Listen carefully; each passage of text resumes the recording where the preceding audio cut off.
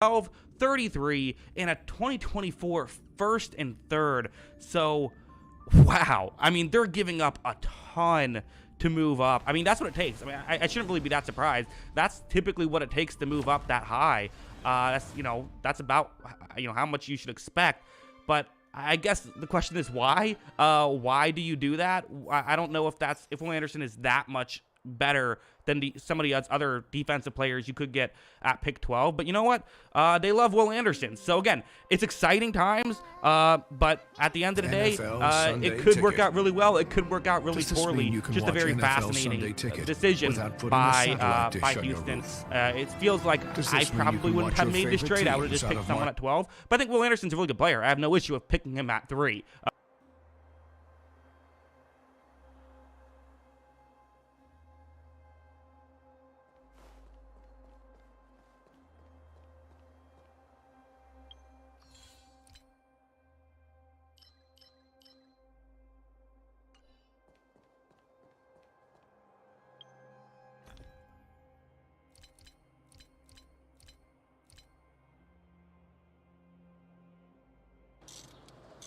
Nothing. Just get in the car. Let's go.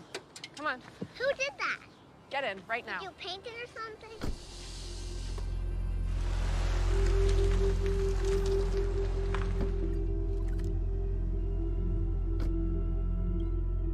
Hi, Mr. Toady. Want to go take some pictures? Oh, you must be. Yeah.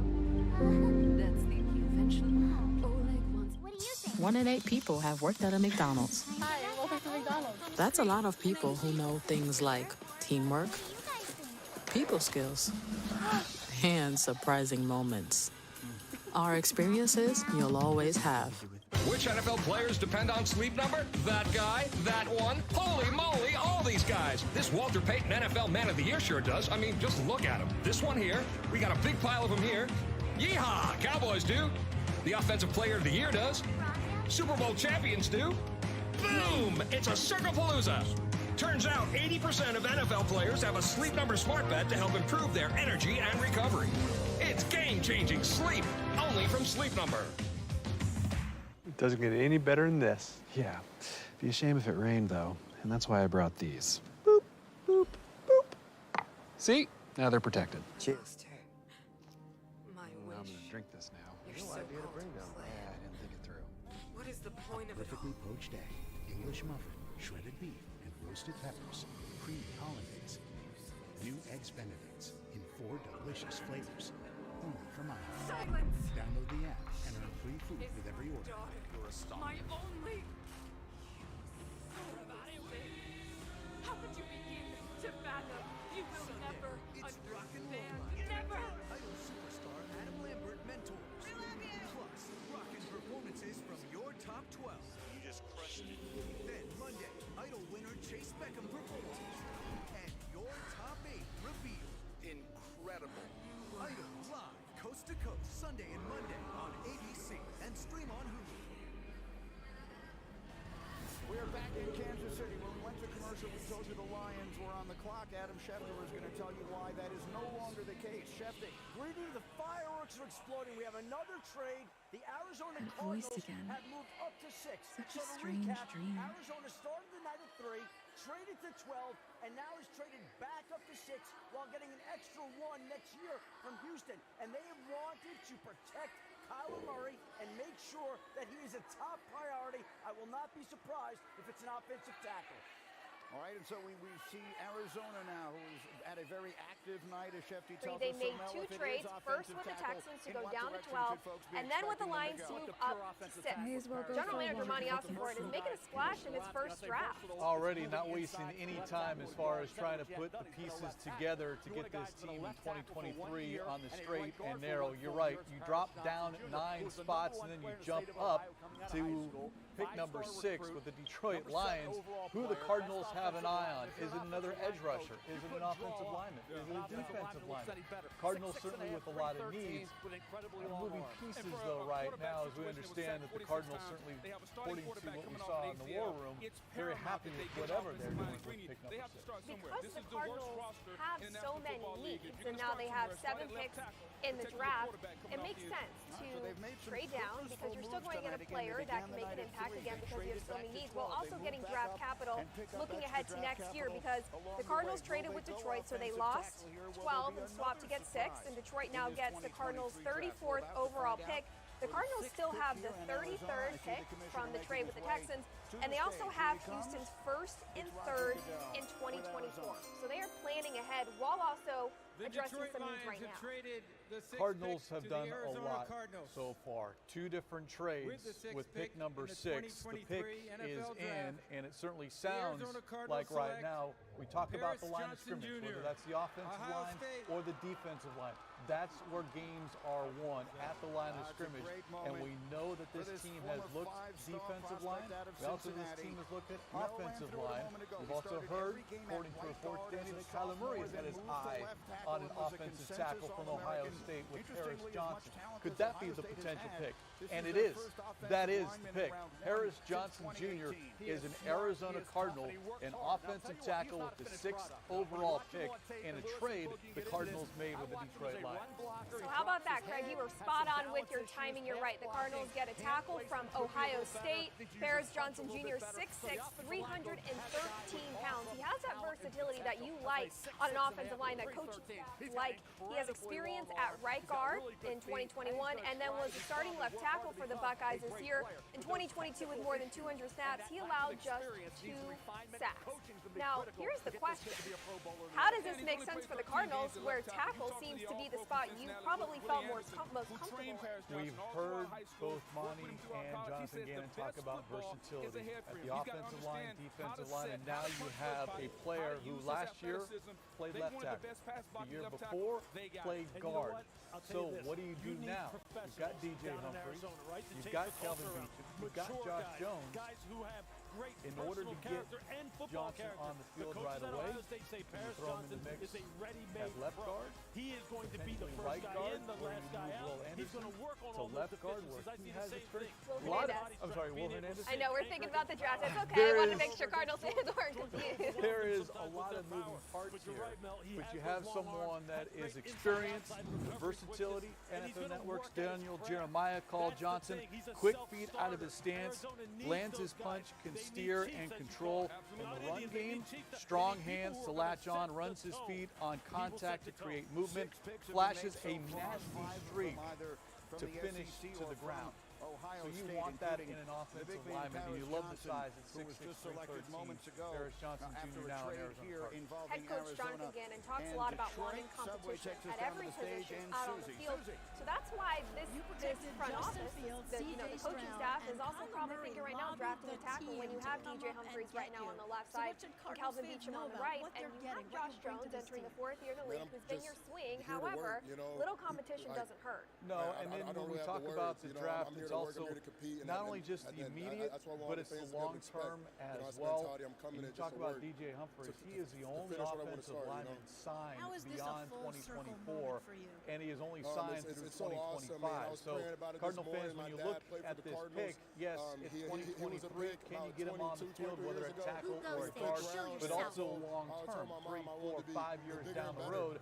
So that is something to consider when you talk about Don't sneak up behind me next his time. first pick Lucky for you, I as wasn't general sure. manager, as a first-time general manager, is an offensive lineman.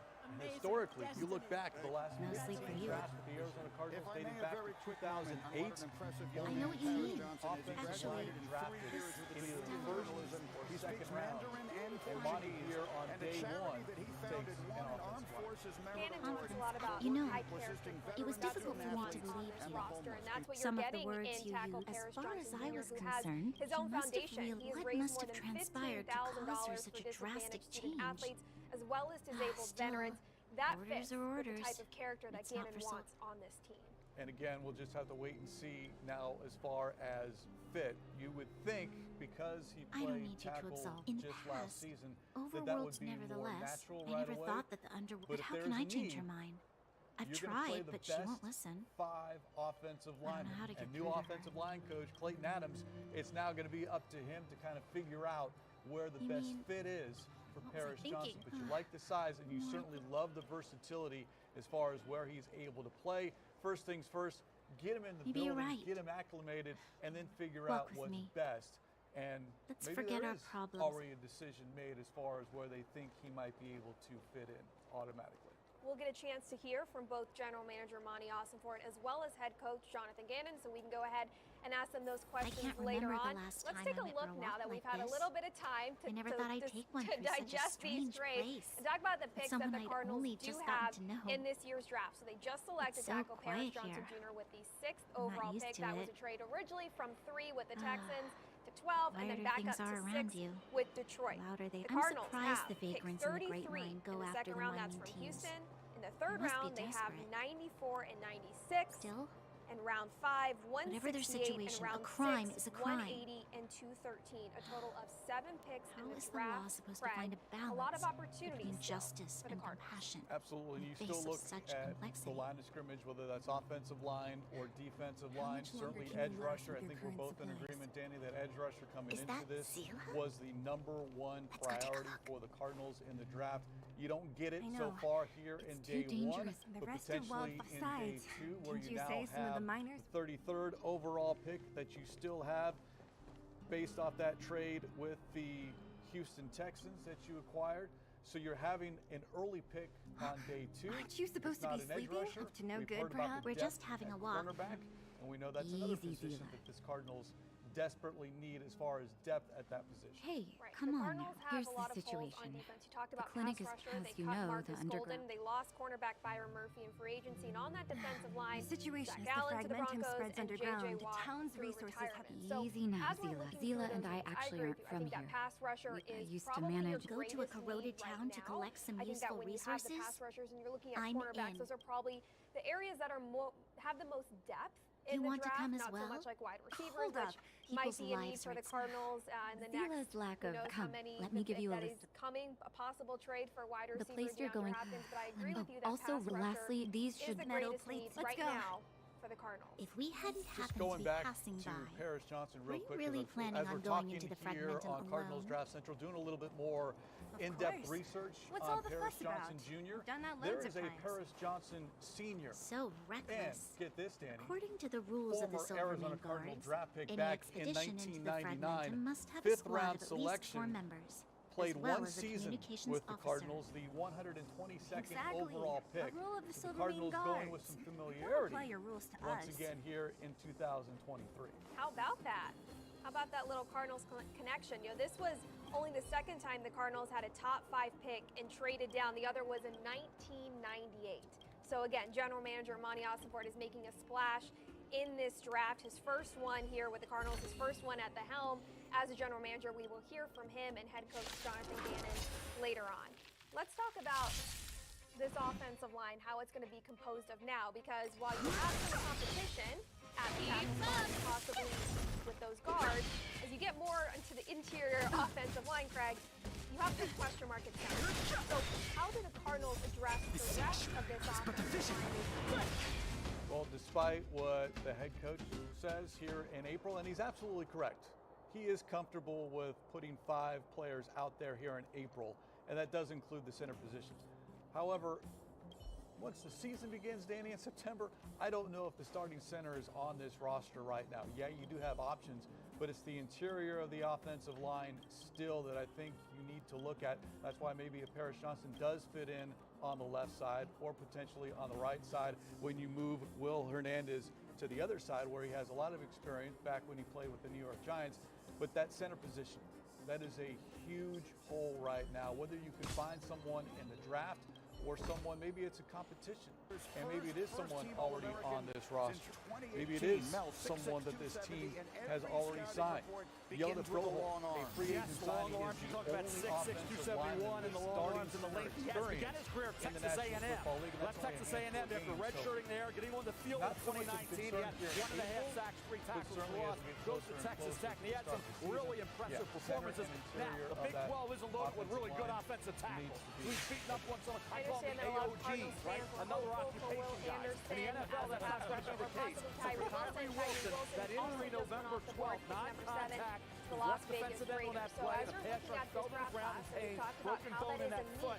There's some things to work with. They dropped him into coverage. They moved him around. I like the talent. I'd like to see a more dominant performance week in and week out. But again, hey, if you're okay with the foot, he drops down here. I was my 16th best player on the board. I wasn't as high on him as some were, but I tell you what, the talent's undeniable. Coaching for him is going to be very important. And to me, he's the best 4-3 defensive end in the draft. You can line up in a 5 technique, which is outside the tackle. You can put him head up on the tight end, which is a 6 technique. He can come inside if you want him inside the tackle as a 4. The versatility, the length. When you look at the Raiders, Max Crosby had 46% of their sacks. That was the second highest rate in the NFL. They had to get a compliment. Chandler Jones wasn't living up to par. So to our point, how we improve the pass defense, we're not going to do it in the back end. We're going to do it up front and affect the quarterback. Well, I'll tell you what, I look forward to seeing him out the pass rush summit out in Vegas this summer. I can tell you, he will be there. Max will have him there. We're here. The thing that I like the most about him is that this is a guy who, because of how long he is, I watch this guy get reached, Let's go. cut off, and just be able to just take those long arms out there and just clip the running back's legs as he's going by. See, that's the difference with him. He's physically so huge that he doesn't have to be perfect. When it does become perfect, when he does develop more upper body strength now to where he can actually use those long arms with a lot more explosiveness, to go from 3 to 12 and then back up to 6. He can be absolutely hell on wheels, man. Trades He really involving could. top 5 Mel, it was also nice of you to allow him to borrow your suit. In fact, this is the first time since 2017. This is the last time. Well, that was the last time a team with a top 5 pick traded down, and that was the 49ers moving from 2 to 3 with the Bears, who selected quarterback Mitchell Trubisky. Look down so there. You Let's don't keep see moving. this a lot, but I'm sure what happens on draft day, Careful. you know this. Enemies All these ahead. discussions had happened These aren't like days, vagrants. weeks They won't- leading up to this, to where, Don't all right, treat me we're like a on the new clock at recruit. number 3. I'm all Here too are familiar with the scenarios. monsters of the Do you Fragmentum. want pick number 3? Let's get ready to Houston fight. Texans? Yeah, we do. This is what we're willing to offer. Okay, but the Cardinals had to wait to see what was going on. Not with number 1. I think everyone knew that it was going to be Bryce Young. But the Texans, with their second, number 2 overall. Was that going to be a quarterback? Was that going to be a defensive player? Too late to And then when repent. the Cardinals were on the clock, that's when you're able to say, all right, what do you want to do with Houston Texans? Or You can someone else, fight it right? or rock with it. Talk about any of those quarterback-needy teams. Watch The this Raiders, awesome the move. Falcons, the Seahawks. That they could potentially look to move up to the Texans. Here's what I like about this trade is that the Cardinals have so many couldn't have needs done that it they are without now in me. a position to address many of those needs, and not just this shiny. year, but also Ooh, next year, sparkly. getting Houston's first and third in 2024, restaurant? and we don't know what's going to happen. most However, the famous Texans restaurant in drafting a town. quarterback with the Natasha would second bring the overall kids who pick, you behaved would well here hope for a special and meal. think that with a rookie quarterback, your draft pick So, might did she be a ever little bring you? higher than other teams, and Do so I that seem bodes like I was a very goody well for the two-shoes? Cardinals, who now have the Of course first and not. third from the Texans in next year's draft. 2 number 1s and 2 picks in the 3rd round. That's what the Cardinals are looking at in 2024. And again, we always talk about the immediate and what is upcoming this season, but you also have to look down the road because no interest in as conflict. much as this team wants to win here, there's still a lot of question marks based on the health of one. When is he going to come back? So potentially, that pick Rules are made to be broken. next season could be a better one. Maybe the upper 3rd of the 2024 NFL draft. You just have to wait, but it's about the planning, the now and then into the future. Let's talk about wide receivers. Oh, we'll talk about wide receivers maybe in a moment, because momentarily we will be joined by General Manager Monty Ossenfort after pulling off 2 trades in the first round and ending up with tackle Paris Johnson. So as he gets situated and gets here seem mic'd to up, be we in will have him pretty on good here shape. momentarily. Not like Lots those of of a place questions to that ask has him been with those abandoned trades. for Again, the years. Cardinals selecting Paris Now that you Johnson mention Jr. it, First round, 6th overall pick, a tackle. Still a need for the Cardinals, as we talked about, Craig. You are looking for depth on that offensive line all the time. And head coach Jonathan Gannon does like to have competition. So this will be exciting as we get Monty Awesomeforth up here on the desk momentarily. He's going to come and join us. Congratulations, you've been a little busy. Yeah, a few things moving. How we doing, guys? We're doing well. How are you doing? Thank you. Appreciate it. Good to see you guys. We appreciate you joining us. We know that you have been very busy. Yeah. So first we got to ask, starting with 3, and then you moved down to 12 with the Texans and back up with the Lions. How did you pull that off? Well, it was a lot of people chipping in, a lot of action going on at the same time. You know, it was really, we were waiting to see how the first 2 picks came off. We had a few teams that were interested in coming up to our spot. Had some discussions today, all day long during the day, kind of laying some parameters. And then, you know, we made the decision that we did when Houston made the move to come up and picked up a couple extra picks in next year, a first and a third. There's a bunch of crates also piled a high over second there. round pick. Maybe And we can then find what we're we looking knew we for. would need that, dropping back to 12, we knew we would need that as Watch currency out for to work our way monsters. back up to where we did at number 6. The plan, though, from 12 was to move back up. Absolutely. What just happened? Yeah, that was definitely part of the plan. It's something that we started thinking about a few days ago. We worked through a lot of scenarios this week about how exactly we would do that. We had various places that we talked about moving back to, and obviously the further you move back, the more it's going to take to move back up. So those are things that we looked at, and the opportunity presented itself, and we jumped at it. You drafted Paris Johnson Jr. at tackle. What trait will make him a good fit? Well, first and foremost, you know, Paris is football. I mean, he is about the right things. He comes from a good program at Ohio State, highly successful. They did a great job. They won a lot of games. And Paris wants to win. He's a highly intelligent individual, and he's impressed us the whole way. We got a chance to meet him at the Combine, got a chance to bring him in here on a 30 visit, and he really represents himself really well. And that's not even to talk about what he does on the field. You know, he's a big man. He's played guard, he's played left tackle, he's played at a high level, blocked some really good people in the Big Ten, and you know, we're just excited to add him as a person and as a football player. Maybe early right now, but we're going to see him Rules this season are made to be tackle broken. or guard. Wherever he finds a spot, he's gonna have every opportunity to come in here and win a spot, and wherever that is, we're gonna put our best 5 out on the field. And so the beauty of Paris is that he has played both spots. So wherever that is, we'll put our best people out on the field. This was your first draft as a general manager. What was your demeanor up in the war room? It was exciting. It was really exciting, and we had a few things going on. I had a lot of people that did a really nice job helping us work through scenarios. Dave Sears and Charlie Adkins and Rob Kissel did an outstanding job of working through some scenarios that we had going. It was an exciting time. It was waiting to see if we could get a deal. We had a couple offers out there to see if we could work our way back up, and so it manifested itself, and we're excited. Positions now moving forward, whether you try to get back into the first round or on day 2 with second and third round selections. Good football players and good football character. That's what we're looking for. We're looking to add good people to our team, no matter what position it is, and so if it's the right fit for our team, we're going to add them. Monty, we appreciate the time. We know you've been busy, so thank you for joining us here on Cardinals Draft Central, and best of luck with the rest of the draft. We're going to let you go deal with the rest of the media at your press conference. Sounds great. Thanks, guys. You bet. We'll see you later this weekend. Thanks, guys. Absolutely. Yep. Thank you. The Cardinals with 2 trades in the first round, selecting tackle Paris Johnson Jr. from Ohio State. That was general manager Monty Awesomeforth. We will later hear from head coach Jonathan Gannon momentarily as he gets ready. Greg, I liked what Monty Awesomeforth had to say about having that versatility. We're going to wait and see where he fits best on the field. You can fight it or rock with it. Selection of the player now is the coaching staff. Jonathan Gannon looking at is figuring out where does Johnson's best fit. Where can you get him on the field as you look? Where is a need right away? So this is DJ Humphries is your left tackle. Right tackle though, Calvin Beecham, Josh Jones, maybe Paris Johnson plays right tackle. Probably more comfortable playing left tackle as he did last year at Ohio State.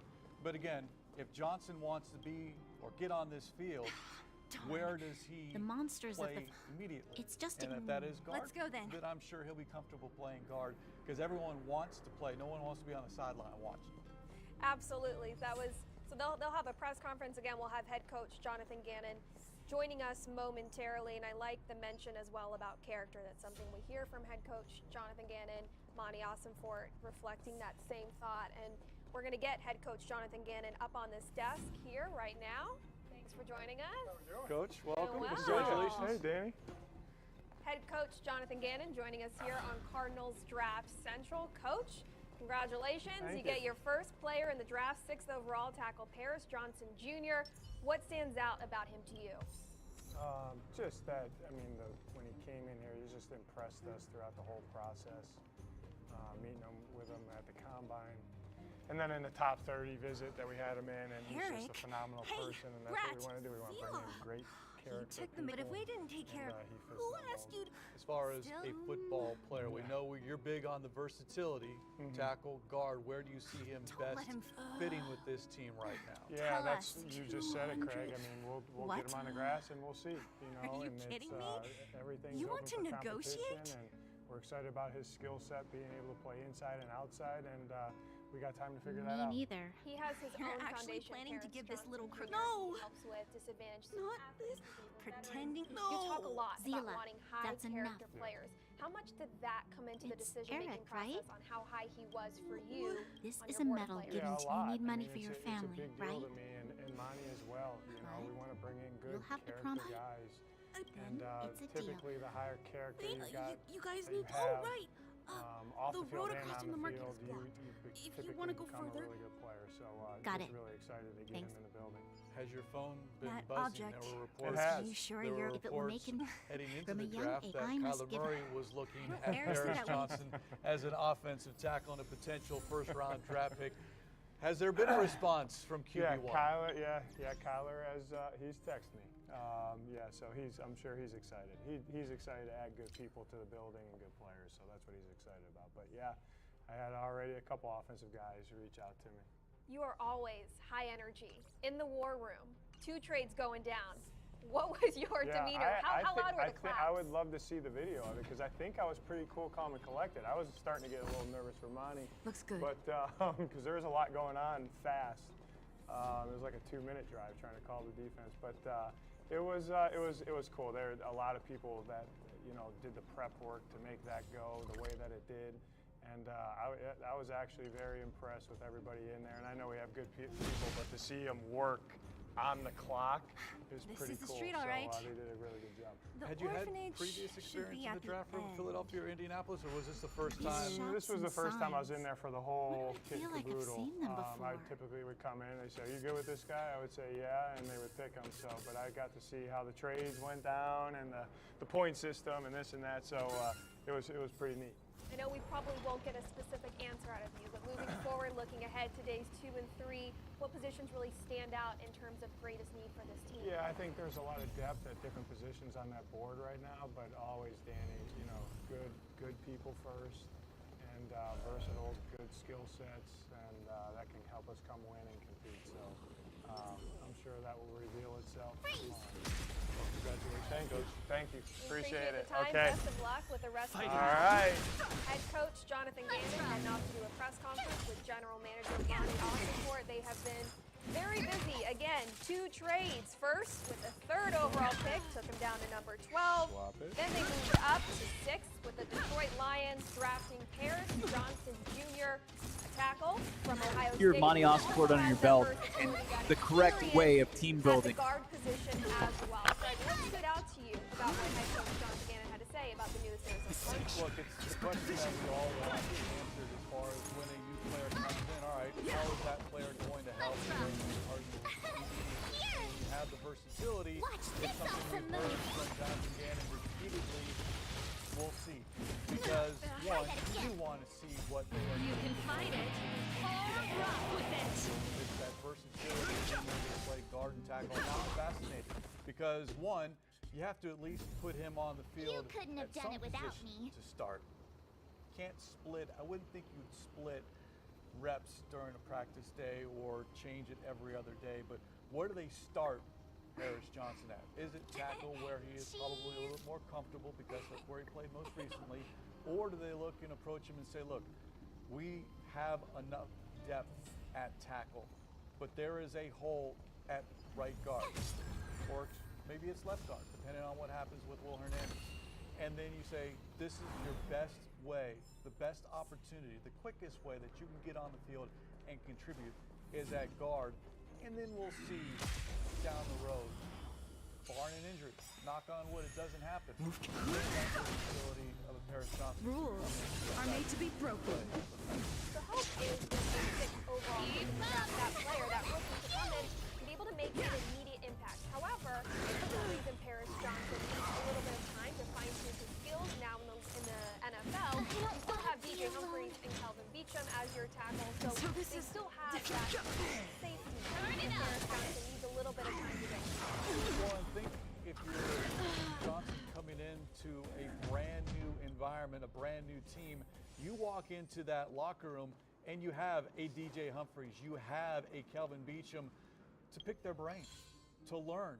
Now, we know Beach is someone who is more than willing to offer advice on and off the field. DJ Humphries, we still think of him as being that young player, but he is a veteran in that room. Paris Johnson is coming in and going to learn from two of the better at that position. We're going to wrap it up here on Cardinals Draft Central. However, we will be back Saturday with 5 minutes left on the clock before the Cardinals' final pick, pick 213. Friday and Saturday, you can tune into NFL Network to watch the draft. Right now, we're going to send it over to General Manager Monty Ossenfort and Head Coach Jonathan Gannon for a joint press conference. From the SeatGeek studios for Craig Grelu, I'm Danny Sarek. Thanks so much for joining us here on Cardinals Draft Central.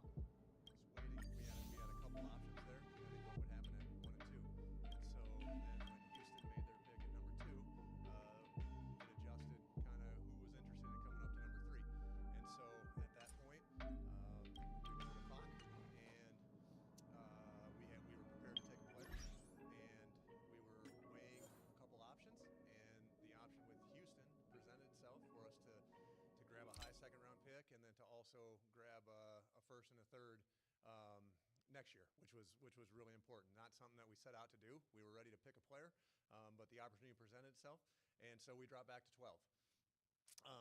Once we were back to 12, we knew that these were scenarios that we walked through during the week, and started investigating possibilities to climb back up.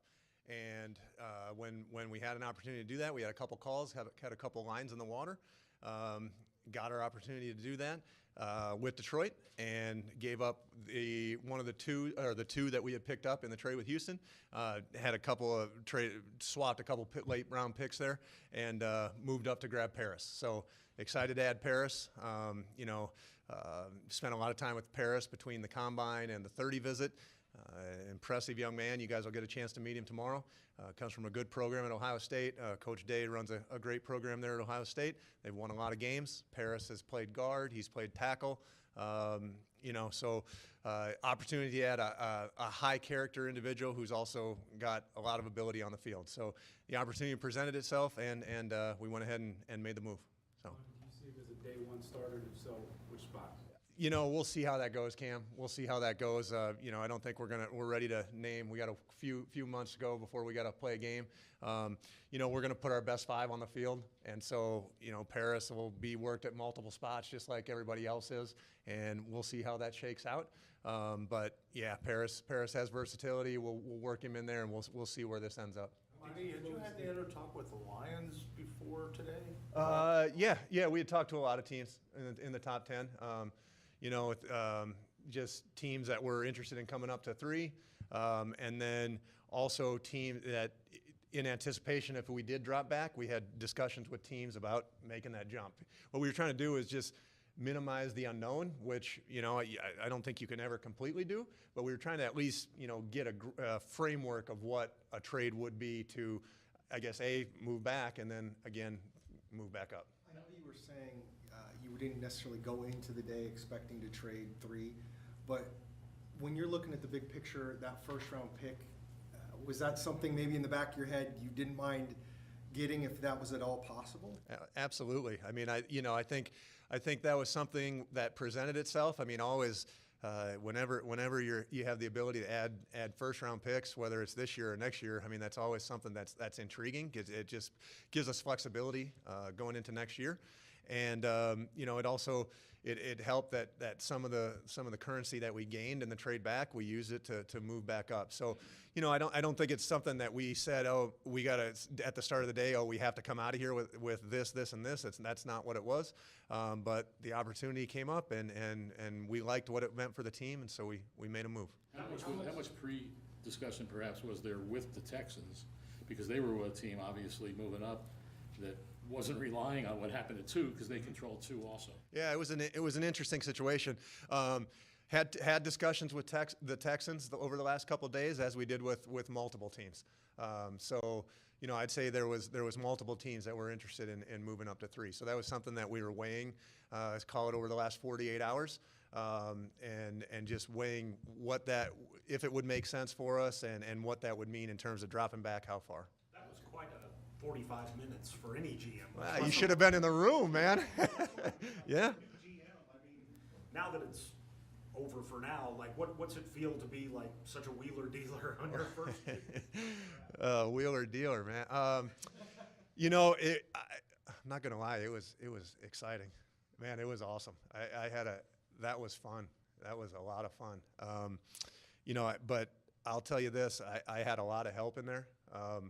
There was it was tense there. That the clock was winding down there on our 3rd pick when we finally got the deal with Houston worked out. And I would say, some guys that I leaned heavily on, Dave Sears, Charlie Adkins, Rob Kissel, did an unbelievable job of prepping us for the trade scenarios. And then even more so when it came time to, once we did the trade back, there was multiple spots that we thought we could jump. And so, those guys working through trade scenarios and what one would mean and which one was better for us, those guys did a phenomenal job, and I couldn't have done it without them. You came ahead in the first round? What's that? Are you guys done in the first round? Cam, you never say never, but I'm sitting down here with you guys right now, so I think we're good for a while here. Yeah. DeAndre Hopkins over this time period? I don't foresee that happening. I don't know what is going to happen here in the next couple of days. Right now, I don't foresee that happening. No. And then it was reported that Kyler wanted this pick. And somebody told me that. We got to get Kyler on the scouting staff. Maybe we can start sending him out on the road and look at some guys. I didn't know that. Somebody told me that this was Kyler's pick. I don't know if he knows Paris or you know what? I think they bumped into each other when Paris was here on the 30 visit. So. Yeah, Kyler's a fan, so that's good. Is it just coincidence that you made deals with a guy that you're close with, and then Sears' old team? Yeah, well, here's what I'd say. I think it is coincidence, but what it does do is it makes the conversation easy, right? Like, because I can call up Nick and Nick Casario down in Houston, who's been a friend and a mentor of mine, and we can.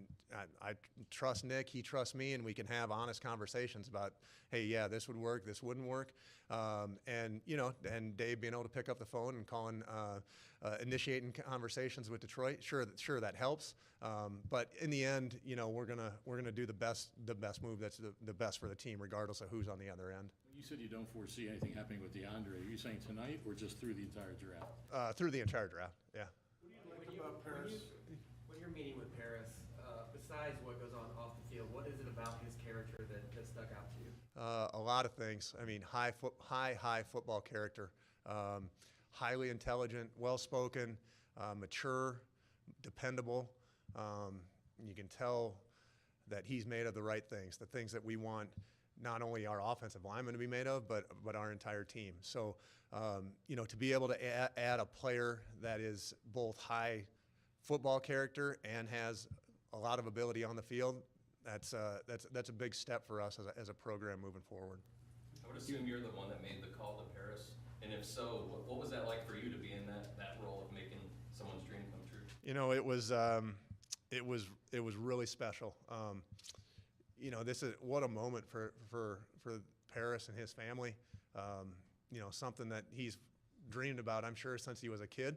A unique story that his father was actually a draft pick of the organization. you know, Paris said something to me on his 30 visit that, you know, he sat across from me, and I got a chance to meet with the college prospects. I'm usually one of the last ones to meet with them during the day, and you know, Paris said to me, I want to be here. I want to be an Arizona Cardinal, and I want to finish what my dad started. And that was, you know, that really hit me. And I'm excited to get him here, and I'm excited for you guys to get a chance to meet him as well. In years past, we've been told that Kyler's kind of expressed interest in particular players in years past. Were there any conversations like that with Kyler this year? No, I didn't have any conversations like that. I would say, you know, what we tend to do is if there's a player on our team that may know a college prospect that we either bring in or done work on, yeah, we'll ask him about, hey, what's this guy like? Is this guy made of the right stuff? How's he going to fit in the locker room? I didn't have any conversations like that with Kyler this year. I mean, Kyler's a few years removed now, so he doesn't know a lot of these guys anymore. So. Why don't you tell us about the whole situation with the Eagles and the tamper? Yeah, sure. So here's what I'd say, guys. You know, I made a mistake. I own that. You know, it's a situation that we were able to resolve. I've apologized to Michael Bidwell. I've apologized to our staff, and you know, I think the deal that we worked out, you know, it is what it is, and we're just moving on from it, and that's, you know, really don't have a lot more to say on it. What if we can just add a little more at DeAndre? I mean, where do you think it stands now with him? Is there actually a chance he could still be here? Absolutely, DeAndre's a Cardinal. So DeAndre's a Cardinal, and we're moving forward. Monty, good deal. Thank you. Yeah, thanks, guys. Appreciate it. All right, we'll see you tomorrow. Thanks, guys. Thanks, guys. Have a good night.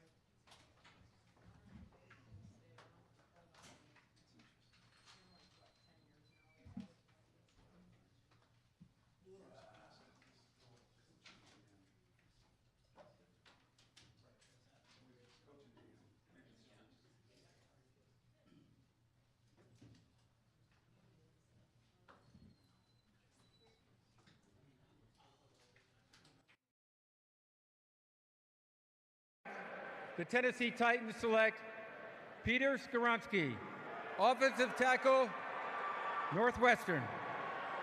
Peter Skoronski. He's a guard at a Northwestern. He knows how to move people around when they're in the running game.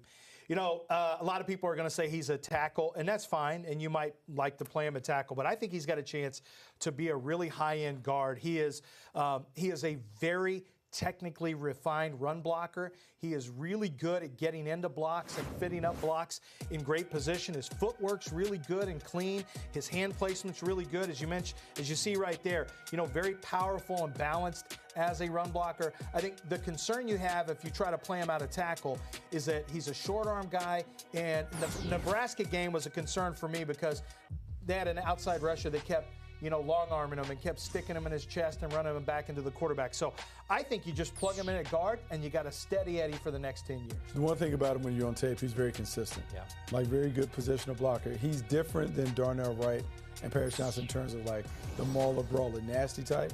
To me, he just does his job and does it effectively. He keeps guys off the quarterback, does a good job of sealing and creating lanes in the run game.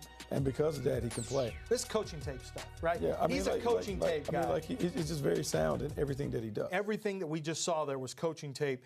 And there's some guys who just get guys blocked. Like I remember when Andrew Thomas came out, and it was weird. I'd watch his tape from Georgia, and it didn't look the way it was always supposed to, and yet I kept saying, man, he keeps getting everyone blocked, though. Yeah. Like, everyone keeps getting blocked, even though it doesn't look great, and he had a great instinct and feel for getting guys blocked.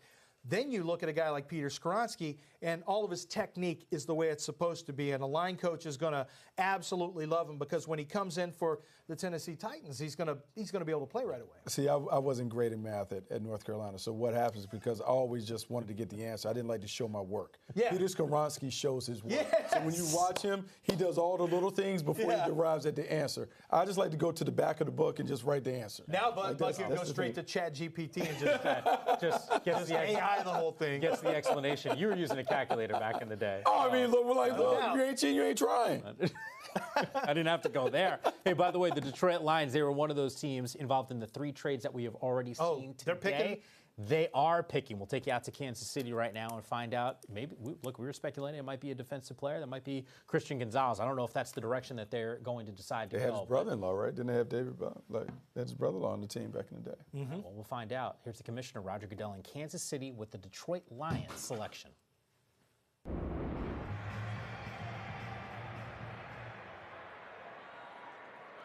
With the 12th pick in the 2023 NFL Draft, the Detroit Lions select Jahmyr Gibbs, running back, Alabama. Who's that? Oh, here we go.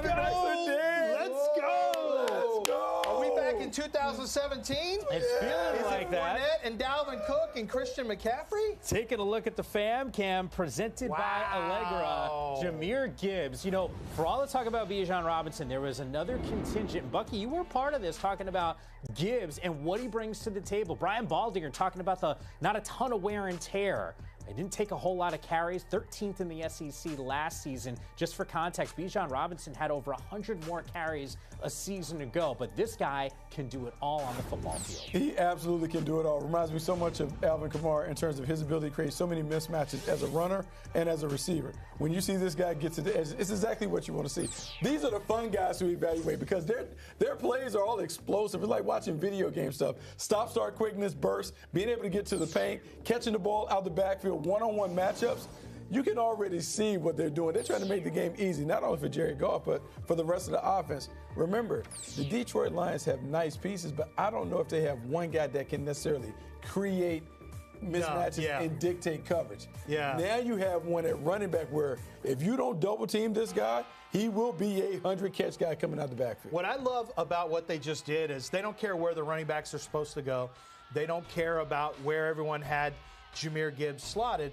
What they care about is finding mismatches. So Detroit knows Aaron Rodgers is out of the division. We are a come-up team. We love where we're headed. Let's go get a guy who really makes us more dangerous on offense. And what I love is that people don't think of it in terms of just like running back or wide receivers. Now it can be pass-catching tight ends because of Travis Kelce. It could be guys like McCaffrey and Kamara who are dual threat, running back, wide receiver types, guys who can come out of the backfield. Just go find weapons in the NFL, guys who can hit explosive plays. It's interesting, too, because when we're going through some of these mocks, like you guys actually have mocks on NFL.com. I didn't have this. Look, the reality is I don't think there was one mock draft. I mean, if you had Gibbs going in the first round, it was probably in the 20s. But I think a lot of us sit in these chairs and we talk to you guys and we have our own thoughts on where things could land. And it was interesting because Bijan Robinson to the Lions. At one point, that came up in one of our meetings. So, look, Jamal Williams not there anymore. But then I said, hey, there's David Montgomery there. But I think to your point, a dynamic running back like Jahmyr Gibbs and what he brings to the table, like that's different than what they already have on this roster. And this is dangerous, man. Well, keep in mind, they've been waiting on DeAndre Swift to be that dude for a long time. Well, if this doesn't get them going, nothing will. And so when you bring a number 1 pick in, DeAndre Swift has to take his game up a notch or he'll be left behind. Did you think that the Jameson Williams and the suspension there, I actually thought maybe wide receiver could be one of their picks. No, because that's a short-term thing. So even though he may be suspended for 6 games or whatever, you can work around that because remember, you weren't counting on him to be Amon-Ra St. Brown, who's your number 1. And this gives them another weapon out the backfield. It diversifies their offensive approach. I like it because they haven't been able to get the production consistently from DeAndre Swift due to injuries and other stuff. Well, now you get a playmaker that not only changes the dynamic offensively as a whole, but now that rotation with him and David Montgomery, and maybe if DeAndre Swift is able to hang around. I was at this game. No, that's not the one that's to the house. He had another one to the house. Ben Johnson, their offense coordinator, is one of the bright young offensive minds. really electric play caller. I talked to Greg Cosell from NFL Films, who watches more NFL films than probably anybody, and he said that Ben Johnson was his favorite play caller that he saw all year long. And now you give him a player that, frankly, can split out into the slot. You saw him running routes there just now.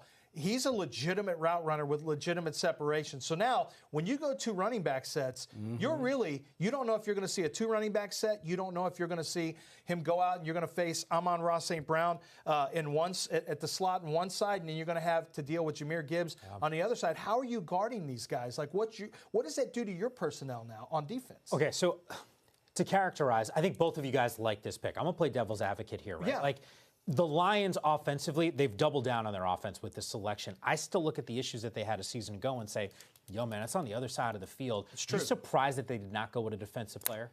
Well, they still have an 18th pick. Yeah. And I think they're looking at this and saying, and remember, they've got draft capital. So, you have to like Christian Gonzalez at corner, for example. They still could use a cornerback. Yeah. They still could use a defensive tackle. But this year's not a defensive tackle draft. So I think finding the guys, they lost the guy they wanted in Witherspoon, and so now they went to plan B. This is why you have to have contingencies ready when it comes to the NFL draft. So what I love about this is, look, man, take the best player available. We can talk about all those other guys. There was no denying that Jahmyr Gibbs was an outstanding prospect, big-time player. And sometimes you just want to build strength on strength. If I have a dominant offense, hey, man, we ain't got to worry about playing a whole lot of defense if we're putting 30 burgers up.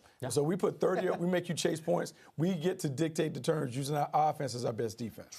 True.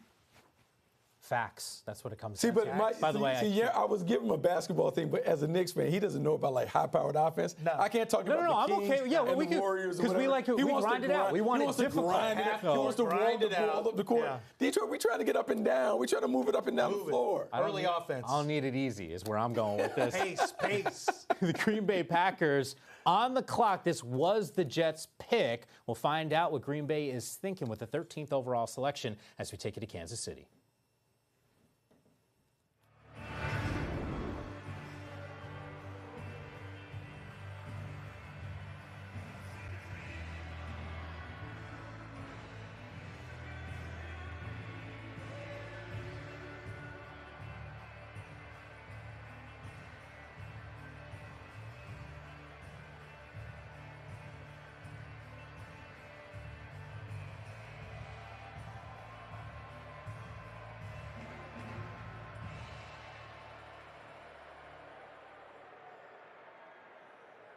With the 13th pick in the 2023 NFL Draft, the Green Bay Packers select Lucas Van Ness, defensive end, Iowa. Bucky, lead us off. You used to work for the Go, Packers. back, go. That's right. All the big old corn-fed Midwestern guy coming from Iowa. They've had a lot of success with guys from their program, so it absolutely fits. They needed a pass rusher, but on the real, they needed a pass rusher. So now you get a guy play inside, outside, violent hands. You think about being able to put him in that rotation, Rashawn Gary and all those other guys. Who came up with that comp? You got the same team comp. Here we go. Whoever did that did a nice job. Hercules. Nicknamed Hercules because of his strength. He is a dynamic athlete as well, extremely explosive. I just don't think on tape right now he is like a top 15 pick on tape. But that's okay for NFL teams because what they're saying was, does he have the ability to get better with more coaching, more technique work? What he is extremely powerful and a guy who has the physical ability to be special. He has rare explosiveness for a guy that size. And you look at some of those numbers, and it matches up with J.J. Watt, with Mario Williams. Not quite as big as those guys coming out, but very similar at the same position. Same kind of pick. So when you think about the Green Bay Packers going all the way back to their time with Ron Wolf, it's about the prototypes. He has prototypical dimensions. He's long. He comes from a great program, played at a big school, had success at a big school. And then you just think about the potential because when you go back, and the comparison to Rashawn Gary is great because Rashawn Gary didn't have a lot of production when he came out of Michigan, but we saw over time he's developed to a Pro Bowl level. What's wrong with you? Can we just pause for a second? You guys can love up Lucas Van Ness. The whole thing. I know I'm not the only one thinking this. Aaron Rodgers sitting at home right now, and he is laughing nonstop going, hey, Jordan, this is what I've been dealing with. We're going to get a defensive guy. Are you an Aaron Rodgers apologist over here? I'm not. But oh, my God. Who's your baseball team? I'm a glutton for punishment. I'm a Mets fan. Who's your football team? I'm actually a Giants fan. Oh, you're not a Jets fan. Okay. No. But, think about this, though. Jordan Love, and by we, the Green Bay Packers give him the keys to the car. Let's go and drive here. Hey. This is what the garage looks like. What's under the garage? Okay, so look, we just sat here last time we talked about the Knicks, and you talked about for your lifetime, they've always been to grind it out. You got to play to your personality. The Green Bay Packers have told you, we do not draft wide receivers in the first round. Please quit mocking wide receivers to the first round to the Green Bay Packers. That's not what they do. I've learned. I just don't want to do it. They mess around and they go and get other positions that are critical to the team's success. Ooh, they're not going to win because Jordan Love is throwing it for 300 yards. It's a different team. Yeah. Ground and pound defense. You're right. They won last year not because of the play of Aaron Rodgers, right? It was their defense. They didn't win. The wins that 8 wins. Yeah. I actually, what you had said for weeks about the decline of Aaron, I'm with you there. Yeah. All I know is that you got a quarterback who you invested a first round, you traded up in that year. It's the same class as Burrow, Tua, Herbert, Jalen Hurts, who just got a mega deal. Man, I want to make sure that this dude is successful. Well, here's my concern, Bucky. To your point, Mike, is it's one thing when you're drafting guys in the second round and beyond for Brett Favre and Aaron Rodgers, Hall of Famers, and because they can take what you have and really make them great. And it turns out those players are really good anyway. Yeah. But I think Aaron Rodgers really brought the best out in them, and Brett Favre did back in the day as well. But when you look at Jordan Love, I don't know that he has that kind of talent. Yeah. So I think you got to put a little more talent around him. So I'm kind of with you. I might have gone Jackson Smith and Jigba. Some good wide receivers on the board but here. They don't do that. They don't. You're right. They don't. And we'll see what happens this upcoming season. More trades. Our fourth of the night here on day one of the NFL draft. The Steelers, they like someone. They're moving up, swapping picks with the Patriots. So New England gets the 17th pick and the 120th pick overall. As you take a closer look, Mike Tomlin smiling. Don't always see that. Well, there's two guys that are really interesting to me here. They need a tackle, so Broderick Jones is still on the board. And then the other one would be Christian Gonzalez. They also need corner. So they need tackle and corner. Those two guys still on the board. They're two of my highest-rated players available. Do you think tackle maybe makes a little bit more sense? And hear me out here, because when we talked about the Lions needing a corner, and you brought this up, Lance, you said, hey, a lot of depth at that position. In fact, if I'm not mistaken, Daniel Jeremiah heading into today, once again, don't quote me on the number, but I believe it was 6 corners that he thought could go in the first round. Maybe the Steelers are sitting there going, you know what? There might be some dudes a little bit later. We could figure this out. Let's go and get one of these offensive linemen. Well, it's harder to find linemen. And if you have a guy, if Broderick Jones were to go here, who I have as my top offensive tackle in this draft, it's hard to find offensive tackles. And once you get past that cutoff line, you're kind of stuck. And so for me, Broderick Jones, for me personally, I think the line cuts off after Broderick Jones in this draft. So if you want offensive line and tackle and you only have to go from 17 to 14, it's a move worth making. And I had heard, talking to one of the teams around the NFL, they said one of the teams that was really interested in trading up was Pittsburgh Steelers, and it's rare for the Steelers to trade up. Yeah. Some of the mocks also on NFL.com. Joey Porter's name was linked there, which would have been kind of cool for a lot. Another one would have been cool for family reasons. But let's hear what the pick is.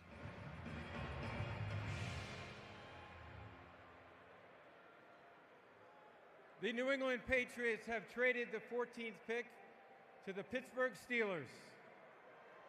With the 14th pick in the 2023 NFL Draft, the Pittsburgh Steelers select Broderick Jones, offensive tackle, Georgia.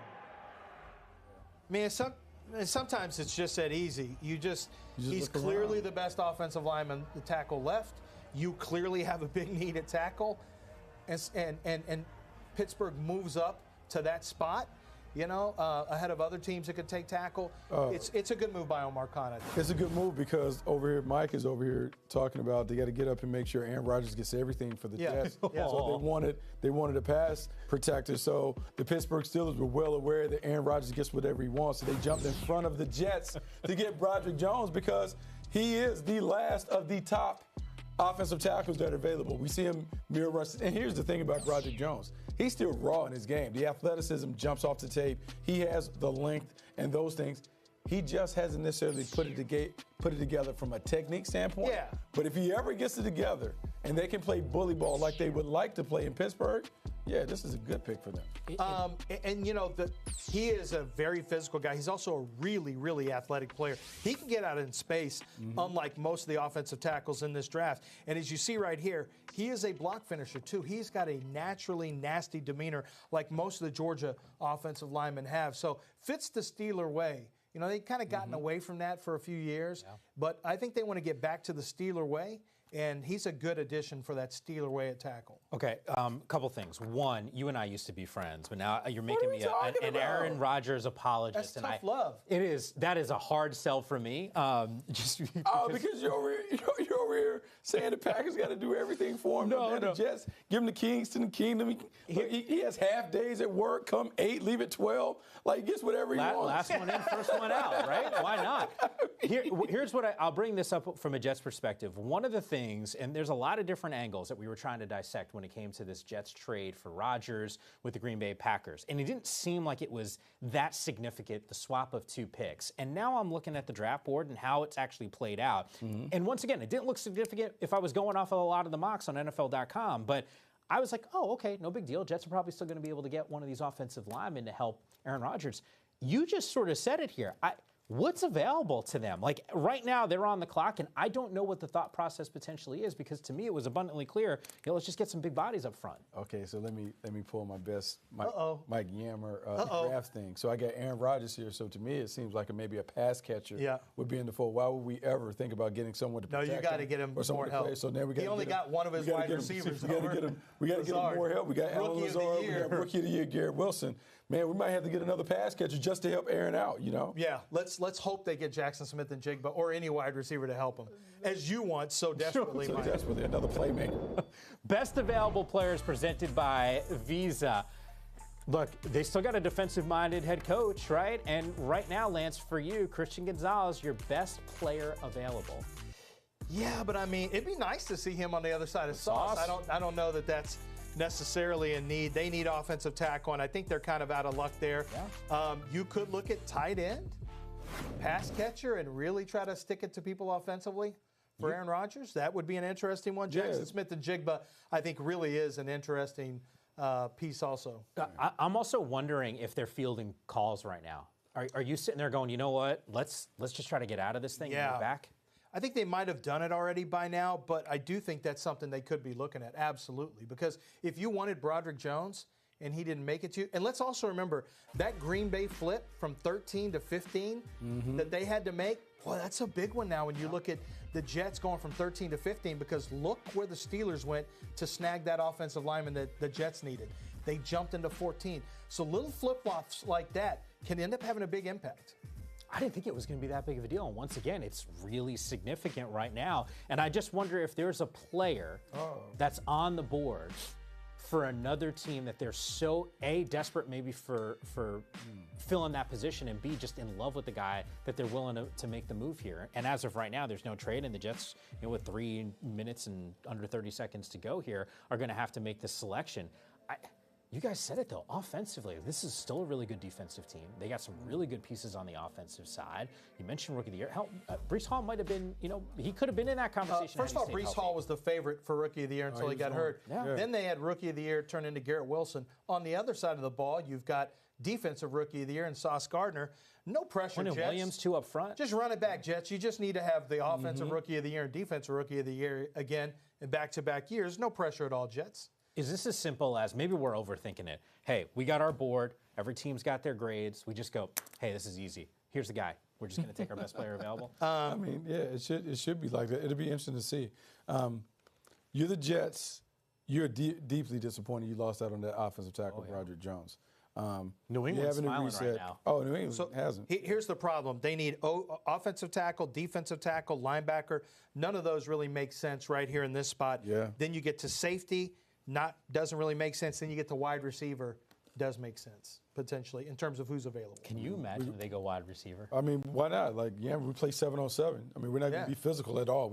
Jackson Smith and Jigba, Lazard. Look at my size. There's a reason for that. You always say you need a basketball team. If you have Smith and Jigba, Lazard, and Garrett Wilson, you do have a wide variety, a lot of flavors in that Neapolitan wide receiving core. Are we going to be physical at all? We're finesse. We be the Milwaukee Bucks. We just out here just running around, just shooting Jays, not putting our bodies on anybody. They need some big people.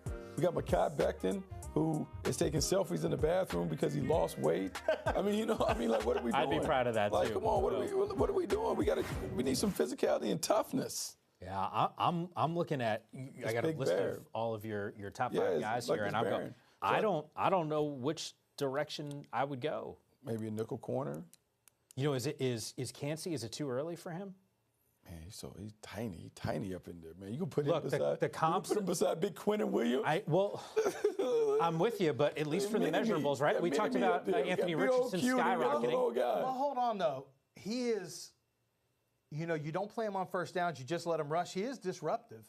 I mean, it would be like a Jahmyr Gibbs pick for defense, where you're saying, okay, we just want an explosive playmaker, but you can't really play him on first down. That's a very specific pick. A luxury pick. If you get, it's a luxury pick. That's a luxury. But they do have a pretty good defense. Yeah. Look, a year ago though, it was kudos, tip your hat to that organization. They crushed it in the draft. What's fascinating here, and maybe I'm wrong about this because we've been doing this for a couple hours now. I'm looking at the clock. I don't think we've been under a minute before having to go. I think the Jets are having the same thought process that we are talking like us. Hey, we don't have a what are we supposed to do? Hey, look, let's call Aaron. Aaron Rodgers probably called him like, hey, what are we doing? Does Joe Douglas have Drew in his ear saying, come on, wrap it up. Rap, 10 seconds before you miss out on your pick. Rap. Let's take it to Kansas City right now. Oh, no, we're not there yet.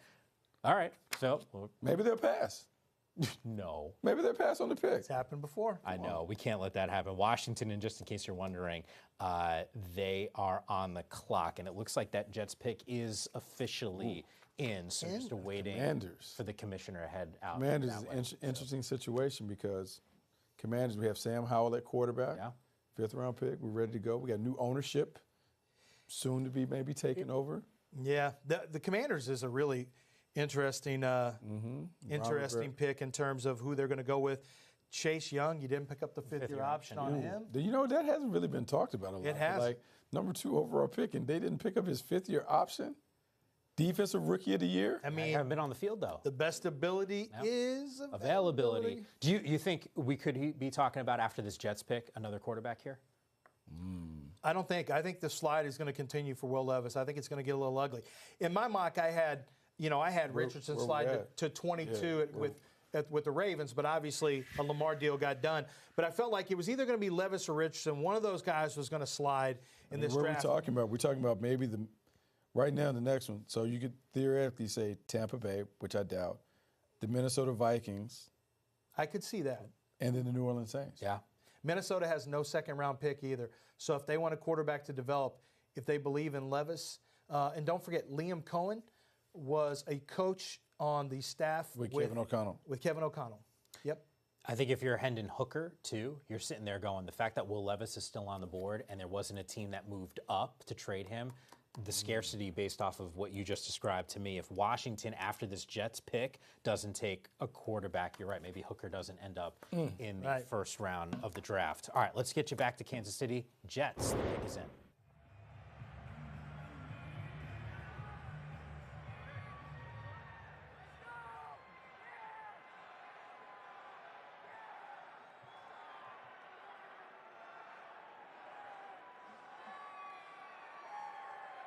The NFL is proud to be part of the global community that supports the life-changing wishes that Make-A-Wish grants.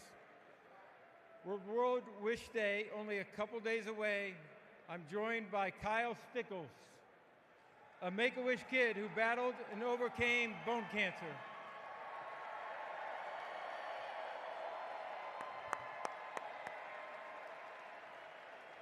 Kyle's wish is to announce the first round pick of his favorite team, the New York Jets. I'd like all of you to join me in cheering on Kyle as his wish comes true. The floor is yours, Kyle. Go for it, buddy.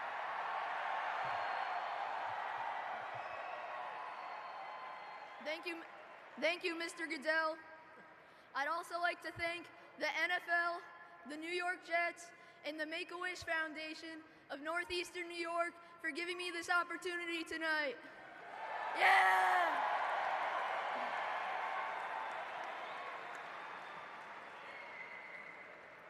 with the 15th pick in the 2023 NFL Draft, the New York Jets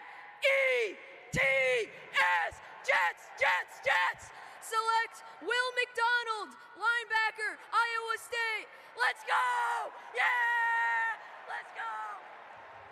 Let's go! Let's go! Will McDonald. You see Leonard Floyd there? I'm gonna guarantee you that Ben Fennell or whoever has pulled these clips will have found this sweet spin move.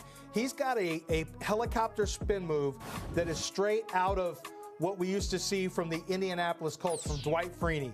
I mean, he's got the inside spin, the outside spin. He can dip and rip outside the edge. He's not the biggest guy out there. I think that's one concern is you got to keep him a little cleaner. You got to let him, line up outside at a wide 9. But Will McDonald, there's that sweet spin move. Will McDonald, to me, is one of the most fun watches I had. The question is, how does he handle rundown? So I think that's a legitimate concern.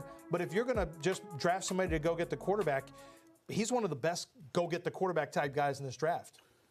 This is the point where the unpredictability is going to happen with the draft. We talked about maybe 15 to 18 blue-chip prospects. So now we're right at the pick where we're going to see names that some people have valued down in the 40s, other people's have in the teens. And so Will McDonald, fantastic pass rusher, bit of a tweener. And so you just didn't know which team was going to pull the trigger on him. So now you have the New York Jets who take him, they throw him in the rotation. And because they're a team that doesn't want to blitz, you now have another guy that you can put up with Q Williams in the middle of the defense to see if they can get after the quarterback. 23 quarterback pressures last season. That was actually tied for 14th among the edge players in the Big 12, which is why it's sort of like, hey, I love what this guy can do. There's some intangibles there on the tape. That's why he's New York bound, going to the Jets. The Commanders on the clock. Their selection still to come on NFL Draft Center.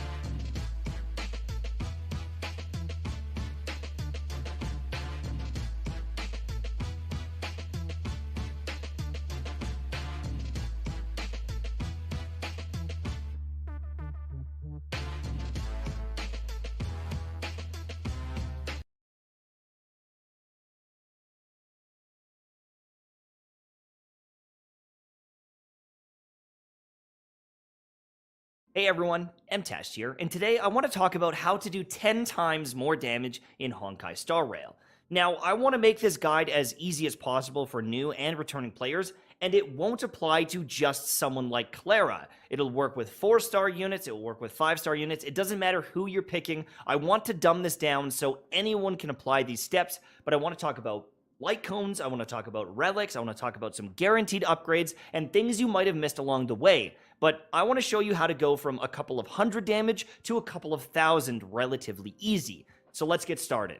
So step number 1 is going to be your light cone or your weapon. It has a base amount of HP, attack, and defenses, and there's going to be small variations in the stats depending on if you're Path of the Hunt or if you are Path of Harmony.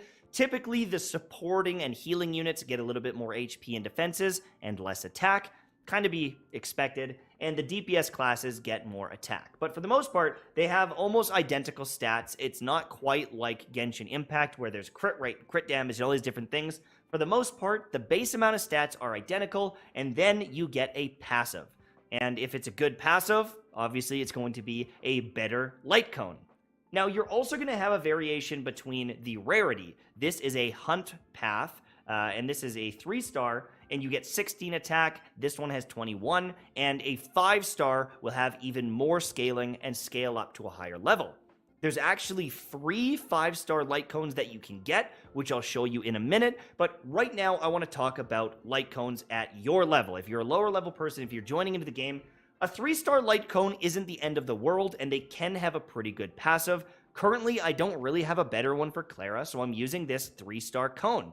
Could I get more damage from a 4-star? Yes. And a 5-star? Absolutely. But this will carry you till AR20, AR25. It shouldn't be a big issue. I'm still hitting for like 1,000 damage with my Clara, even though I've got this light cone. Now, the passives are going to matter a little bit, and if you're going to be critting and doing crit damage, this is going to be something that's valuable, but there's multiple different options for you. That being said, depending on the characters you're using, there is some free 4-star light cones that you can get very quickly in the game as well. Oh, hey, I know what you're thinking. He looks really good. That's because I'm wearing a True Classic tee. True Classic fits great, and they're built and don't get compliments, so just click chests and different areas in the game. I've got 2 of them already, and both of them were not from pulling. They were actually from different activities. There's one you can get very early in the game if you go to the base zone. There's a door here that you can't open. I actually just did a short about how to open this door on my channel, so you can watch out how to do that. But if you go inside, you can get that cone, and that's a nice boost for your Erudition characters early on. Leveling up and ascending these as soon as humanly possible is a must. You can do it at level 15, you can do it at level 20 when you get the next world tier. But the other thing you can do to boost up your damage is superimpose. Now, superimposing is using a dupe. If I was to get another dupe of this, I would go from 15% increased damage and 5% each stack to 18% and 6% each stack. And that is a lot of damage over time. When you get 4 or 5 copies of this bad boy, it's going to really pop off. There are 5-star light cones that you can get from warping. Instead of having 21 attack, it's going to have 26 to start, and it's going to scale up to 582. If you look at something like this one here, this is 21, and it scales up to 476. That being said, you probably don't want to spend a bunch of money to get a 5-star light cone. Well, you can actually get a few of them for free, and this is insanity. Let me show you how. You can replay the simulated universe multiple times to unlock more and more rewards. And you might notice up in the corner there, it resets in 3 days, so get on it. But one of the biggest rewards from this is this Herta Bond currency. Your first clears will also give you Herta Bond. So you can actually buy a 5-star light cone for 8 currency. I'm at 2 right now. I could beat the other one very easily, give me up to 4, get my points, get me up to 5, and within a week, you guys can get a 5-star light cone for the class that you want. Now, there's a destruction one for someone like Clara, or there's one that is the Hunt, and both of them are really good. The Hunt one gives you crit rate, it gives you more crit rate as the HP drops, and if you kill an enemy, your attack gets boosted by 20%. Nothing to sneeze at. And then this one here, this is for destruction. This one's crazy as well, giving you 8% attack every time you attack. This is going to stack up, and when you break their armor or you weakness break them, you get another boost to your damage. This thing is going to scale up. 529 attack right there. But look at this. You can actually buy the super impositions, and now you're getting 16% attack every time you attack. 4 stacks of it. This is a must-get kind of artifact or light cone or whatever you want to call it, and it's free. You can get multiple of these. They're 2 cost each, and this counts as a dupe. So you can take your light cone, you can ascend it all the way, get multiple refinements of it essentially, and you're gonna hit like a truck. My recommendation is probably you're gonna want 1 light cone for multiple classes first, and then you're gonna want to get these copies, but if you want to go all in on one character, you could do that as well. Now, this one isn't as good. This is a preservation piece, increases your effect resistance, and then there's some shielding stuff. It's okay, but I would not say this is a priority compared to the damage dealer ones, because they're the ones that are going to be hitting all the damage, okay? There's other Path of Preservation ones that are 3-star and 4-star that can support your team just fine. Now, obviously, you need to level up and you need to ascend your characters. This is going to be very important for you to get damage, and it's just like your weapon. If you just do the ascensions and your weapon, you're going to hit really hard. But one thing that you might not realize, because it's kind of hidden or it's just not as obvious, is you can level up your skills and talents in this game. You don't click on them here to level them up. It's kind of obtuse for some people, but it's built into your traces. Now, if you look at a new character, you might have like one little upgrade that you can get. If you go to them, they all usually have kind of one, but you can't upgrade anything else, and maybe you forgot about this. But if you go into your characters after you've ascended them, you can level up your talents. I've leveled up that, I've leveled up my skill, I've leveled up my ultimate, and when I get the currency, I'll be able to get this passive. This is where things really start to pop off.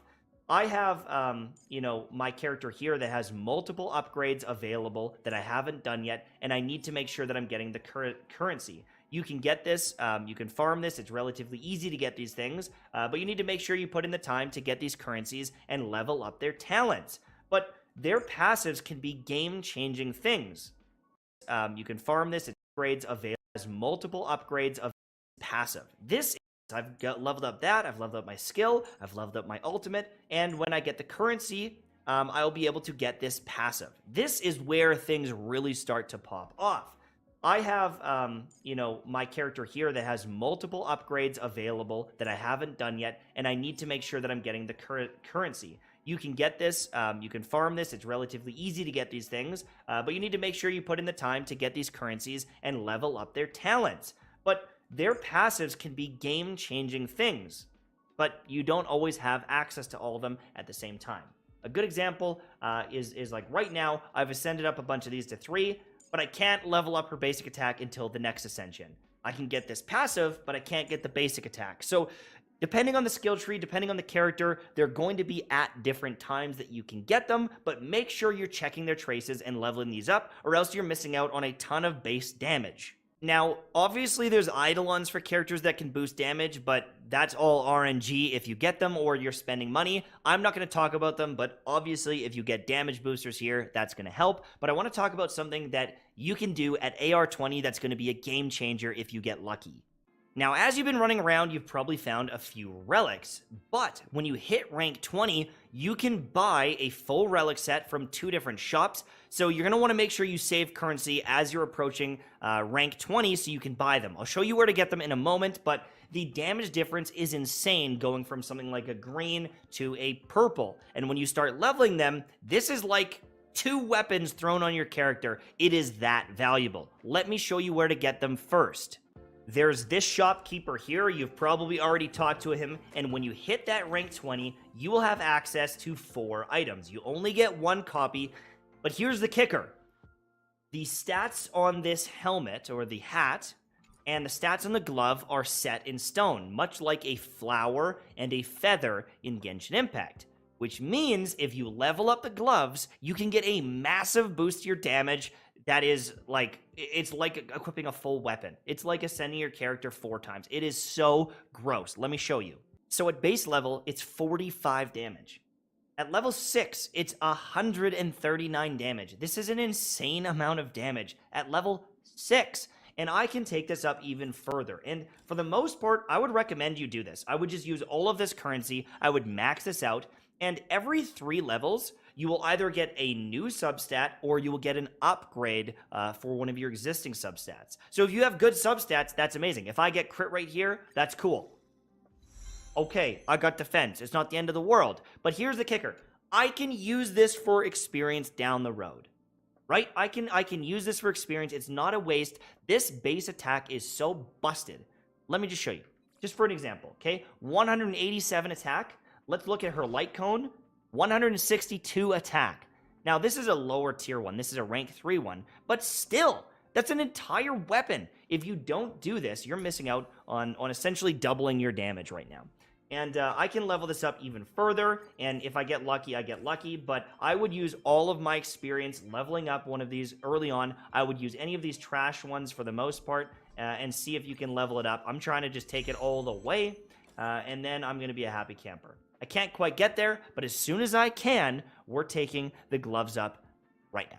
Now, the helmet is set with HP, and so if you can get some really good substats, that's a win, but it's not a priority. For the chest piece, this is randomized again. Defense, HP, crit rate. I got lucky that it went on crit rate. I didn't get the best rolls. I got some effect resistance here. But this can be a huge boost to your account, like a game-changing amount of crit rate and crit damage on your account. I would level these up as well if you get a good main stat, but just between this crit rate and my gloves, I am like pretty much doubling my damage or more. It's like having an extra weapon as well as the ability to double my damage every time I crit, and it is game-changing to get these. I hope you get lucky, but you might not. If you get really bad main stats and everything and substats, just do the glove, max it out. I promise you, you won't regret it because you're not going to replace this for a little while. Same thing goes with your light cones. For the first week or so, you might not replace them, and even if you do get a new light cone from the gacha system, who cares? If you level this up, you use all your resources, the passive, as long as it's not a completely dumb passive, you'll be fine. Get the guaranteed upgrade, use that thing, and if you want to use it for experience later, you could, or you just use it on a secondary character or whatever down the road. But you're not going to get a bunch of 5 stars really quickly. If you get some good 4-star light cones, just level them and use them. Now, on top of the relics, there are other slots that you can unlock. I'm going to show you this really quickly because this is a very key part to boosting your damage, but some of you might not have access yet. Now, there's multiple 4-piece sets in the game, and you'll be able to farm them down the road, and they all have the same helmet, glove, chest piece, and boots. And that's cool, but then there's a whole other layer here, and these are the sphere and the link rope. Now, the annoying thing with these, or the good thing with these, is they are a huge source of your damage. If you're a fire character, you're going to want a fire sphere with good substats on it. It's not going to be easy to do it, but even if you get a purple one early on, this will be a game changer for your damage. If you're doing physical damage, you want a physical one. You want to match all the time. Now, one note is if you're like a healer and all you want to do is heal, you can get some like HP percentage and heal more, or defense to be tanky, whatever it is. But for the most part, if you're a damage dealer, you want to match these stats. You might just not be able to do it right this second. And for the link rope, you've got attack percentage that you're most likely going to want to stack unless you scale with HP or something different, but you're going to want to get an attack percentage link rope. Now, we've looked at things like ascending your character, leveling up your skills, your light cone, but we need to talk about some of the other characters that can boost your damage, a good example being Pela. With her ultimate, she can shred the defenses of the enemy. If you open up a fight with her talent, she can shred the defenses of the enemy, and this is a big boost to your damage. So Asta is nutty because of this talent. When you hit different enemies, you gain a stack, and each stack gives you attack for all your characters. And this could be pretty insane, especially against multiple enemies. If you open up the fight with her, she will do damage to everyone, and she'll instantly get like 4 or 5 stacks, which means you can start the fight with like 40% more attack for all of your different characters. This is amazing. Another crazy unit for boosting your team's damage is Tingyun, because she can give you additional damage based on the unit that you buff. And then with her skill, she increases their attack and gives them some extra lightning damage. The ultimate also gives you damage. Using her is amazing as well. If you don't have Asta, use her, or use them both at the same time and just one-shot everything. Now, there's other things here and there, obviously. You know, Welt can give you some passive damage. Obviously, if you got Bronya, she's one of the best buffing units in the game. She'll make whoever she's buffing just do insane damage. I know this is obvious for some people, but maybe you don't realize how good Bronya is. Maybe you get Bronya in the next couple weeks, and you can throw her into your team. But you're going to need to support your DPS units. Some are just better than others because they've got more scaling. I'm gonna give a big shout out here to Su Sheng. I used her on my other account. This unit is insanely good for physical damage. She is like a 5-star unit in my opinion for physical damage. And if you get Eidolons, oh my god, she becomes insane. if you get her traces and you start getting some of these passive, she just becomes this monster. And so you want a damage dealer, like a main DPS that is getting supported by Asta, that is getting supported by Bronya, whoever it is. Some good examples of that. Yang hits really hard, can crit like crazy. Arlen can do okay. Su Shang, I think, is just like one of the obvious choices. Himiko is good. Clara is good. I mean, Serval works. She's free. You could do Serval. Herda, I think, with Eidolons could pop off. Dan Hang, obvious choice. He's got crit built into his kit. You want to choose 1 or 2 damage dealers, and then you want to boost them up with everyone else, and your damage is going to go through the roof. But the food buffs are nuts. Whoever, oh my god, like a main DPS that is getting supported by Asta, that is getting supported by Bronya, whoever it is. Some good examples of that. Yang hits really hard, can crit like crazy. Arlen can do okay. Su Shang, I think, is just like one of the obvious choices. Himiko is good. Clara is good. I mean, Serval works. She's free. You could do Serval. Herda, I think, with Eidolons could pop off. Dan Hang, obvious choice. He's got crit built into his kit. You want to choose 1 or 2 damage dealers, and then you want to boost them up with everyone else, and your damage is going to go through the roof. But the food buffs are nuts, okay?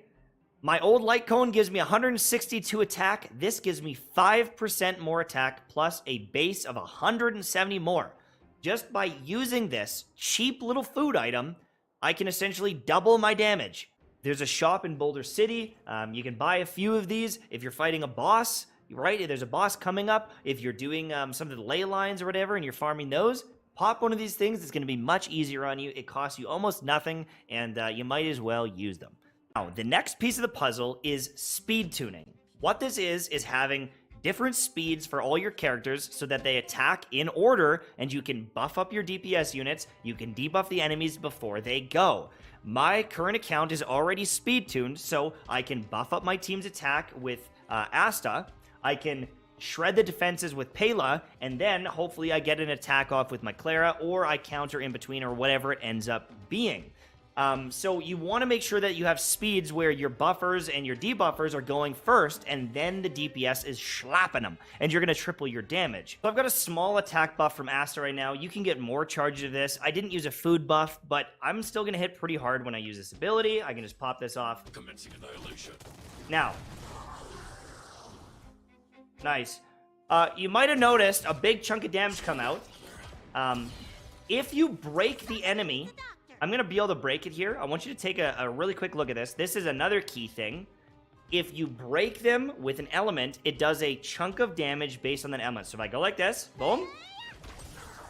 There was that break damage of 180. So they're going to take more damage right now from this. But if you use one of your strong DPS to break them, you're going to get a big chunk of damage on top of their base damage. You're going to get that break damage as well. Now, Asta, she's kind of a support. She doesn't do a ton of damage on her own. She's very good at breaking fire shields against bosses because she hits 4 times. She sends us out, bop, bop, bop, bop, bop. And so she can shred those shields. She can break them, and then she gets these big chunks of extra damage thrown on top, and it's amazing. My enemy is in defense broke. I'm just going to do a basic attack here. 600 damage. I crit. If I use food buffs, if I had the defense break, I can push into the thousands instead of doing like 100 or 150 damage. So, and I'm using a level 3 light cone. So my Clara is trashed here. All you need to do is follow the order that I talked about these things, level up these things, and you're going to be doing thousands of damage in no time. I promise you. But that's pretty much it from with Jack Jones and the rookie year he had at Arizona State for New England, and how they can coach him up there in Foxborough. This is like a true throwback draft. The quarterbacks are going high. Teams are moving up to get quarterbacks. And then the tackles are going high. Running backs are going high. Yep. I mean, it feels like a draft from like 1995, doesn't it? And no wide receivers, as of right now, have been drafted. Seattle's on the clock. Did Seattle trade down with Washington, by the way? No. Was that their original They've pick? been at, they've been at 20. They've been at 20. So you were just having so much fun crushing Detroit. They take Jack Campbell out of Iowa, 18th overall, and then Kalaje Cansey out of Pittsburgh, combine freak out of Pitt. He goes 19th overall to Tampa Bay, and now we're sitting here waiting for Seattle. Do they continue to load up this defense? Yeah, but you know what? They don't. I think Jackson Jigba Smith continues to be on the board. I think it's kind of funny. We have tongue-in-cheek fun with our friend Shane Diefenbach, who's a closet Seahawk fan. Seahawks had an opportunity to change their stars tonight in one of two ways. Jalen Carter, best player in the draft, ingratiate him into their culture, or take a quarterback. And I think we're seeing the Pete Carroll, John Schneider of old, and I mean old in terms of they're not good at drafting again. I just think you have a chance to take Anthony Richardson and trade up or move around for one of these quarterbacks. You don't take one. Yeah, you're hitching your wagon to Geno Smith, and we got a full season of tape on Geno, and he's in his 30s now. Foolish. I don't think it's a great play at all. And again, everybody's slobbering all over their rebuild. I hope the Cardinals are in this position next year where they're having a revamp like Seattle. But Cardinals have Kyler Murray. When these two teams are evenly matched with their rosters, I'll take K1 over Geno Smith every day of the week. Yeah, look, there's no way Levis goes at 20, right? They're not taking their franchise quarterback. No, here. I don't. I think Will Levis is destined either to fall out of the first round, or you look at a team at the top of the second round that comes up and gets him for that fifth-year option, Lamar Jackson style. But Will Levis, to me, the Reddit post, pour one out for that Reddit user that said he was going to go first overall, changing the markets of what exactly took place. But, man, that is wild stuff. The fact that somebody went on Reddit and said he was going to be the first overall pick and it changed the market with our friends at BetMGM among others, and now he's probably not going to be a first-round pick. I don't think he's going to get taken. I think if somebody was going to take him, they would have taken him by now. Clearly, no one feels threatened enough to go get Will Levis. Han in the chat, $1.99 super chat. Thank you so much, Han. Any chance Cards take a QB to develop? Well, this is what we were talking about earlier. The Cardinals don't have a fourth or a fifth-round pick. That's kind of the sweet spot, 5th, 6th, 7th. I think there's a chance, but I wouldn't take one before day 3. They got Jeff Driscoll, David Blau running around. That's a little bit horrifying. I hope it means Kyler Murray's on his way back sooner rather than later. But I think they need to take one on Saturday, Bo. Yeah, it'd serve them well. It would serve them well. You're talking about the Cardinals, right? Yeah, for sure. Yeah. A DTR, somebody like that. I'm not sold on DTR. All right. I'm just not. You didn't like Paris Johnson. Jordan. I didn't like Paris Johnson at 3rd overall. Can we throw that in there? Yeah. They were going to take him 3rd overall. Well. And they take him 6th overall, trade back. Just a master class. Are they going to do those? Is it Monty Ossenfort going to have a master class as far as how to be yeah, NFL but maybe GM? cut out that part about when you hire a new coach and the timeline in which you have to do. We're already betting the unders on Philadelphia next year. Presumably will be with C.J. Stroud going 2nd to Houston. And again, he's the safe pick for this franchise. The franchise right now that is staring down a rebuild without their franchise quarterback, without now a top third-round pick. I mean, it's dicey for this team right now. And so you could do a lot worse than taking the star edge rusher from Alabama. But we're about to see the Arizona Cardinals on the clock. C.J. Stroud taking the stage with Commissioner Roger Goodell. This team now. Let's take the temperature of the room here at Four Peaks. Yeah. If it's stick and pick and it's not Will Anderson Jr., are we going to boo that pick or are we going to applaud a Paris Johnson Jr.? We're seeing people thumbs down. Not ideal. The crowd is pretty quiet. I think they're stunned as far as how things have transpired here, and I think they should be. I mean, not only do you have the trade that was contingent on C.J. Stroud being available fall through, but you also had the bomb that dropped before the draft even began that the team was going to be hit for tampering and drop down 28 spots in the 3rd round. So far, there's no word on the Twitter streets as it relates to the Arizona Cardinals trading or making the pick. So, again, the Cardinals are going to use every little bit of time to be able to try to squeeze this out. Their preference, again, as it has been for the better part of 2 months, is to trade out. So you would assume they're going to use all of this time, Bo Brock, be diligent, work the phones. less than 5 minutes to go here. Oh, we have under 5 minutes here. We're at 4 minutes and 20 seconds. The pick is not in yet. The pick is not in for the Arizona Cardinals as they attempt to make, God willing, they're going to make a pick here. If it's not taken away for tampering again, they're going to make a pick within the Austin Ford Gannon era, or they're going to trade down. And I say as the clock ticks, we're under 4 minutes now. I mean, they can't. Does Houston become a player to trade back to try to get Will Anderson from 12 to 3? They were interested in doing Will Anderson and then coming up for Stroud. Maybe they feel like, well, we don't have to trade as much now. I think that's on the table. Cardinals want to move out. Everybody knows they want to move out. So it's in their best interest to field all the offers, and they're probably getting lowballed right now. They have probably seen their leverage go down a tick, Bo. Monty Austinford calls like you do from your alma mater looking for money. He's like, Yeah, 3.5 minutes left.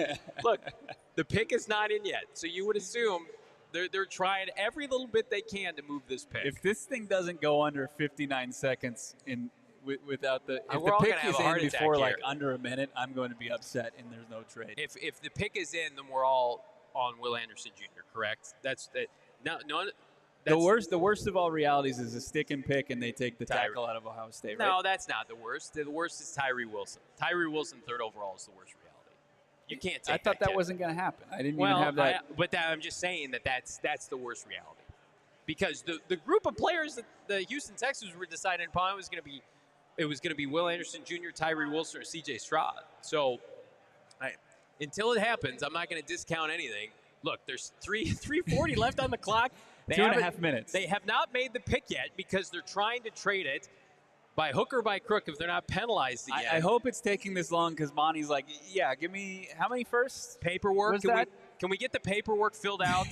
2 months leading up to this. We're in Indianapolis. This team has been gifted the third overall pick after a disastrous 2022 season. They're starting to try to start anew here.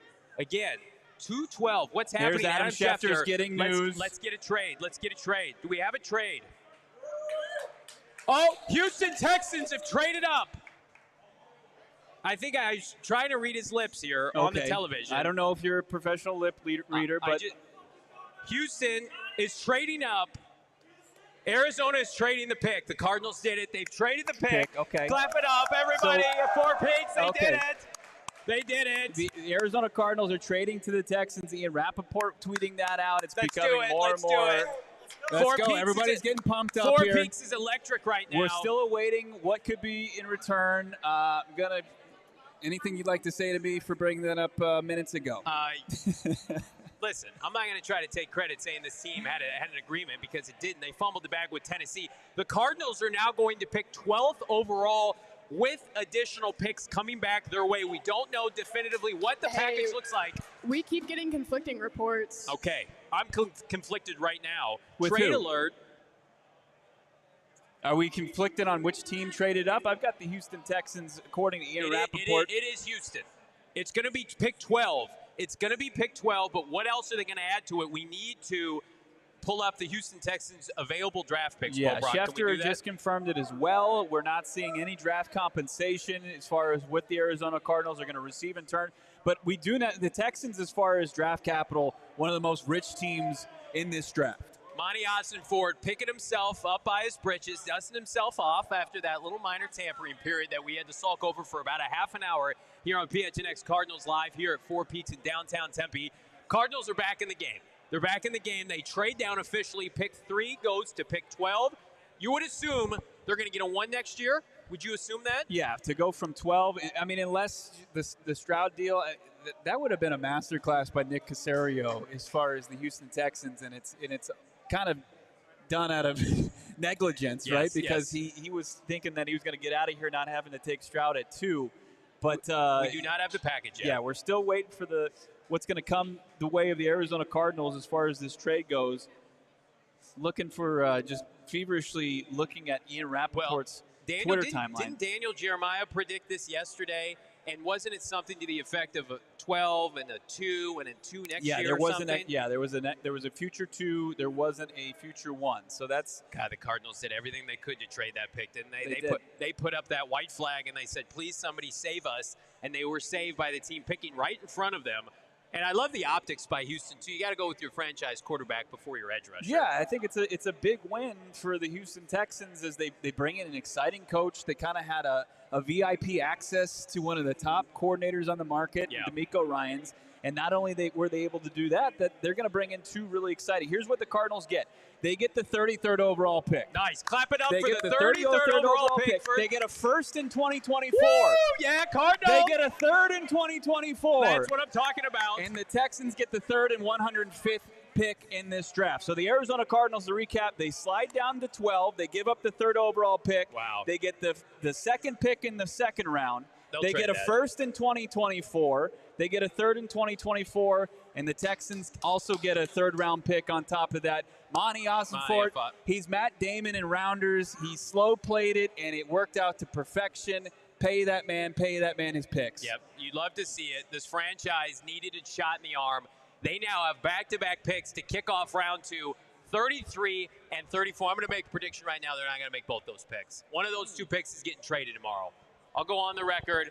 This franchise not had a lot to You think they cheer trade about. back into the first round? No, I think they trade down again tomorrow. Okay, all The right. DeAndre Hopkins trade, That's by the spicy. way, could still be in effect tonight. Could the Cardinals potentially go up from 34 to 22 with Baltimore for DeAndre Hopkins? But right now, the Cardinals secure a first next year. A team in Houston that we all assume not going to be very good. Yeah, and the pick is in. The Houston Texans officially have tabbed Will Anderson Jr. I don't know if we got lost in our own excitement, but Will Anderson Jr., as expected. Good luck to Will. He's going to be wearing a Texans uniform. Probably the best pass rusher since J.J. Watt to wear that uniform, right? Yep. And as far as the quarterback position, you've got Stroud taking over where they've been looking for the successor to Deshaun Watson after he fell unceremoniously out of grace and made his way to Cleveland for a package of picks. But Monty Ossenfort taking advantage of a team that was rich in picks. So And 105 goes to Houston from this year, correct? So that's the pick at the top of the fourth. That was a compensatory pick. Thank you, Oh, is I that believe their- Christian Kirk, right? So that was their. So they gave up a third this year to get a third next year. Are we sure 105? I think 105 is their fourth this year. Okay, you could be right. Let with me that. look that up. I don't know as far as compensation goes. I saw a Christian Kirk jersey here in the crowd, and You might think be that right. person Hang that's on. wearing it. So the Arizona Cardinals pick 105 is their fourth this year. Okay, so the it's- Cardinals have pick 12. They've got pick 33. They've got pick 34. They've got, unfortunately, now pick 94 and 96. But they've got a first next year. Yeah. So it saved a little face. They signed the extension to Lamar. A first is a first. Right. The first two, This tomorrow. We'll on offense. with their head ball. I mean, go to the earlier. Well, let's just trade 33 and 34. Come up for Bijan Robinson. How about that? That's it. It's that simple. I don't know what are we debating here? Paris Johnson Jr., you get him at 12, it's a home run day. We got a long way to go. We can put aside the tampering charges, which are egregious, and we can celebrate in Paris with Paris. Look, I don't think they're that egregious. I think these NFL rules are dumb. Look, I still think you need to abide by the rules, no doubt about it. And to get caught, it's embarrassing. But the NFL needs to retool how they do the head coaching searches. It doesn't make any sense that the week that he didn't even have a game, that the Cardinals reached out to him, and they're going to get knocked for that is ridiculous. But at the same time, I'm not going to just give them a pass. I'm going to give this man his flowers. Yeah, so let's do it. The week of the Super Bowl, Bo and Saul were at an event, and the Cardinals had not had ties with their head coach, Jonathan Gannon. Okay. And you guys, this man in particular, Saul Bookman, saw the Cardinals sniffing around JG. And it hadn't been reported that Jonathan Gannon was a factor, even though it had been hinted by. Like, the Cardinals knew this was their guy for forever. Yeah, for sure. No, hey, listen, we were at the Super Bowl. It was fun. And then I saw, an individual or two that is associated with the Cardinals. I'll just say it like that. And I was like, how about this? This is a little weird. And I talked to you, Bo, immediately. I was like, dude, I think there's something there. Yep. And sure enough. Well, a couple days later. if you remember that timeline, the news had just come out that that Brian Flores, the now defensive coordinator of the Minnesota Vikings, had said thanks but no thanks to even being a finalist for the coaching position. But we had heard through a couple different people, like Benjamin Albright told us in January that Gannon was going to interview for the job, but it never materialized, right? And the opportunity it passed. because they need to get a first interview before a second interview. Yeah. It just became messy. But for the NFL to have such strict rules as far as this goes. And to put this out, we've had all offseason. Yeah. Put this out the day of the draft, 15 minutes before it starts. Yeah. I don't want to dwell on it because they rebounded quickly. I mean, hypothetically, and I hate doing this game, if they had done the trade, but then they had swapped third rounders and this was the equation, we'd be all celebrating. Like if that was somehow built in, where the Cardinals went from 66 to 90 something as a part of their trade down, and then they still got all the package of picks that they got, everybody would be like, fantastic trade. Yes, of course they would. I don't agree, because if you waited that long, you literally were the last franchise to get a head coach. Yeah. You waited that long, and then you gave up draft capital for it? Like, Right. No, I get it. That's gross negligence, John. It is. It's not. Well, listen, they don't do things the right way. They sometimes. got their guy. They got their guy regardless. Yeah. I was looking at this Sean Clement actually on Twitter. Yeah. And a big thanks to one of our listeners.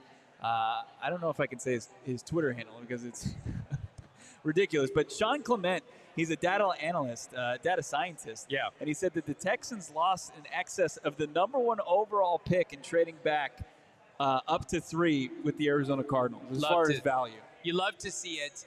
And we've got a big announcement to tease on this show. Yeah. Huge announcement. So I'm not sure. Do we have our announcement ready, producer Emma? So today we got word of a brand new piece of sweet, sweet goods from the PHNX merchandise locker to celebrate the return of the Bird Gang. Give it to me. No. After pick. Okay. So we're not going to do it right now. But yeah, okay. There's the ultimate tease right there. Okay, cool. Oh, we just traded up.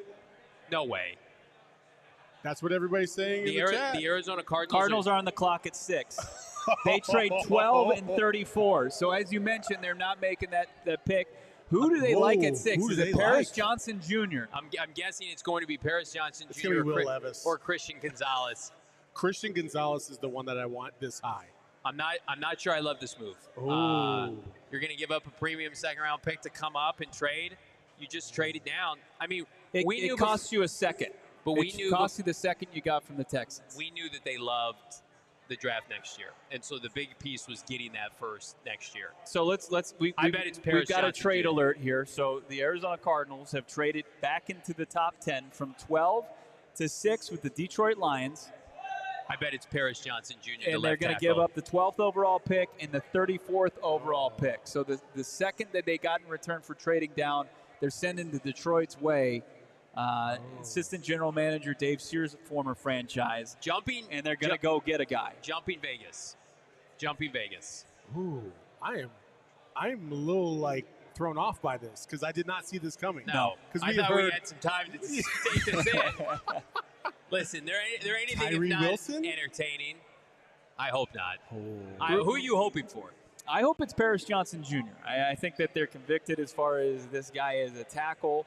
You're going to get him on a 5-year contract, barring him playing well. So if going into his 4th season, you pick up that 5th-year option, you got to pay Kyler Murray a lot of money come next season, right? He's going to take up a significant amount of that salary cap.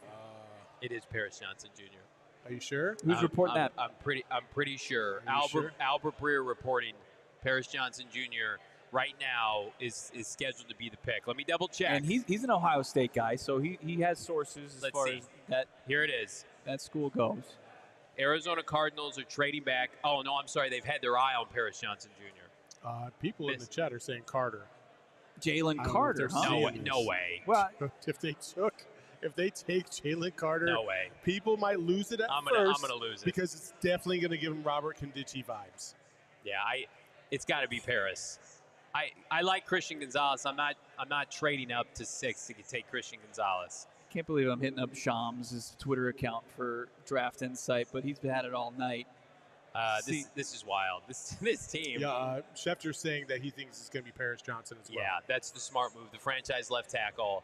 Cardinals basically got the Texans first rounder. Just listen to this. Cardinals basically got the Texans 2024 first rounder just not take Will Anderson Yeah, Jr. the pick is in officially. So the Arizona Cardinals on the clock. The pick is in. We're going to see the first selection for the Arizona Cardinals. The only selection here in the first round is they trade up from 12 to 6. They give up the extra They second are taking Paris Johnson Jr., the standout left tackle for Ohio State. We all asked for it. We all asked for it. Let's take our medicine. Let's get an offensive lineman, something the previous regime didn't do until its first look draft. at this monster. I don't think everybody accepts this fact right now because nobody responded at all when we said it's going to be Paris Johnson. How are we feeling about Paris Johnson, Four Peaks? I We think like I think it. that's Yeah, fantastic. Clap it up. There we go. We don't like seeing our franchise quarterback on his ass every Sunday and in the training room. We like to see him upright. So basically, they got a first-round pick in trading down, and then they went back up and got their franchise left tackle because he wasn't going to be there at 12. No, he wasn't. I mean, it's smart. Yeah. You got assets. You got you got draft capital for what's supposed to be a much better draft next year. Yep.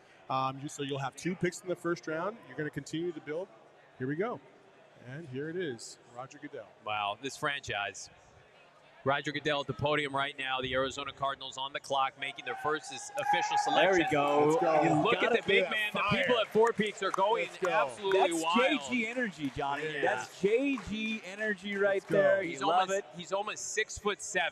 He's got the feet of a ballerina. We did a draft breakdown on our YouTube page. A phenomenal prospect that's going to slide right in and is the cornerstone piece to begin this rebuild. Look, I mean, he's cut up. He doesn't even look like a tackle. No, look at that suit. We joked around, the Arizona Cardinals' new white road uniform is fire, and he's got the all-white suit. Looks just as clean. Look at these highlights, baby. Yeah, look at this guy just manhandle Big Ten pass rushers.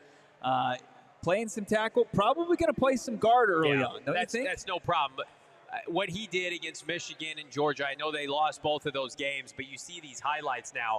Not only a fantastic run blocker, but, I mean, C.J. Stroud keeping him upright. They play the same style of play in Ohio State that the Cardinals try to do, and it's an easy conversion now, trading the silver and white and black and red for the silver and white, black and red Maybe uniforms. that's why they changed the uniform There to you Ohio go. State vibes.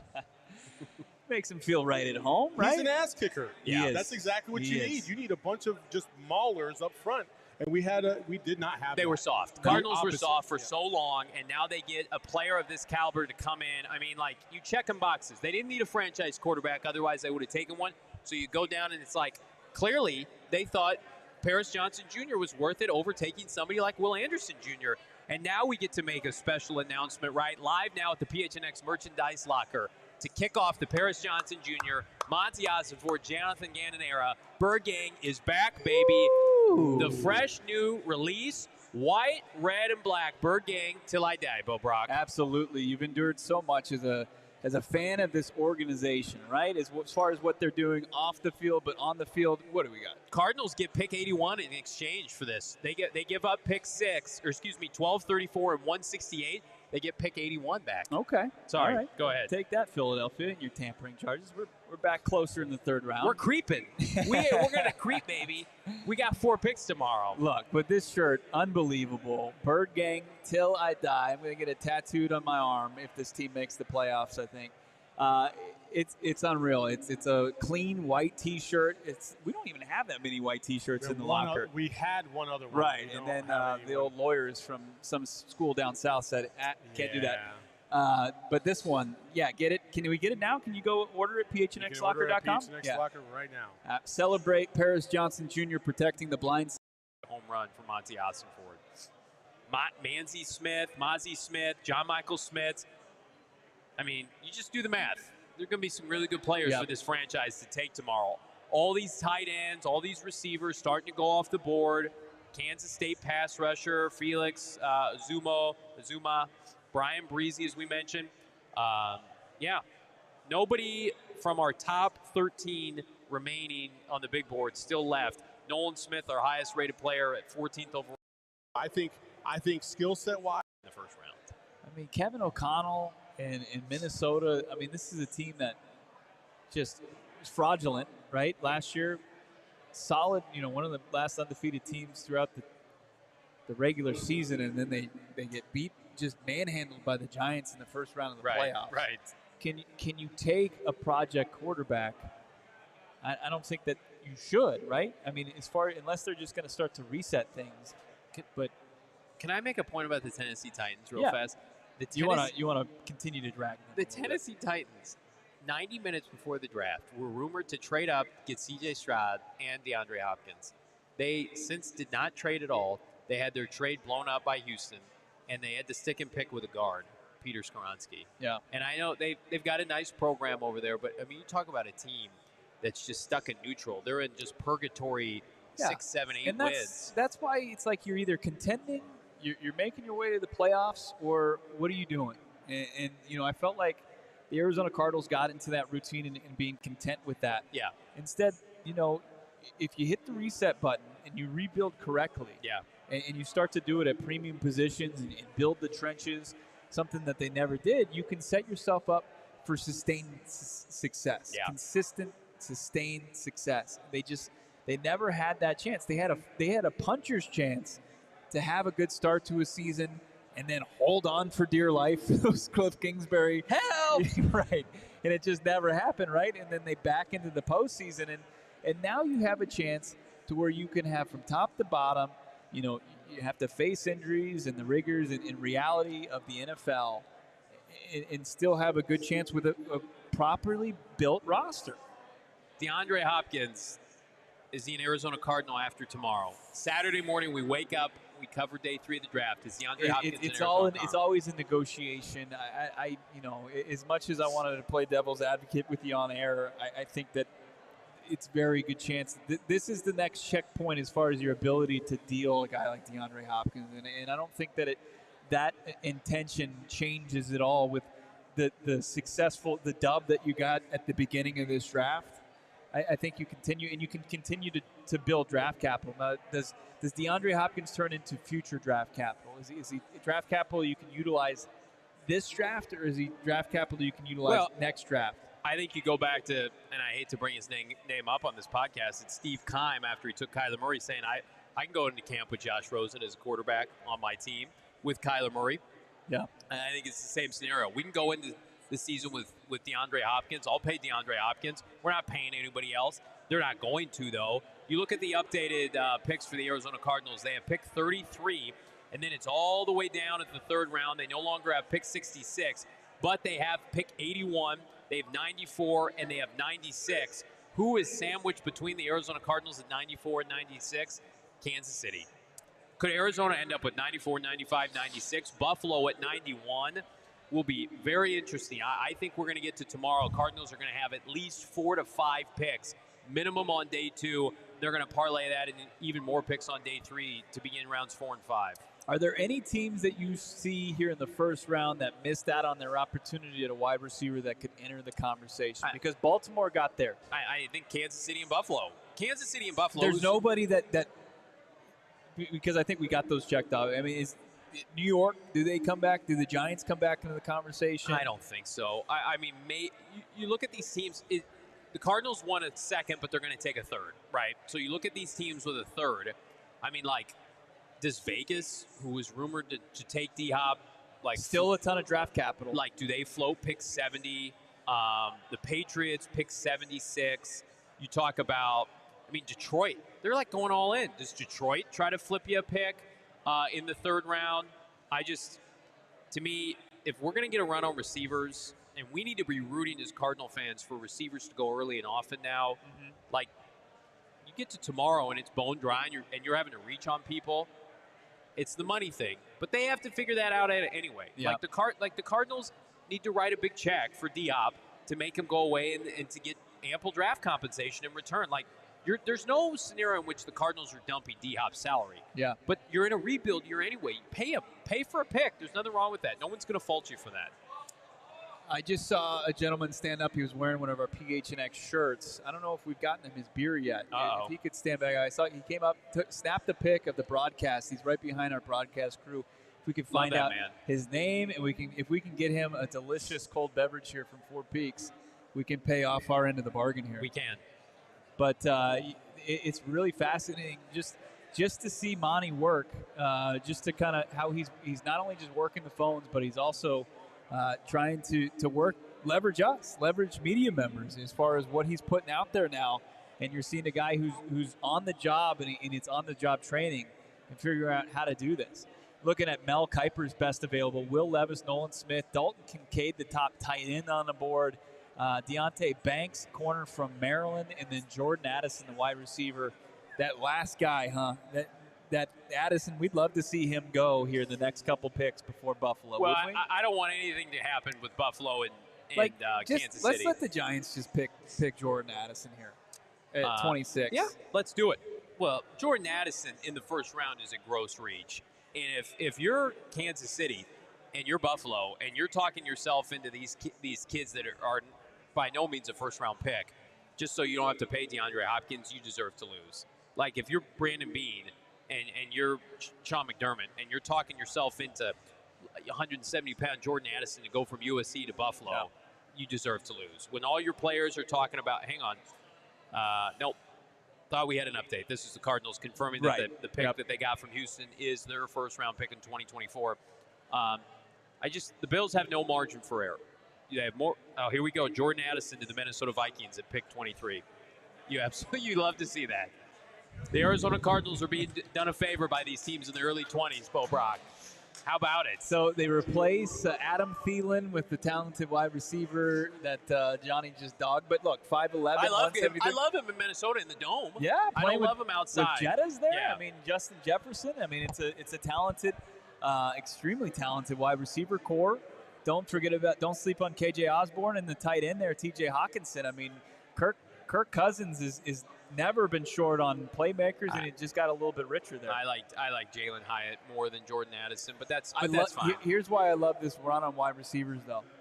There was one first-round graded wide receiver. There's a run right now at the end of the first round, and who's sitting there at 33 just waiting to pick up these legitimate players. That's right. Guys who had first-round grades. We talk about there was 20 first-round grades, and some of those guys are on the board like Brian Breesy. The Cardinals are going to be the benefactor of these other teams playing 7-on-7 small ball, and they're getting back into the trenches.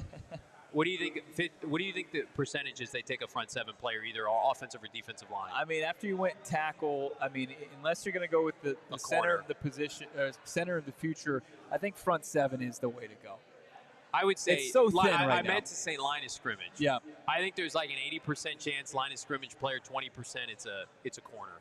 And this is, by the way, I mean, what corner would you take at this point? Well, Joey Porter Jr. Okay. There's Keely Ringo, Deontay Banks, Keely Ringo. This is going to end a streak, by the way, with all these receivers going down. This is going to end a streak of the Arizona Cardinals using a first or second round pick on a wide receiver every single year dating back to 2018. For 5 years, they used a first or a second round pick on a wideout. That's going to end this year. How about it? Mercilessly.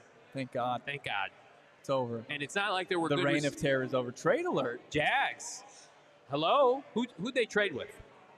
Who are the Giants trying to trade up for? The Giants traded up with the Jags. Jags need picks.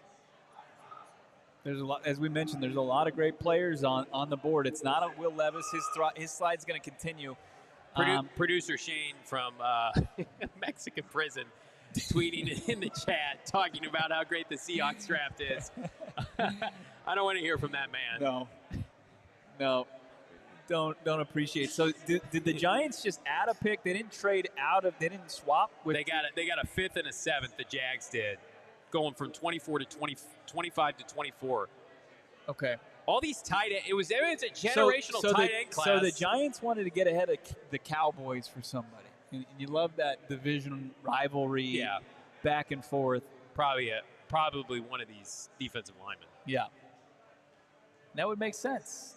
I mean, with what Philly's doing with their draft, and they continue to I love all these invest trades. Yeah. Trades these are fantastic. This has been an unbelievable first round, and for your team to be able to take part in the fun, it's great not to be on the sidelines. No, like last year, they traded for Hollywood Brown. That was fun, but we previewed prospects for 3 months. They didn't make a pick. I know. They didn't make a pick, and now they're just lit our mocks on fire. They have an opportunity tomorrow to own the second day. Yeah. They have pick 33. They've got pick 81. They've got pick 94. They've got pick 96. And they don't have a 4th or a 5th. But, you know what's better than the 4th or the 5th? 2nd and 3rds. So I'll take it. New York Giants on the clock.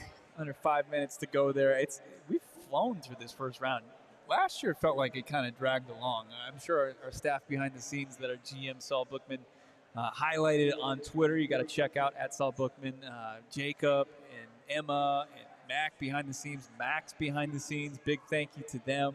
A big thank you to everybody that joined us out of here at Four Peaks, taking in the delicious food and beers. It's been an unreal night. And some really wise guy, before the draft began, PHNX Cardinals asked, with the 3rd overall pick, the Cardinals do what? They were going to trade it. Say they trade down and then select Paris Johnson. Who said that? This guy right here. Some guy at BOBRACK on Twitter. No, he's not verified, so no, take he's that not. with a grain of salt. Well, you hate Paris Johnson, so we're not going to talk about that. You're going to love Paris Johnson when you meet I him. hated him at 3, and it sounded like Paris Johnson even felt he wasn't even by his phone at 3. Giants are taking Maryland cornerback Deontay Banks. Okay. Deontay Banks goes to the Giants. The Jags are now on the clock after So securing. here's my prediction, and I like a lot of your predictions that you've made tonight. All of them been correct, by the way. They've been, look, I'll give credit where it's due. Absolutely. You've been on point from even hours before this draft that the Cardinals were trading down. I had to sweat that. You did. You did. We did it, though. We all manifested that together. You almost got dragged. Wouldn't be the first time on these Twitter streets. You almost pummeled and torpedoed all the momentum PHNX Cardinals and PHNX Sports had. But instead, some could say I added value. I added to it, which is great. You did. As I see one of Sean DePaz's great graphics go up here as Maryland's cornerback Deontay Banks goes off the board officially to the Giants. It's weird that the Giants felt like the need to get up there, but maybe they knew Dallas was going to be a team that was going to vie for him. I don't know.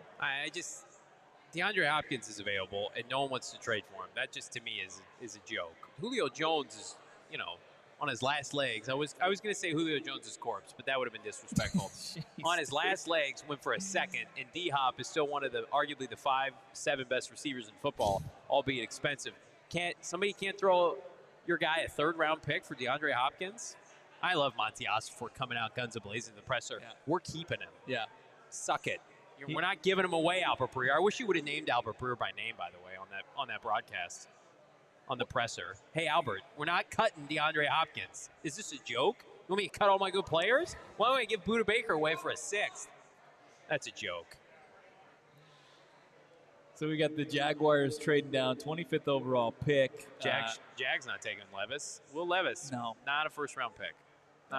There might be that Jackson type trade. Yeah. Get that 5th year, but maybe not. Maybe it's like last year where people just didn't have a 1st-round grade on a guy like Will Levis.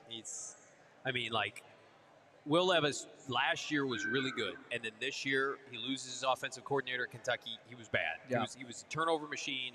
He was erratic. Kentucky fell off at the end of the year, and then, as an avid fan of throwing around some weight at the gym in the lab, people have been knocking Will Levis because he's too jacked. That's a real thing. Remember when Brady Quinn came out and he was too jacked, and people are like, "That's going to hurt your throwing motion." You identify with that issue? I do. Because I have trouble throwing the football because I have equal physical stature to Will Levis. So just in a smaller. Is that why you have trouble chugging beers as well? Is it because you're just too jacked? Yeah, it's my body rejects the carbs sometimes. So they're like, "This isn't a protein shake, Johnny." I'm like, "I'm so sorry." But if it's Four I'm putting Peaks, this then delicious, just I nectar love of the it. gods from Four Peaks into my body, my temple, and it's not a protein shake with just all the nutrients that I need and crave. 100%. Where's our D-Hop trade, by the way? I know it's coming. Come on, let's get a D-Hop trade. Do we need to update the draft board here? Three of the last 4 picks have been wide receivers. Actually, they had 3 in a row. It feels like that position. Joey Porter Jr. overrated by me. I thought he was better. This is your big board without the last pick. Big board for a couple big boys here at Four Peaks in Tempe. Nolan Smith, tweener, still available. 14th best player. What do you think Remember about that? after his combine performance, people were putting him in the top 6? Somebody mocked him to Seattle. Yeah. They're like, Nolan Smith ran a 4.4 or a 4.3 and looks great in shorts. They better take him. All right, let's go through these prospects and why they're still on the board. Okay. Will Levis. We got it. Joey Porter Jr. is a legitimate NFL first-round cornerback. I think he's a ball-hawking corner out of Penn State.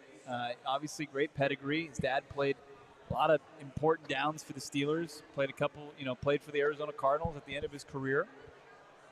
Osiris Torrance only played big boy football for a year. He transferred along with the new coaching staff out of Louisiana Tech to Florida.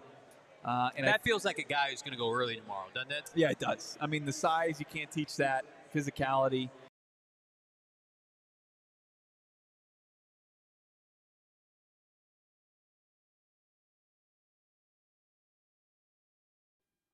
What's up, guys? Welcome back to the Team Solomon Circus live videos. Here on the left side here, we have on the right side, we have Trap Tricks. On the left side here, we have Labyrinth there. Already started the duel. I got a little bit late to recording this one, so we're going to see that the Trap Tricks player is going to go first here, banishing 6 for cost. And we're going to see an Imperm, Compulse, a Dianea, a Murmello, a Mantis, and a Time Space. They're going to add, I believe that was the Mantis, or the Murmello there. Yeah, probably one of the best ones. On normal, someone gets to search for a hole.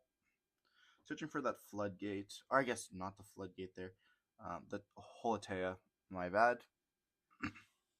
Also, it wasn't even floodgate, that was trap, terrifying. See them link away into the Sarah, and then activate the Holotea, obviously going to set it first, but then be discarding the Holotea trap hole, floodgate trap hole, the real one this time. I love floodgate trap hole, I think it's the best card in the deck. We're going to summon out the Dianea. They're going to be able to set the Trap Tricks Trap Hole Nightmare, which was the card that was the first thing said. And then we're going to be overlaying here for a Rafflesia. And, Dianea with Push Summoned Out, which sets the Floodgate once again. We're going to set 2 more cards and pass. And this is a Battle of the Traps. We're going to see Labyrinth have 6 cards in hand. If they haven't evenly, they haven't evenly here. We're going to go activate Duality here. We see a a Dimension Barrier, terribly on the route, as well as a Lady of the Labyrinth. And that beautiful Euro Starlight Rares. Those are like $300 a pop, I think. $500 for Canadian, I guess.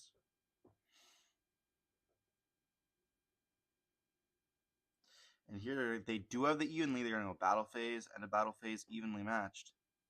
And they're just going to simply keep the Rafflesia here. And they just say that, to make sure that they know where the graveyard stuff is. They're going to normal summon out in main phase 2 the Ariana. That will, looks like it's thinking about being met with a Rafflesia here. What do you do? Set it face down, or? Nope, it's going to go through. They're going to search for the big Welcome Labyrinth here. Is there a world where you just keep the Sarah, then Sarah's going to proc summon back out of Maw? I guess you don't really have anything. And you can just Sarah summon back Murmello next turn to pop on the back rows. We see a set 5 here, which is pretty huge. And they didn't get to use their Rafflesia effect. They're going to normal summon out the Mantis here. Activate its effect here. Search for a Trap Tricks monster.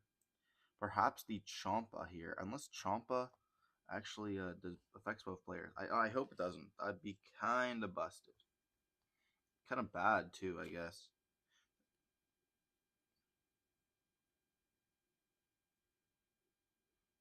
And okay, so it does not.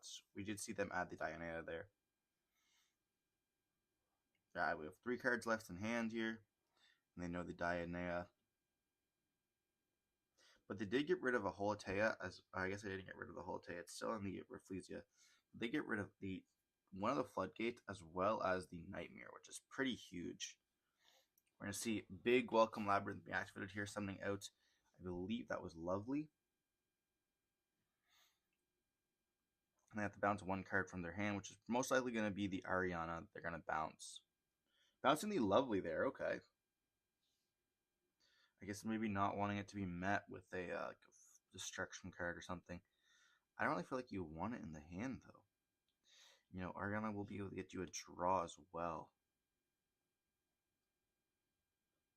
Which we do see, and it's going to be able to... oh, right, Ariana can special summon out a monster. That's crazy. Big Welcome is huge for this deck. So we're going to see it summon out the Lovely anyways. Then we're going to activate the Rafflesia effect to floodgate it, but we're going to get hit with a Welcome Labyrinth there. Summoning out the Lady of the Labyrinth. And then we're going to see Floodgate flip that lovely face down here.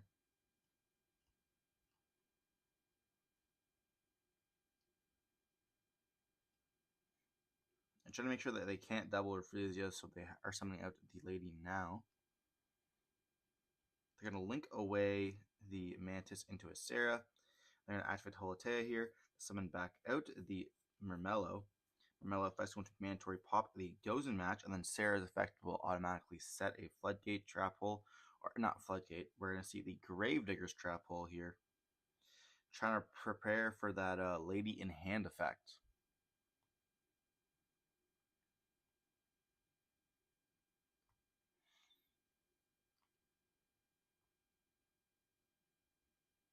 Is there a way you could see, the problem is I find with this deck is there's just so many big bodies that they make. They're going to activate the Arachno Champa.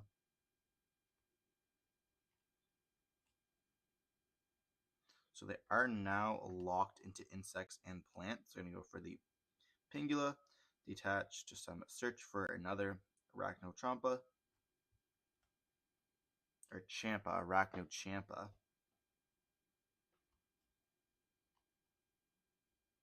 However you guys want to say that card. They're going to make a Zeus in your battle phase attack over the Ariana. Zeus is actually not legal here. You are locked into insects and plants once you activate the Arachno effect. But it doesn't look like they caught that. Oh, here it looks like they are catching that, so they cannot. And they're going to be saying, yeah, you can choose what you want to do. So they are replaying to the to before the main phase, or before the battle phase here. We're going for the Allomeris to summon back out the Murmello. Murmello effect is going to activate here to pop. And this pops the Terror of the Underroot here.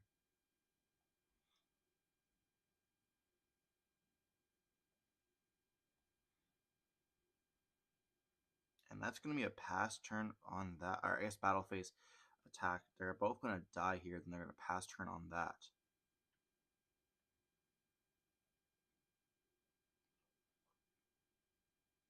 Lady's going to enter battle phase and attack into the Rafflesia there. Trying to make sure that they do not have any XYZs with the material, as well as Rafflesia is crazy for this deck. And Floodgate's making it so that the opponent cannot flip up that face down for the rest of the game, I believe.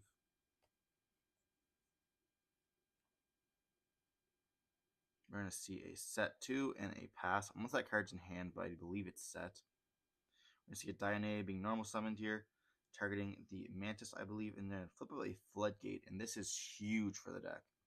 I do not know if Traptrix has a way to play out through that skill drain.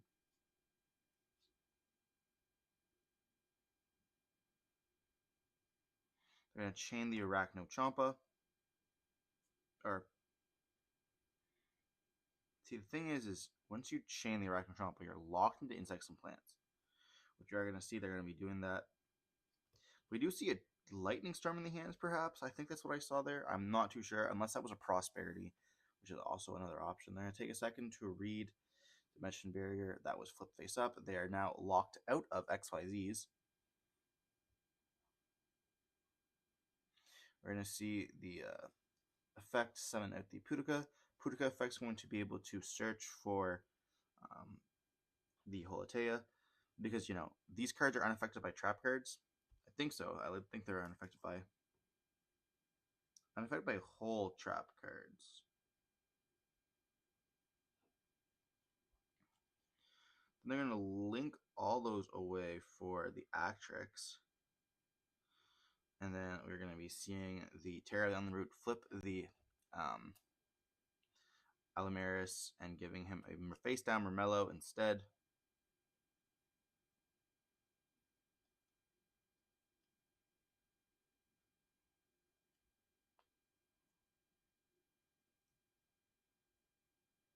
I don't know why he's able to do this stuff with the with its trap tricks. I thought they were all unaffected. Like, they're not unaffected by traps, are they? This link summon cards unaffected by trap effects. Okay. I thought it only was regarding if the monster was summoned first. That's kind of interesting. We're going to see 2 sets, and then we're going to be seeing the effect. And they're just going to scoop it up there, realizing that the Traptrix player has too much. I always thought that the Traptrix monsters were only unaffected if they were summoned first. But I guess that is incorrect, as we saw here. I guess it's like interesting, like unaffected by trap card effects, but the effects already applied before you summon the monster. But going on to game 2 here, you know, we are seeing these both players. Both of them are doing very well in this tournament. I believe that this is the last round of the tournament here, and currently the Labyrinth player is 3-0, and I believe that the Traptrix player is 2-1 or 3-0 as well. I'm not too sure. I kind of forget. This was a little bit ago. Yeah, both decks I'm super excited to feature. I love both decks here. I've been playing Traptrix a little bit myself. I've been like bouncing back and forth from Traptrix Branded, which is like my main deck. But I take like a fun deck once a week to locals, and I am really enjoying Dark World as well as the Traptrix, and I'm trying to play some other decks as well, like Sword Soul and Math Mech, just to make sure that I'm getting the videos for you guys that you guys want. But let me know in the comment section if you guys want me to play any other decks in this format. It's a very open format. I love it. I've tried testing Try, but Try is just not that good right now. Unfortunately, maybe our time will shine another day. But going back into the game 2 here, we're going to see the Labyrinth player going to go first. Normal summon out that Ariana, which will be able to search for a big welcome Labyrinth. And be a big welcome, you guys hit that thumbs up button as well as subscribe to the channel. It helps the channel a lot. You know, be able to make more videos for you guys and just better videos as well. We're going to see setting 2 cards here and activating a Lord of Heavenly Prison in the hand, stopping those back rows from being destroyed. No lightning storms here, but evenly match could still work if we do see it. We know they play it. We're going to see a Prosperity here, banishing 6 off the top. We see the Link 2 being banished there. We do see an evenly matched, and we see a Mermello, evenly Dianea, Prosperity, and then Ash Blossom. Not even choosing the evenly matched. Got a normal summon out to the Mermello here, which is it's like an Astral Pack super, which looks amazing. Gonna get hit by a big welcome Labyrinth here on the normal summon.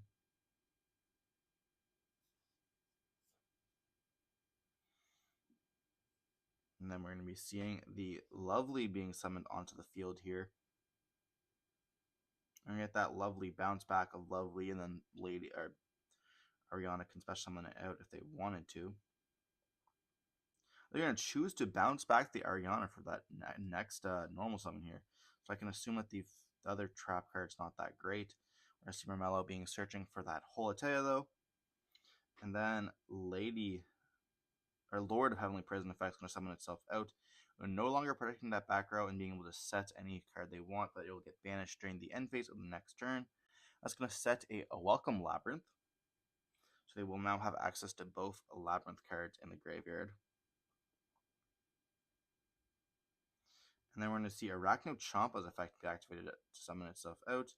And they're pretty much dealing with one trap card, which I do not know what it is. And we're going to see the Lovely effect being activated here, which is going to be hitting the Paralytic Seed, and that is rough. They're going to activate the Lady of the Labyrinth to summon herself out. And they're going to flip up a Dogmatic Punishment, targeting the Mermello, essentially sending an Entis. And then we're going to be seeing the Lovely set another copy of Terror of the Underroot here. Sending the Entis here for the double pop, and that's going to be very rough. I don't know if they can come back from this, unless they have evenly matched, which would have been huge for the bait there. They have a Holatea here, which they're going to activate by discarding the Nightmare, summon out the Rafflesia. Then they're going to give the Gamma Seal to the opponent with the Lady and just passing on this. I guess trying to hope to summon back out the Holatea. I'm just going to scoop it up here, realizing they do not have enough anyways. It's way too much. And going on to game 3. That's what I like about these trap decks. Sometimes they're very, very grindy, and especially with trap tricks, you just know when you've lost. Like if you're like Rock Chomp was crazy, but the thing is like you only have so many push summons to be able to get into a either link one, and then summoning out another to really utilize it. Parallel, banishing the 6, and here we're going to see an Imperm, Champa, 2 Parallel Exceeds, a Compulse, and a Pudica. Both players here are playing Compulse, which I think is a very, very interesting choice. I don't know how great it is, I guess. You can always bounce back the access code, which is pretty huge. We're going to see them normal summon out the Arachno Champa, which is never great. Link into the Sarah, and then activate Parallel Exceed here, which can summon out another Parallel Exceed in that beautiful Prismatic Secret Rare.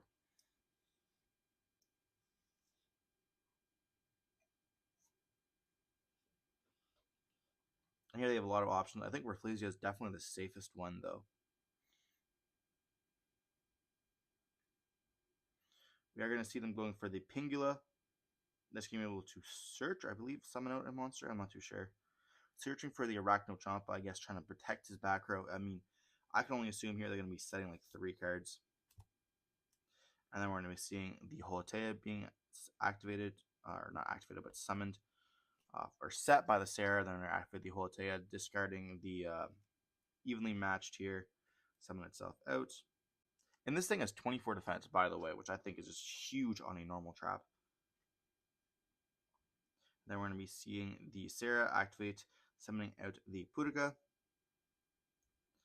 This one's an interesting choice. I feel like you just go for... I don't know, why Pudica? I guess we're going to overlay potentially for a Redoer here. Because it does have that trap, so it'll get that draw and banish until the end phase, being able to have it summon back itself onto the field, and then being able to yoink one of those cards.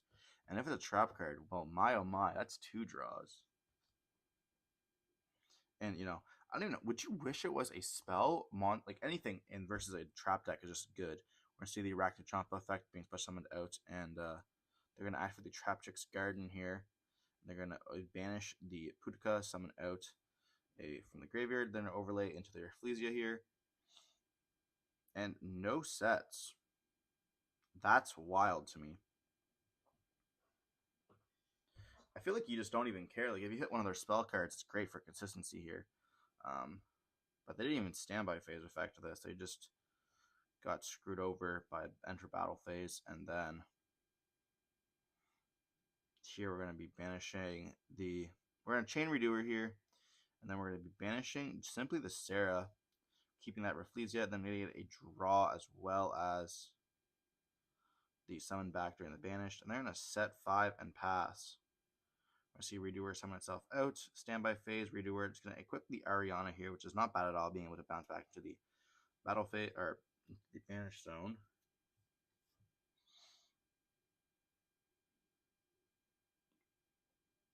But they are facing down 5. If they have Lightning Storm, and they did discard the evenly match, but it was kind of rough. But attempt to go battle phase, attack with Redoer. We're going to see a Welcome Labyrinth be activated here. It's going to get hit with an Ash Blossom. That's going to declare the attack. And is this going to be an easy Zeus? There's no way. 1 send Zeus could be huge here. They're going to simply pass on that. No Zeus effect. I guess they don't want to get hit by one of their cards that flip. They're going to standby fate, attempt to activate the Redoer. And then they're chaining the Overroot here. Banishing itself. And then it'll come back during the end phase here. It does not summon back that monster. They're going to set a card. Then they're going to be summoning back out that Redoer. I feel like you just make the Zeus here. Then they're going to draw for turn, standby phase, activate the Redoer. Look at it with a Compulse. This is what I mean. Like this card's so free here. And then we're going to be able to set the Welcome Labyrinth because the card was bounced back. So not, and then it'll come back during the end phase here.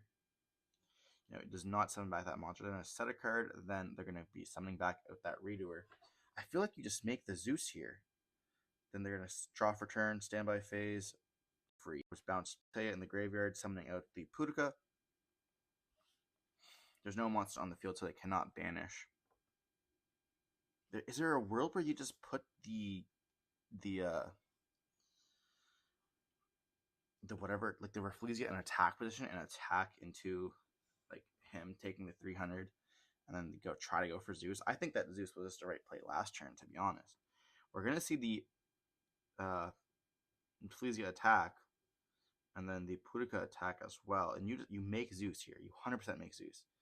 We are seeing the Zeus, but the problem is if they activate the effect, flipping it face down, or if they activate the effect and the opponent changes skill drain, they're like in tough water here. But we're going to see a Welcome Labyrinth here being activated, and that's going to be able to summon out a lady. Like the other day, I was playing Spriggans for my first time. Not the greatest. And then we're going to be seeing the Sarah being activated to a skill drain. Like this is what I mean. Like you're playing in the field where, I mean, I screwed up the other day. I was playing Spriggans for my first time. Not the greatest. And then we're going to be seeing the Sarah being activated here, summoning out that Mermello, and they're trying to force out that skill drain here. What they're trying to do. And they have a few they have like a 1 in 3 chance of hitting the skill drain if it's even there. And if their opponent would have to chain here, they could just chain the Zeus. If Mermello hits a skill drain, I'm going to be shocked. It's going to be a Compulse here. And you just target the Zeus. I know you have to. They're going to be seeing the lady set it in chain here. Bouncing back to Mermello. Do you have the target or something? I feel like you just bounce back that Zeus. Unless they're trying to... I mean, if you target the Zeus, then they just chain the Zeus. Because they're no longer afraid of the... I mean, to me, that just tell me that they have a... we are going to be seeing the Zeus effect, and they did flip up the skill drain. You know, kind of baiting them, making them think they don't have the skill drain. But, you know, we are going to be seeing an enter battle phase, attack into the lady.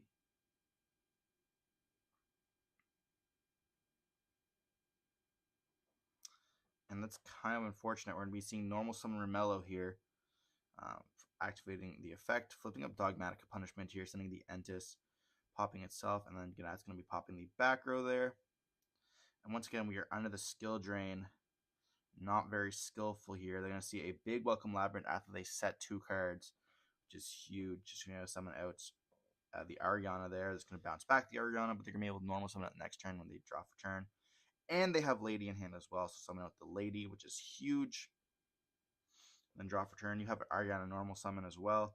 I see Ariana effect, which is going to be able to draw 1 card. And then we're going to flip up the Holatea here. They're simply going to pass on that, so they're going to activate the effect of the Holatea next turn after they drew a card. Something with that Pudica, but they don't have very much. We're going to be seeing them link away or look into the extra deck, trying to see what they have. But I think it's just going to be a scoop here. You know, they do not have very much. Or so we're going to... We see a Paralytic Seed in the hand, but they just reveal that they have an Ash Blossom. Time was called, and they're like, oh, crap here. So unfortunately, we do see that the Traptive player does not get to continue his turn. You know, they weren't going to have much, but we do see the Labyrinth player going to take that win. Going into Game 3 there.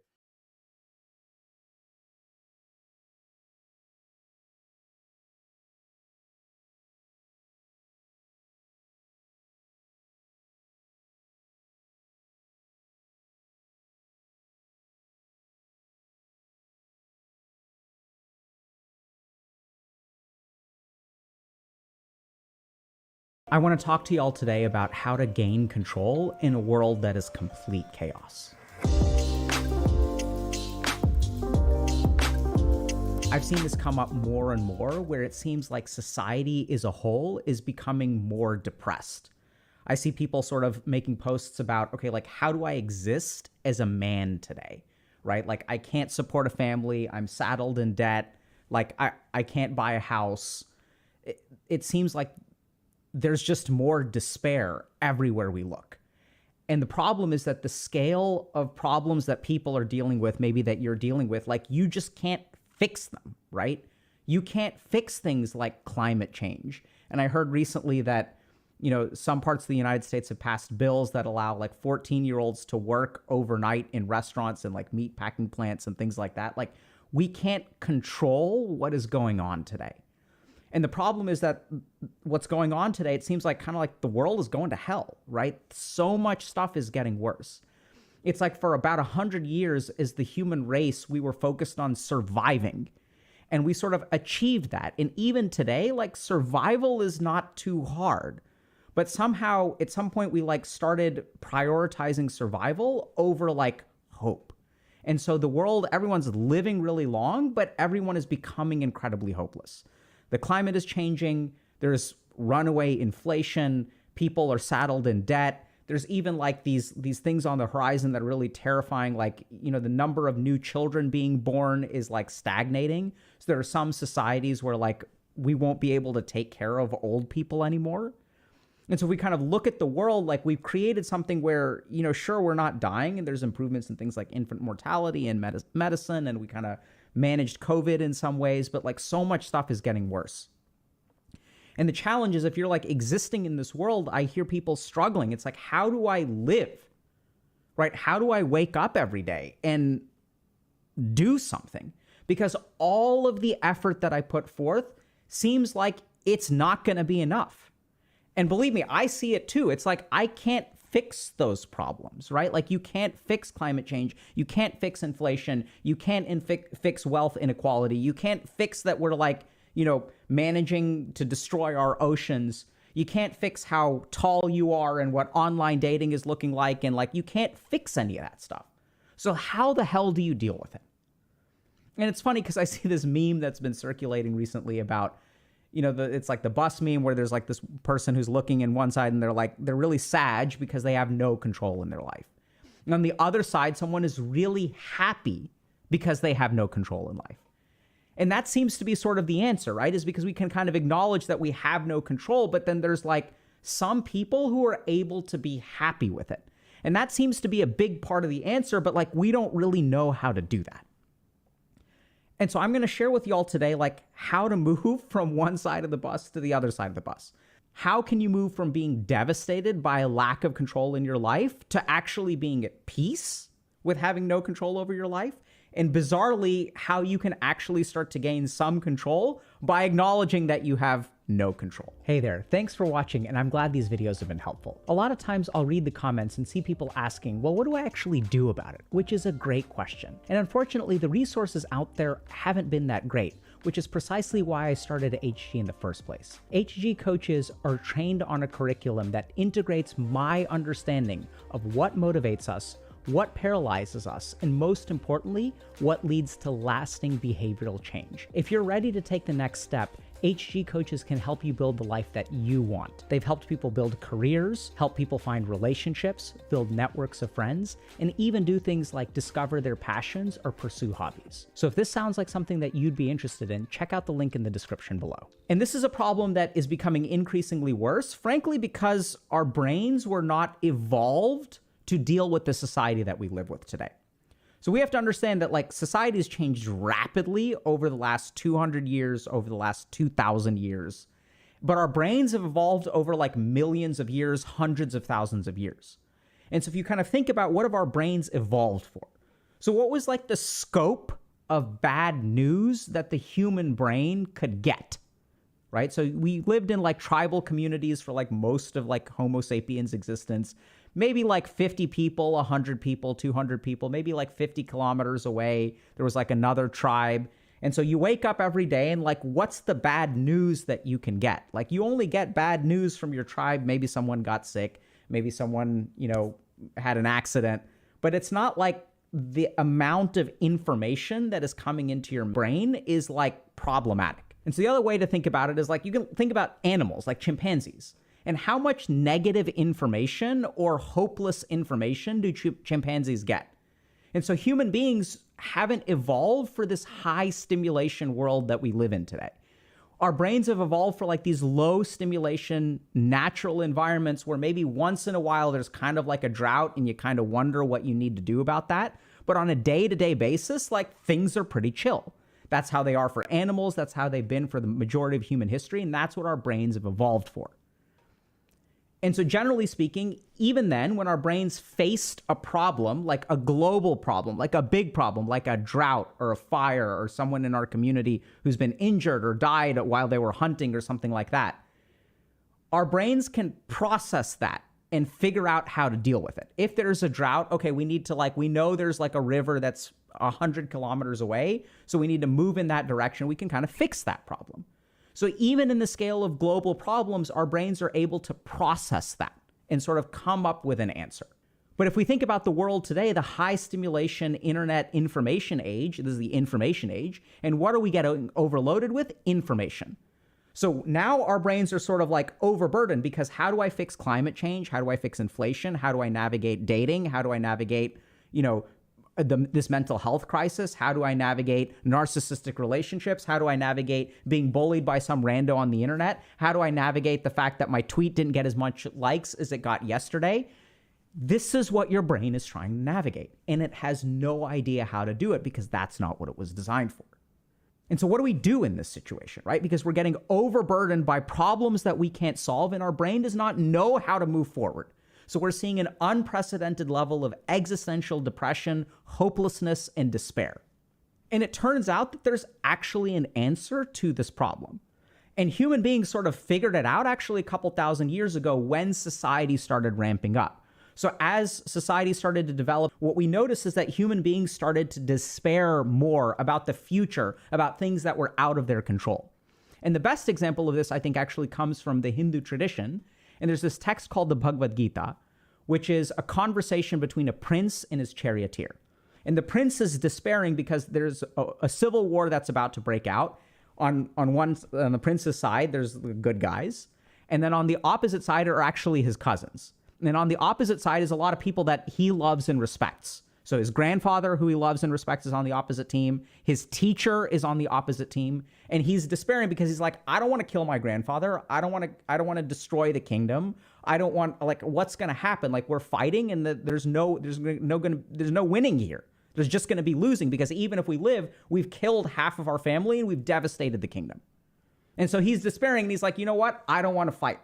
I'm done. I can't fix this problem. So his charioteer, who's Krishna, turns to him. He's kind of believed to be divine or whatever. Why is he divine? Because he figured this out, right? So he shares with Arjun, the prince, one piece of wisdom. And the whole conversation is central around this kind of one piece of wisdom, and what he tells Arjun is that as a human being, you are not entitled to the fruits of your actions. All you are entitled to is the actions themselves. So it sounds kind of bizarre, but what he tells Arjun is that you can't really control whether the kingdom is ruptured, whether if you go into battle against your grandfather, you can't control whether your grandfather dies or not. Maybe you could die. You can't control whether you're going to die. You can't control whether your grandfather's going to die. You can act, right? But even if you go into combat, sometimes you lose. And so what he tells Arjun is that fundamentally, you do not control anything outside of you. You can't control whether you win the war or lose the war. You can't control whether you live or die. You can plant a seed every single day for the rest of your life, and none of them may turn into plants. All you can control as a human being is your actions.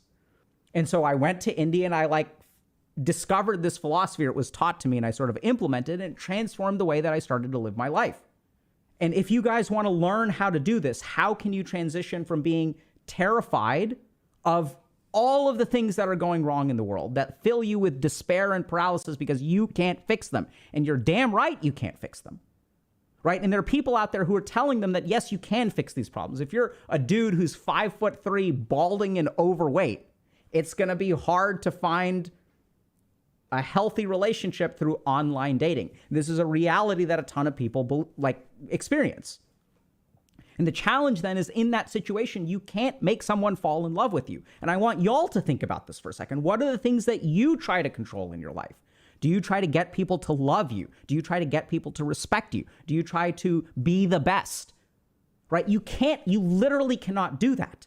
It's impossible. You cannot control someone else's thoughts. And the more that you realize that, the better off you're going to be. And so where does this journey start? So I'm going to teach y'all really simple meditation technique, okay? Simplest meditation technique that I've ever taught. So I want you to take your hands and I want you to put them in front of you. And then I want you to make fists. And then I want you to close your eyes and clench your fists. And then your hands are kind of touching in front of you. And now I want you to kind of move them out and clench your upper body. And feel the tension. And now come back towards the center gently. Keep your eyes closed and just feel your body. And now take a deep breath in and out and relax. Let your arms come back to your sides. Keep your eyes closed. And I want you to feel who you are in this second. Feel your body, notice your mind. And notice right now in this moment, what can you actually control? If you really pay attention, you're going to recognize, and you can open your eyes now, like this is it. This is everything you can control. You cannot control anything outside of this. I'm trying to film something right now, but I can't control whether the hard drive records it. I can't control whether the camera messes up. I can't control whether the power goes out. I cannot make this video. Do you all get that? All I can do is show up, click a button, turn everything on, and try to shoot it. Whether it actually gets made or not is completely out of my control. There are thousands of things that can happen that I have no control over.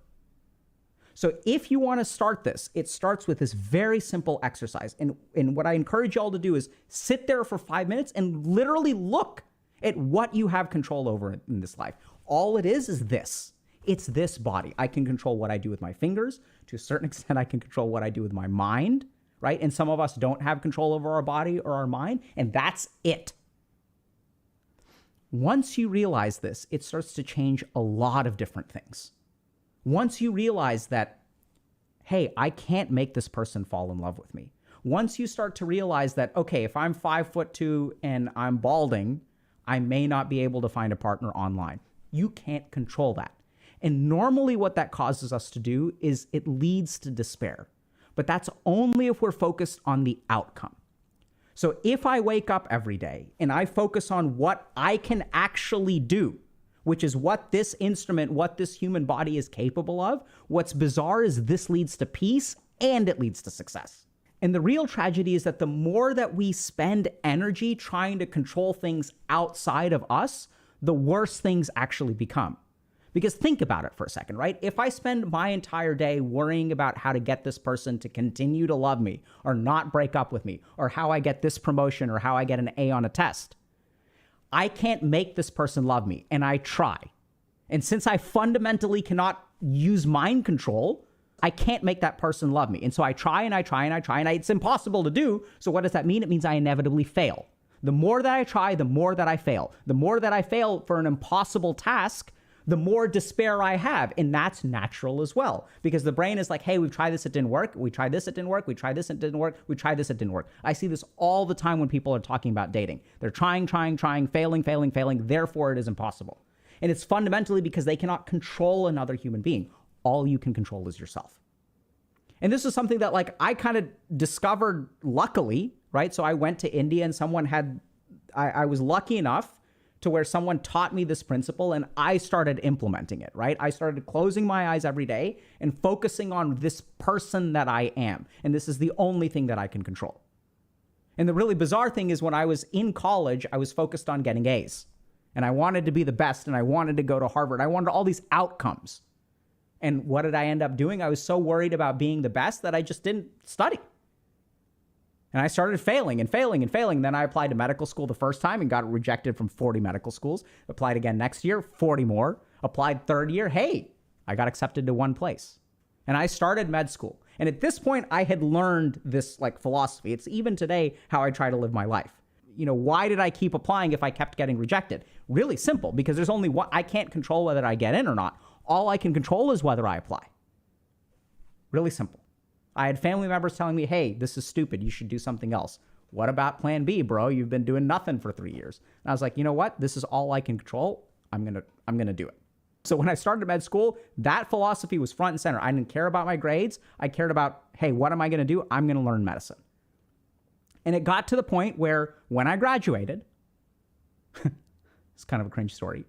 I didn't even go to my graduation ceremony. There was like an award ceremony because in my mind, I had not even considered there's no way I'm going to win an award, right? Because like I'm this degenerate who's like failed a bunch of classes. I'm not even looking at my grades. I'm just focused on learning the material. Turns out I won 2 awards and didn't even show up. It never crossed my mind. And even today, I'm not saying this is like, I'm not trying to flex on y'all. I'm just sort of saying that if you sort of think about it, right? Think about how much energy you waste thinking about, despairing about things that are outside of your control. And I've been there. I've been so terrified of not graduating from failing a class that I can't even study. I've been so terrified of being alone that anytime I talk to someone, I'm thinking about, oh my God, this person is going to discover that I'm a loser and that I've never been on a date before, or that my dates have been catastrophic and I'm trying to go out on dates on people, but I can't even ask them out because I can't get rejected. So like we go on these dates where I think it's a date and they don't think it's a date because I don't have the balls to ask them out. This is the crap that goes on in my head.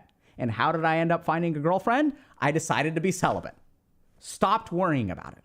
Focused on what I can actually control. And that's the friggin' irony, right? And there's science to back this stuff up. That if you want to attain a flow state, you can't be focused on the outcome. You have to be focused on the action. And so it starts with this. Close your eyes for a moment and just recognize what you are. This is it, buddy. This is all you can control. Anything that you can feel, you can control. And think about all the people that you're worried about. You don't want this person to do this. You don't want this person to do this. I've worked with people who've been traumatized and they're like, oh my God, like, you know, it's terrible, right? Because you can't control someone if you're in an abusive situation. You don't necessarily have the freedom to get out of it. And other people can give you advice, just leave. You can't do that. All you can control is in here. And the real tragedy is even in here is a struggle. Literally, the purpose of HG and why we started doing this is to help you win the war in here. We're not out there telling you to go fix climate change. We're not out there telling you to go fix the economy. We're not worried about any of that crap because all of that stuff, even if you think about the philosophy of what we're doing here, we don't solve the world's problems because we can't. I cannot save this mental health crisis. I can't fix climate change. I can't do any of it. And yet I wake up every day and I'm pretty excited about life. I'm grateful for life. I sometimes get these terrifying thoughts of the world that my children will inherit. Can't control that. But what can I do? I can try to help. I can show up. I can make this video. I can teach you this principle. I can give you one exercise to get started. And the rest, honestly, is up to you because I can't fix you. Right? I may be as brilliant or whatever, trained here, whatever, like studied in India. I cannot fix you. All I can do is share this with you. The rest of it is entirely in your ball court.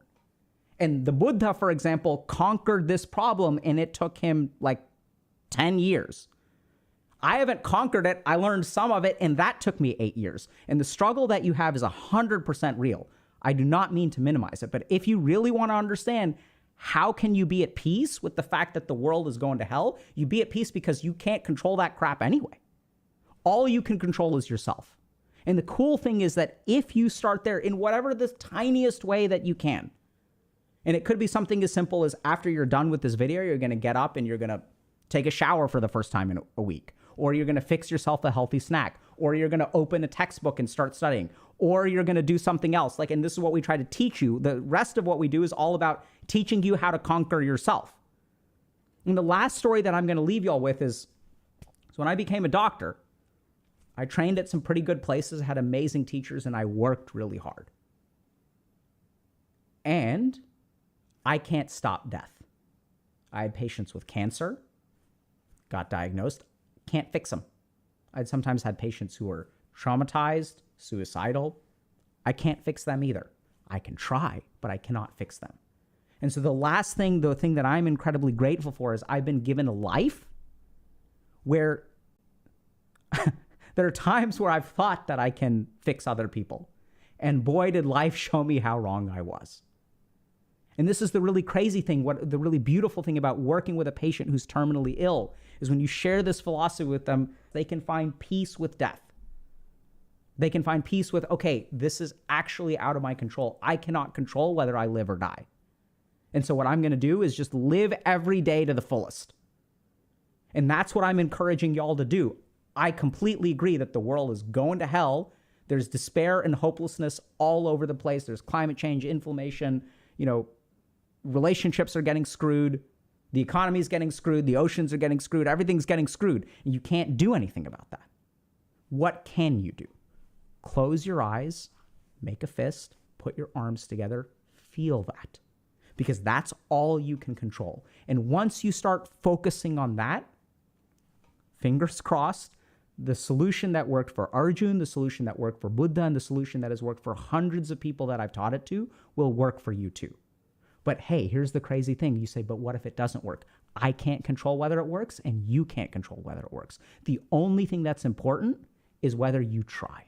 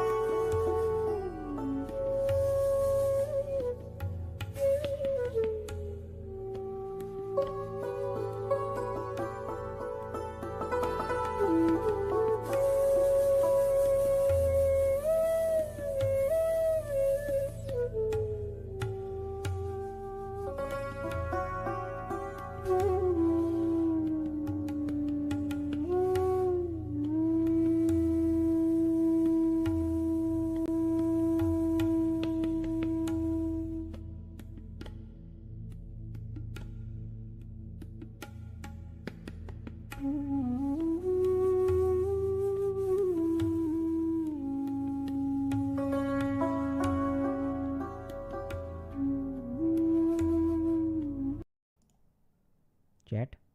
Oh. Does that work? Say something? Nope. Chat box is busted. Okay. Hold on. Wait a minute.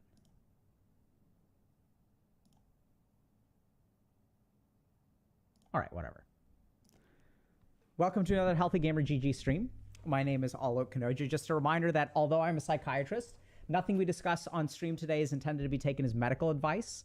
Everything is for educational or entertainment purposes only. And so I know that we oftentimes stream on Twitch. Today we're streaming on YouTube because we've done a couple of different weed streams on Twitch. And today we figured we'd talk to y'all over at YouTube. So hope y'all are doing well. Welcome everybody. We've got like tons of questions. So how y'all doing today? Y'all doing good? It's fully legal and yeah, we're live streaming today. So we're going to talk to your questions about about weed. So we've got some questions that people have like tweeted at us, some really common questions that people have. So we're going to take a look at some of those. But if y'all have questions and stuff, feel free to ask them. Do I need to smoke to watch this? Probably not. That's a good question. Good question. And someone saying I'm high right now, I'm not surprised. Some people use marijuana. That is correct. Y'all are correct.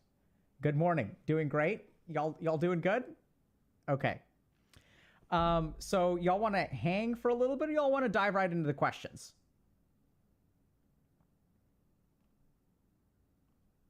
What do y'all think? let me see. Are you Dr. Kush? I don't think so. But, you know, someone did recently. This is kind of funny. Someone sent me a link when they found out that I was streaming about weed. Apparently, there is a Dr. K stream of weed. There's a stream of there's a strain of weed called Dr. K. It's called Dr. K OG, and it has nothing to do with us. But apparently, the K in Dr. K OG stands for Dr. Kevorkian. And I was just really surprised because I was like, wait, what is this? Is someone branding a weed product for us? Hang on for like, okay. While you guys are saying hang on, I'm going to see something real quick. Does this Twitch chat come up? I mean, sorry, the YouTube chat? Okay, it looks like it doesn't come up. Okay. Let me see how I can get, okay, we're going to troubleshoot for a second, chat.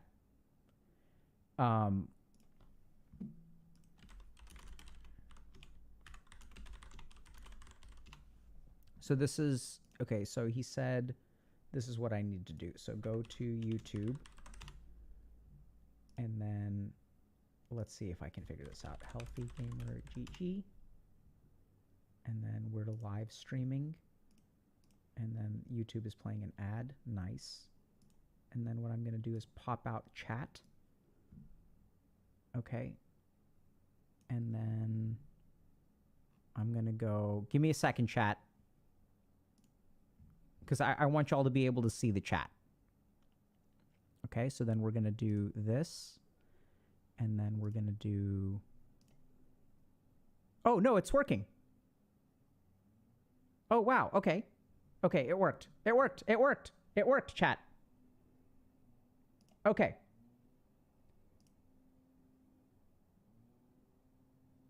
Let me see if... Does this one work? Okay. It sort of works.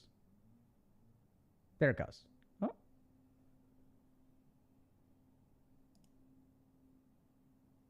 Okay. What is this one? Okay. So let's just... Okay. All right. So sorry about that, chat. Let's get started. So let's dive in. I am working on this. Let's just start at the top, chat. Okay? So, why do people say weed isn't addictive? Even when someone... Oh, hold on. Y'all can't see this. Boomer. Okay. Why do people say weed isn't addictive, even when someone has an obvious dependency? Not asking to instigate if it comes off that way. I've witnessed weed dependency, and I have a pretty bad reaction to weed myself, but I know it's pretty helpful to others. I don't think it's a cure-all, though, and I've just seen a lot of people say something like X months sober and it's weed, and it seems to rub some smokers the wrong way. Is it a science thing or maybe an issue of wording? So let's understand something about weed dependency, okay? And can you get addicted or not? So in order to understand why there's confusion here, we have to start with two concepts of addiction. So the first concept of addiction that we're talking about is something called physiologic tolerance and dependence.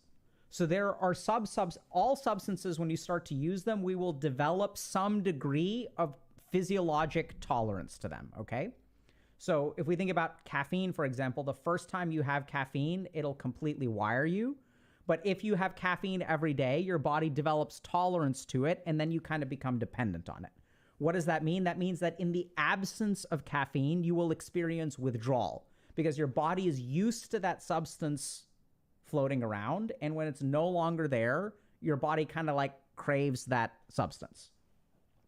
So in some cases, this physiologic dependence can be like very profound and very damaging. So in the case of alcohol use dependence or benzodiazepine, which are these drugs like lorazepam or Valium, Xanax, diazepam, things like that. This tolerance that we can develop can be so profound that in the absence of the substance, it can actually induce seizures. So what tends to happen is that once we use a lot of substance, like we're getting a high signal So what our brain kind of does is turns down the volume on that signal. And then in the absence of that, there's sort of like a withdrawal experience that you have. So what tends to happen with weed is that we don't see a whole lot of physiologic tolerance, but you can develop some physiologic tolerance. So generally speaking, withdrawal from weed is not as severe as, let's say, opioids or alcohol. And since the withdrawal is not as severe, it is sometimes actually completely absent in some people, people will say you can't get addicted to weed because they're talking about the physiological tolerance. There is evidence, by the way, that there's some physiologic tolerance, that people who chronically use weed, in the absence of weed, will develop things like irritability and anxiety and stuff like that. In the worst case scenarios I've seen, you can even get something called cyclic vomiting syndrome, which I tend to see almost exclusively with heavy marijuana users. So, but a lot of people don't experience a whole lot of physiologic tolerance, and it's generally speaking not life-threatening. So that's why people say you can't get addicted. I absolutely believe that people can get addicted to weed even without the physiologic tolerance, because there's also a psychological dependence. So what this sort of means is some people who use weed use it because it allows them to function, right? So if I can't go to a party without being high because I have such bad social anxiety. I have difficulty falling asleep without weed. I need weed to relax. I need weed to have fun. It's hard for me to enjoy myself in the absence of weed. And so when we see a lot of heavy usage, or we'll get to what heavy is, but when we see a lot of usage, what we tend to see is that there are some people who almost require weed to be able to engage in life in a sort of like normal or even enjoyable way. So there's absolutely that psychological dependence. And when we talk about addiction, what is sort of the threshold of addiction? Generally speaking, if the substance impairs your function and you cannot stop, that's what constitutes addiction. So if marijuana is negatively impacting my relationships, if it's negatively impacting my physical health, my mental health, my ability to do school, if it's negatively impacting like professional things, and despite the fact that it's negatively impacting me, if you are not able to stop, and this is where we got to be a little bit tricky, right? Because you may be able to tell yourself that you are able to stop, but if you don't actually stop and it's causing damage to your life, then that sort of qualifies as an addiction.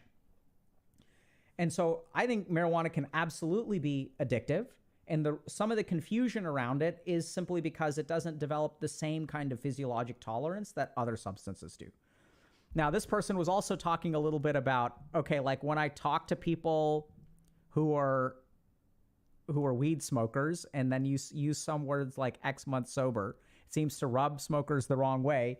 Yeah, I mean, sometimes you run into all kinds of psychological defense mechanisms like denial and like, you know, all kinds of other stuff. Like they get rubbed the wrong way because if you're sober, it implies they're not sober. It implies they have a problem. They know they have a problem, but they're trying really hard to be in denial. So if anyone says something that sort of challenges that denial, they'll push back against you really hard, right? And so if you kind of think about it, like, why is it so important for some people who use weed to convince you that it's not a problem? And this is where, you know, I quote the famous bard Shakespeare, "Me doth think he or she protesteth too much." And so oftentimes in psychiatry, when we see that, when I kind of see that someone's like trying really hard to convince the world that it's not addictive, that speaks more to their psychology and potentially even their dependence than otherwise. Now, it doesn't mean that there aren't, you know, people out there who are making good arguments, which we'll get to later on, about, you know, why marijuana maybe should be legal or can be used medicinally and things like that, but just something to consider, okay? Okay. Weed is a gateway drug. So I saw most posts saying that weed isn't a gateway drug, alcohol is, and so forth, as if weed is this like holy thing sent by God, blah, blah, blah.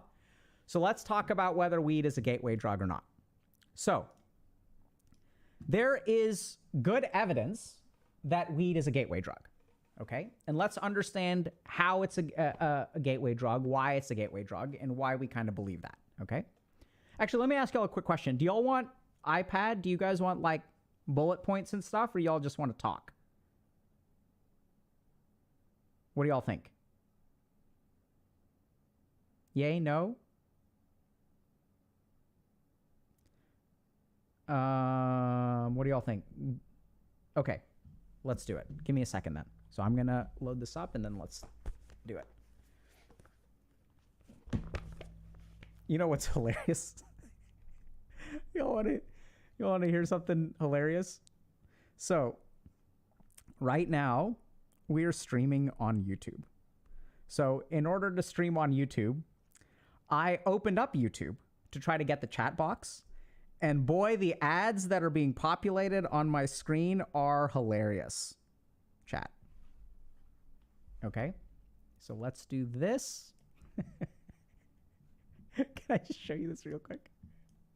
So I don't even know what this ad is for, but this is too funny.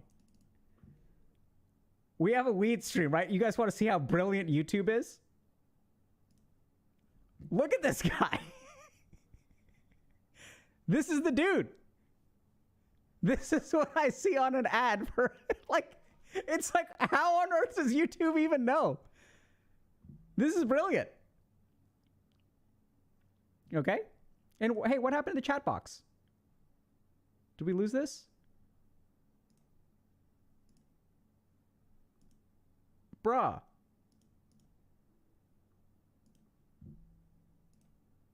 Oh, there it is. Okay, y'all see it now? Okay. Okay, so let's do this. Oh. Fail, chat, fail. Okay, so weed is a gateway drug. So a lot of people will wonder, is weed a gateway drug? Yay or nay? So let's understand this, okay? So in my opinion, weed is absolutely a gateway drug. So how do we know this? I base this on 3 things. The first, ooh, blue, okay, let's stick with it, is there are things called epidemiologic studies. So an epidemiologic study is when we just look at populations and we survey them. So if we take 2 groups of people, here's group number 1, here's group number 2, and group number 1 is smoking a joint. Okay, they're smoking a joint. And then what happens is if we go 3 years in the future, what is the likelihood that these people will use more drugs? It's higher, okay? Whereas these people use less drugs. So if you look at like populations, there's population studies. So if you take like, let's say 4,000 people who use pot, 3 years later, are they more likely to use additional drugs, harder drugs than people who don't smoke pot? The answer is yes, okay? So on the global population level, it appears that marijuana usage is associated with increased drug use later in life, okay? By the way, the percentage of people who use marijuana in the last 12 months is about 18%, okay? But the thing about an epidemiologic study is that an epidemiologic study is not causative. So there could be something like, there's a counter argument to this, which is that, okay, if someone is using pot in the first place, maybe they have a home life that is more traumatic. Maybe they have a pre-existing anxiety disorder. Maybe there's something going on in their life that is leading to the pot usage that independently leads to more drug usage, right? So if I have bad anxiety, maybe I drink and I smoke pot. But it turns out that we have actually some evidence that marijuana usage has a causative factor for additional drugs. And there are 2 major mechanisms. The first is when we use marijuana in adolescence, especially, it alters our brain chemistry around dopamine. And so what it actually does is it makes our brain more sensitive to, or it predisposes our brain to be more vulnerable to the addictive effects of additional drugs, okay? And some of this also has genetic components to it, okay, depending on what kind of genes you've got.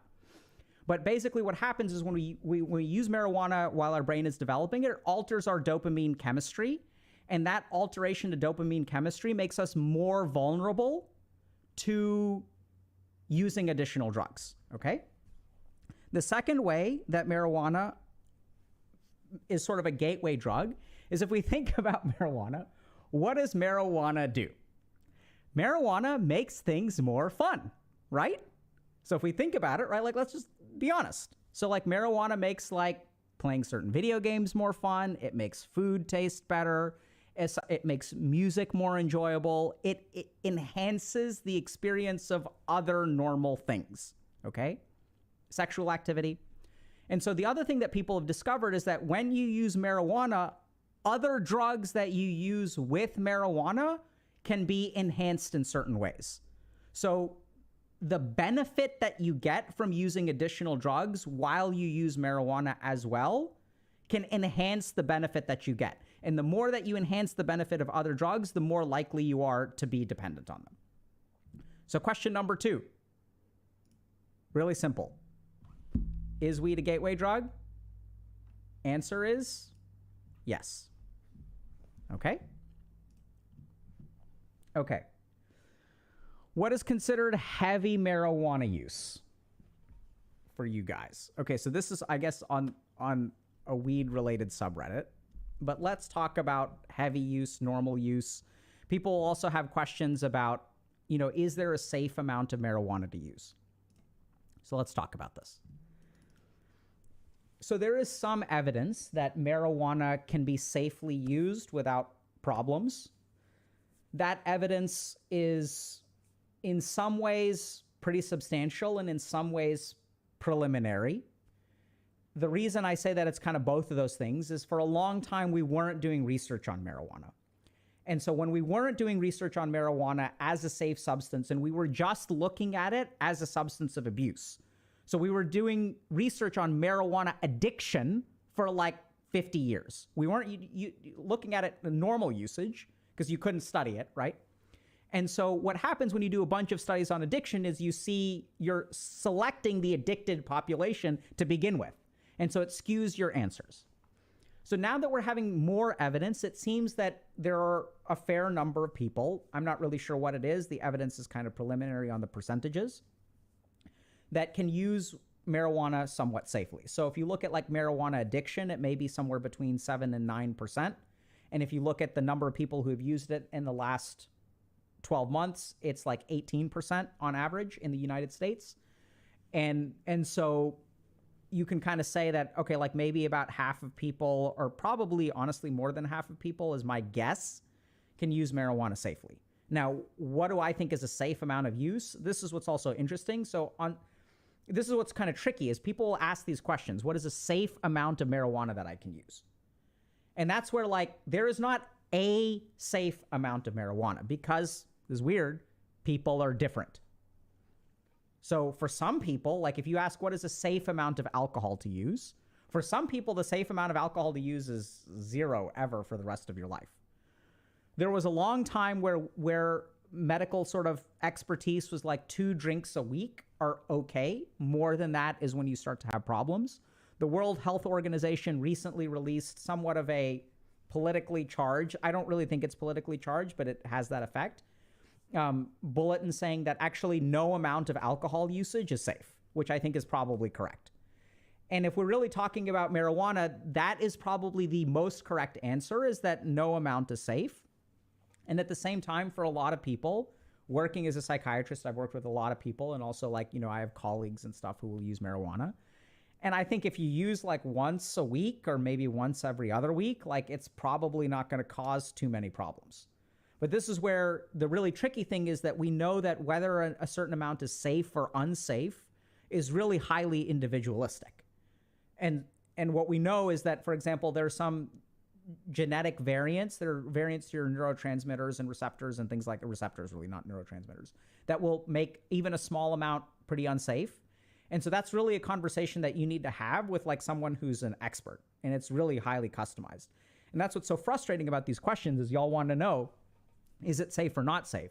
And this is why I'm sort of saying to y'all, even though it may upset you, it depends. And why am I saying it depends? Because half of y'all watching out there are looking for me to say it's safe. Half of y'all out there may be dependent on marijuana. And if Dr. K says it's safe, hey, that's the green light. That's what your denial needs. Hey, Dr. K said it was safe. See, I knew it was safe. I'm using it every day. And it's okay, right? I'm different. So I would say that if you're using marijuana on a daily basis, that is almost certainly problematic. Almost certainly is my guess. And so if you're looking for me to for license to use, I'm not going to give it to y'all. I hate to say it. Okay. And at the same time, like as we get more and more data, I'm guessing that we'll discover that once weekly usage or once every other week is probably going to be safe, is my guess. Okay. All right. Let's keep going. Right. And the other thing to think about is like when we see posts like this, what is considered heavy marijuana usage for you guys?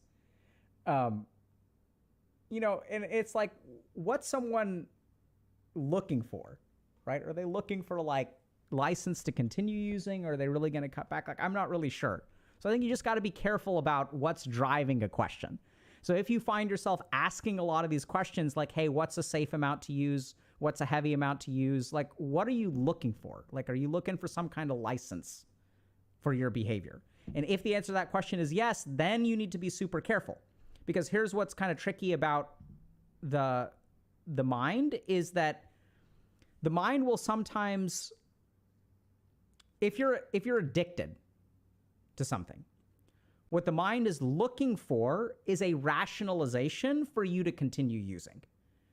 And so it's kind of interesting because why are you asking this question as opposed to a different kind of question, right? And I'm not saying that the question can't be a good question, but you've got to be super careful about the addictive mind because sometimes it'll shape the questions that you ask and it's sort of creating like a rigged system.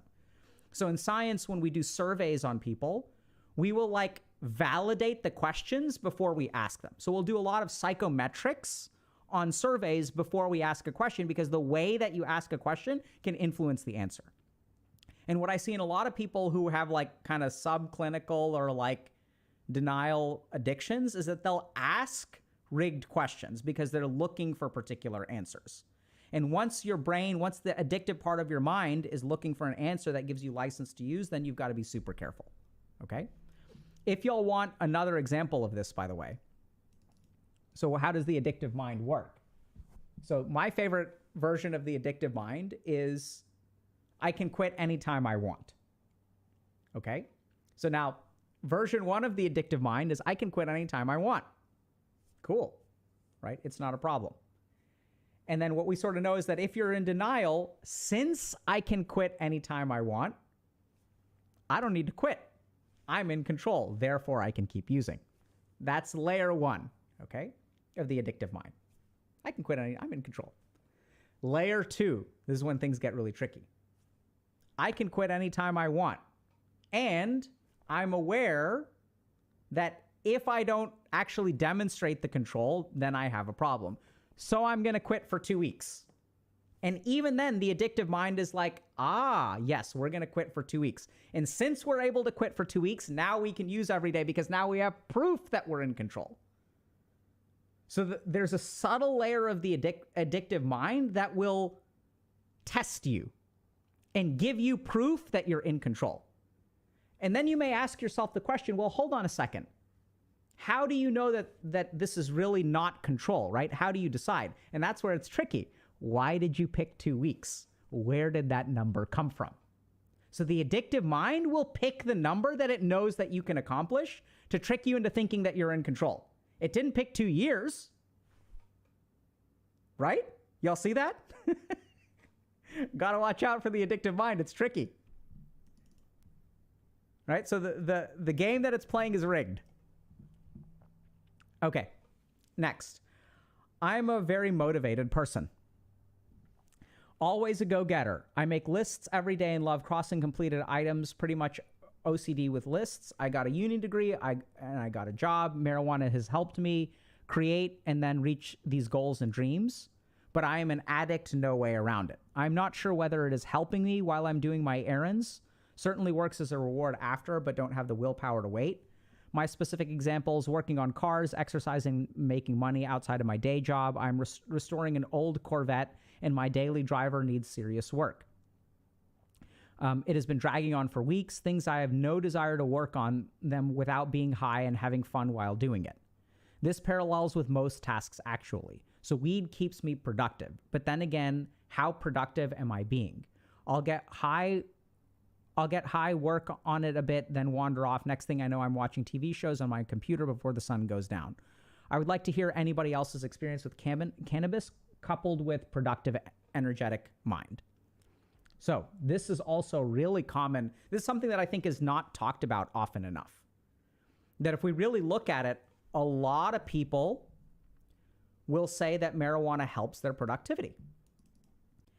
And I agree that people have the perception that it helps their productivity and that it does, in a lot of ways, help their productivity. So let's understand how marijuana can help productivity.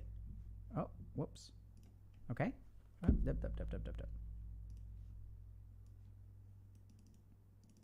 Okay, so a lot of people will say marijuana actually helps my productivity. And I agree. So let's take a look at how marijuana can help productivity and why it's a problem. So the first thing is this person acknowledged that they're addicted, but it kind of helps them, so they're sort of stuck. And this is the first problem with marijuana, is that it makes things easier with weed, which in turn means that without weed, it's harder. So anytime the mind is faced with these two decisions, it's always going to pick the easy path, right? Like when there's an easy way to do things and a hard way to do things, like our brain is going to choose the easier one. And so then what happens is we're sort of addicted to easiness. Now, how can marijuana make us more productive? There are a couple of things to consider. The first is that sometimes we have something for which marijuana has a therapeutic benefit. So let's say someone has anxiety or chronic pain. And if I have anxiety or chronic pain, or I have insomnia, we're going to talk about weed and sleep later, these things will result in a decrease in productivity. So if I have weed and I actually reduce these things, inhibit these things, what that sort of means is that I inhibit my loss of productivity and then I ended up being more productive, right? So if I've got chronic pain and it's hard for me to focus on work and I get high and it reduces my chronic pain, that makes it easier for me to work. And let's be honest, this is what medicine does, right? This is the point of medicine. The point of medicine is, hey, if you've got anxiety, we can give you anti-anxiety medication so that you can function normally and you can get a net benefit to your function. Y'all get that? So this is where some people can experience that marijuana can help them with their productivity. The third thing that can sometimes make marijuana help with productivity is that a lot of the things that are productive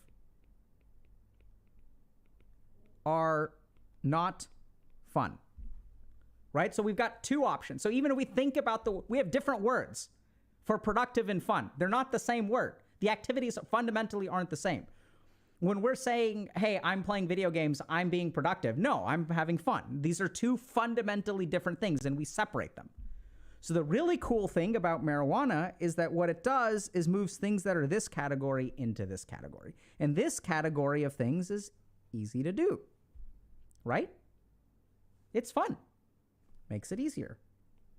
So what we tend to find is that marijuana makes certain activities more enjoyable. And when marijuana makes activities more enjoyable, like stuff that's boring then can kind of become more fun. So if marijuana makes you more productive, I can see a lot of reasons why it would do that. I still think it's a huge problem. And why is that? It's because even though this kind of makes things good in the short term, so if we kind of look at our productivity, okay? So let's say this is kind of baseline. So some of us are operating kind of down here. Let's say I have anxiety. So my productivity is problematic. And if I look at what weed does, weed will elevate it to maybe over here. Okay? But then the problem is if we look at someone who starts over here, what's going to happen if they smoke marijuana? It's going to bring them down here. So the problem with using weed for productivity is that you will never go above this line. That's the problem. And if you look at other treatments for anxiety, so let's say that I use psychotherapy or cognitive behavioral therapy, or I do sleep training or whatever for insomnia. Insomnia is a huge one, by the way, because if you don't get a good night's sleep, it's really hard to work, right? So if you use alternatives, you can get up here. So when people say that it helps their productivity, I think this is the effect that weed will have on productivity.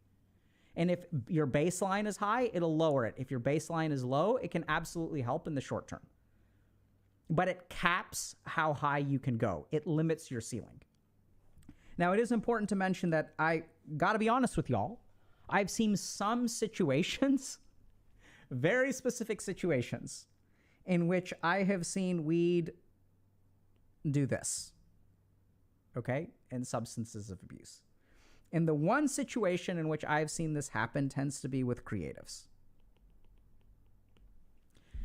And I wish I could say that some amount of meditation, yogic training, learning how to live your life, etc., will help you get here without weed. And I do think that all of those things, when I work with creatives, that's what we try to do. But just to be completely honest with y'all, based on the experiences of these people, they have told me in no uncertain terms, even after periods of sobriety and meditating and doing yoga and doing diet and all this kind of stuff, doing psychotherapy with me for like 2 years, they will still tell me that sometimes when they use marijuana, they will get some degree of creativity or inspiration that they haven't been able to achieve elsewhere. And the interesting thing, if you really talk to them about it, is it's not linear. So meditation will help them in one way and weed will help them in a different way. There's sort of like this divergent quality to the kinds of benefits that you get from each. And that's just to be honest with y'all. I'm not recommending that you use it, and I would say that those are in the minority of people. And I would also say that sobriety overall and fixing these other problems like anxiety and chronic pain and insomnia in healthier non-weed dependent ways will end up getting you higher overall. Okay? Questions? Let's see. Is chat frozen?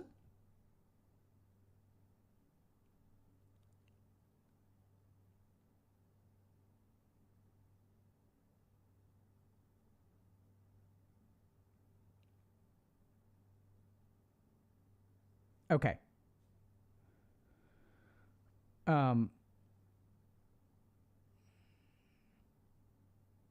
Yeah, so when we talk about CBD, so let's talk about CBD for a second.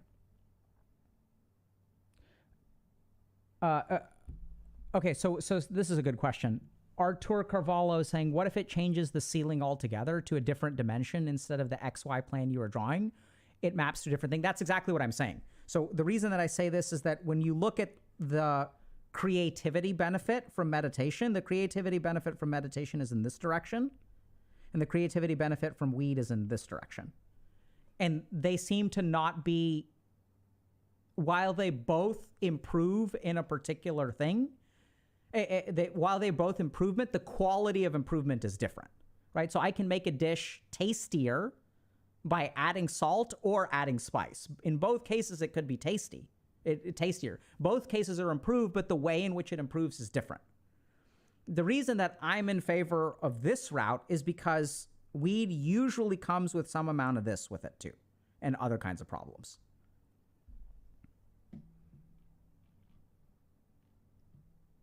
Okay?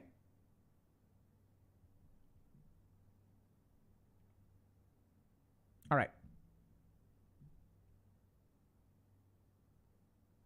Okay, so if you guys want to talk about gray matter development, that's coming. I see there's a question about what about gray matter development? Let's do it. Okay. So marijuana and productivity. Fellow ADHDers who use weed for concentration. Hey y'all, my issues with weed are numerous, but one I'm really having trouble with is that I have ADHD and it truly helps me concentrate. If I get buzzed and I can activate hyperfocus do all sorts of difficult tasks, but then I have trouble controlling it and get super stoned and the exact opposite. Not sure what I'm really looking for here in these responses. Maybe someone to tell me I'm not the only one.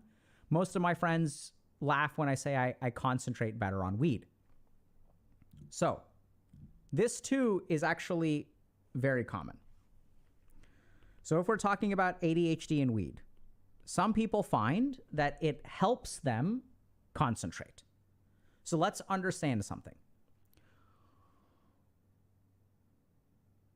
So ADHD tends to be a hyperactive mind. So the first thing that's kind of confusing is that when we have a hyperactive mind and we add a stimulant, how does a stimulant, because the mind is already fast, right? You're thinking 1,000 different thoughts and you're getting distracted very easily. How does a stimulant slow down your mind? Kind of weird, right? So the part of the brain that stimulants actually stimulate are your frontal lobes, and specifically your inhibitory functions of the frontal lobes. So what you actually stimulate are the brakes. So in your mind, if I have a random thought, my frontal lobes are able to stop that thought. So my frontal lobes are able to pump the brakes and stop that line of thinking so that I can return to what I need to. The problem with ADHD is my ability to slam on the brakes to stop a particular kind of thinking is impaired. So what we actually stimulate is our brakes. It's easier to slow down. So now let's look at something like marijuana. So what does marijuana do? Marijuana slows down our mind, right? So there are two ways. This is what's kind of confusing to people, is how can a stimulant slow down your mind and how can marijuana slow down your mind?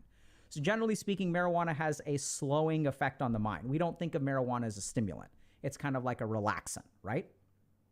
So for some people who have a hyperactive mind, if you add marijuana, it kind of slows them down and it allows them to focus some. Now, there are a couple of problems with this that we kind of see here. And this person is like, sometimes I can activate hyperfocus and do all sorts of tasks, but sometimes I get super stoned and do the exact opposite. And that's the basic problem with drugs, is that which way you kind of go is not going to be the same, right? So sometimes it'll help you and sometimes it'll hurt, because marijuana is going to do other things like make you more distractible in other ways, right? And not all kinds of distractibility are the same. So in marijuana, you can get absorbed into other tasks, right? It's easy to get absorbed into stuff. There's a sense of like time dilation and some of these other experiences that people will describe. And so like that can sometimes work in your favor and sometimes not work in your favor. The other problem with marijuana and ADHD is that people with ADHD will have an altered dopamine circuitry, so they tend to be more impulsive and more vulnerable to addiction. So we see a very, very high comorbidity of ADHD and like abuse of substances. So we have a whole lecture on, there's a lecture on YouTube. We actually have a whole guide, Dr. K's Guide to ADHD and Doing Stuff, which is a guide to teach y'all how to do stuff. Like if you think about the neuroscience of like actually doing stuff, like how does that work? We actually break it apart piece by piece and we'll teach you how to do stuff. We also have certain things there about when you do psychotherapy for someone with ADHD, a lot of it is not like talking about your feelings. A lot of it is like learning organizational and productivity skills. So this is what's really interesting. When you teach certain productivity skills to people with ADHD, even after you finish treatment, for a period of 2 years, they can be essentially asymptomatic from, not asymptomatic, a complete improvement from ADHD. So it can be like equivalent to being on stimulant medication once you start to implement these organizational and productive techniques. The cool thing about these organizational and productive techniques is they're not restricted to people with ADHD. Anyone can use them and increase their organization, output, and productivity. Okay? Questions?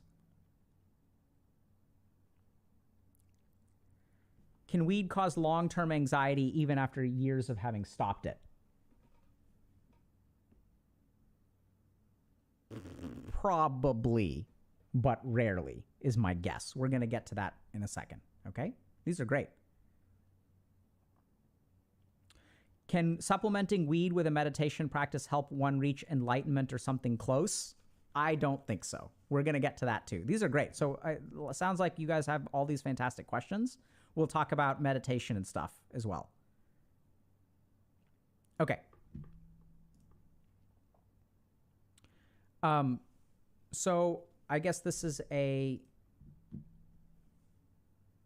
paper.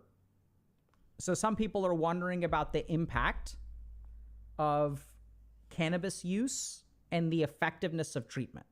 So people will ask questions like, okay, if I'm on weed, and does it interfere with my ability to treat anxiety or depression? And actually the answer, unfortunately, is like, yes. Okay. So let's understand this. How does weed interfere with treatment? So this is really interesting.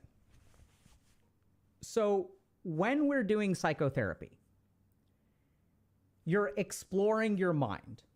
You're forming new neuronal connections. You're reinterpreting particular things. You're processing emotions. You're changing your sense of self. You're even changing your behaviors. You're learning all kinds of new stuff in psychotherapy. So if we think about what marijuana does, marijuana can make it hard to improve in psychotherapy because marijuana impairs the function of the mind. So what I tend to do, so when I teach my patients meditation, why do I combine the meditation with psychotherapy? I combine the meditation with the psychotherapy in a very targeted and focused way. So from a meditative standpoint, I try to observe, okay, what are the problems in this person's mind? How can I use meditation to strengthen those aspects of mind? And once their mind is strong, the yield that they get out of psychotherapy is actually improved, right? So the mind that goes into psychotherapy will determine the effectiveness of the psychotherapy. So if I'm like distracted and can't focus and stuff like that, I can't do the work of psychotherapy. But if my mind is clean, focused, if I'm observant, if I'm aware of my internal emotional state, because I've meditated to become aware of my internal emotional state, and my psychotherapist asks me, what are you feeling right now? And I can articulate it right away because I have that high level of awareness, that will improve the impact of psychotherapy. And in the same way, the converse way, if my mind is impaired by marijuana usage, there's data that shows that it impairs the benefit of psychotherapy. Now, from a medication standpoint, there's also pretty good evidence that when we mix substances together, they can interfere with each other. Sometimes they can work in synergistic ways, and sometimes they can work in antagonistic ways. So we know that, for example, two, let's say, sedating medications can work synergistically. But we also know that some medications will decrease the effectiveness of other medications. So it's a really complicated kind of system, right? Where every medication can interfere with every other medication in a unique way. Can be completely neutral, can increase its effectiveness, decrease its effectiveness. What we know about things like SSRIs, which are the first-line agents for things like anxiety disorders, is that marijuana tends to interfere with them. So generally speaking, something that we kind of know in mental health treatment is that the more sober a person is, the more effective treatment is likely to be. That's just what the data shows. Now, there are some situations where we can utilize substances for therapeutic benefit, right? So we know that that's possible. We're seeing a lot of interest in psychedelics, for example, and their therapeutic use in things like PTSD. So there are cases of that. Where sometimes like marijuana does have therapeutic benefits in anxiety disorders. The problem is that it can also engender dependence and even result in rebound anxiety. So you got to be a little bit careful there. I personally would not recommend the use of marijuana if you've got an anxiety disorder. Okay, next. Does cannabis help with chronic pain? I've been told by doctors that there is no evidence to suggest in any way that cannabis can help. Yet I've been told by many with chronic pain that's suffering for years that can help relieving 50% of the pain or more. So does anyone know if it can actually help? Absolutely it can help. I think we've actually got pretty clear data on this. So let me just pull this up. Chronic pain, opioid, marijuana.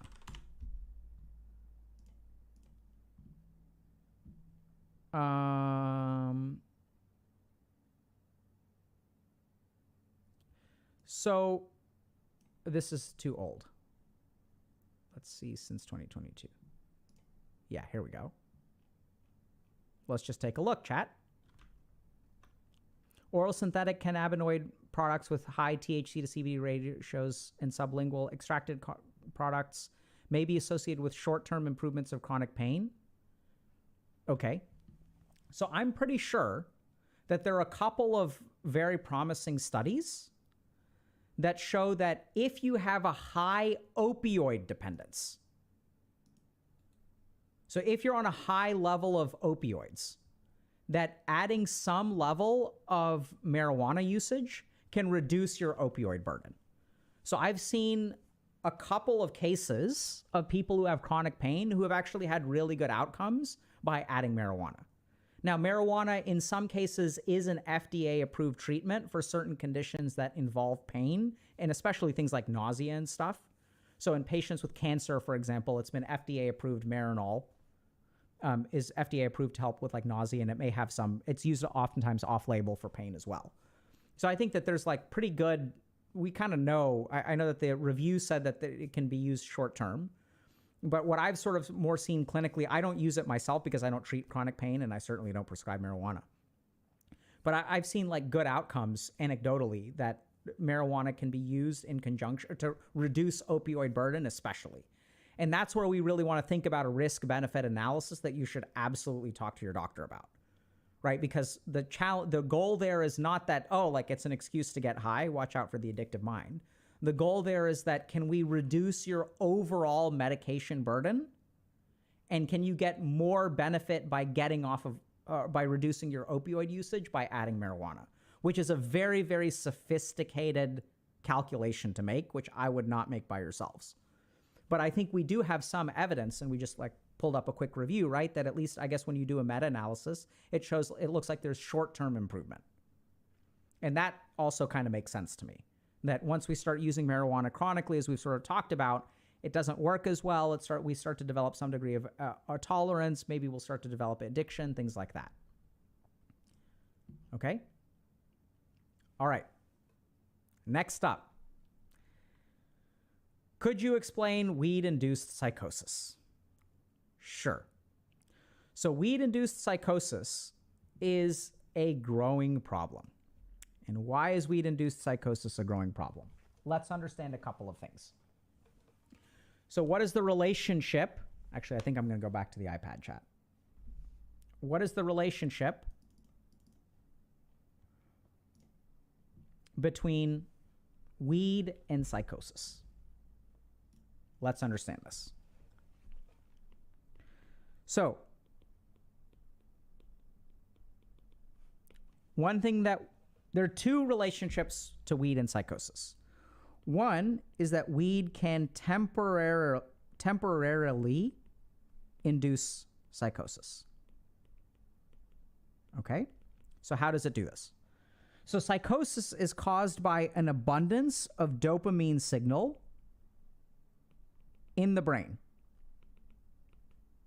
Too much dopamine. Okay? So when my dopamine levels are really high in the brain, it results in psychosis. So if I look at things like cocaine, amphetamines, these are very dopaminergic and so frequently result in psychosis. So like too many nights working in the ED, chat, working with people who are high on coke and are like hallucinating and stuff. Now, why is this becoming an increasing problem? So generally speaking, weed is really interesting. Last time I checked, it's got a bunch of psychoactive compounds. And some psychoactive compounds appear to have an antipsychotic effect. So weed's got different kinds of stuff, right? So it's got THC, it's got CBD, it's got all kinds of other stuff. And some of these may be pro-psychotic,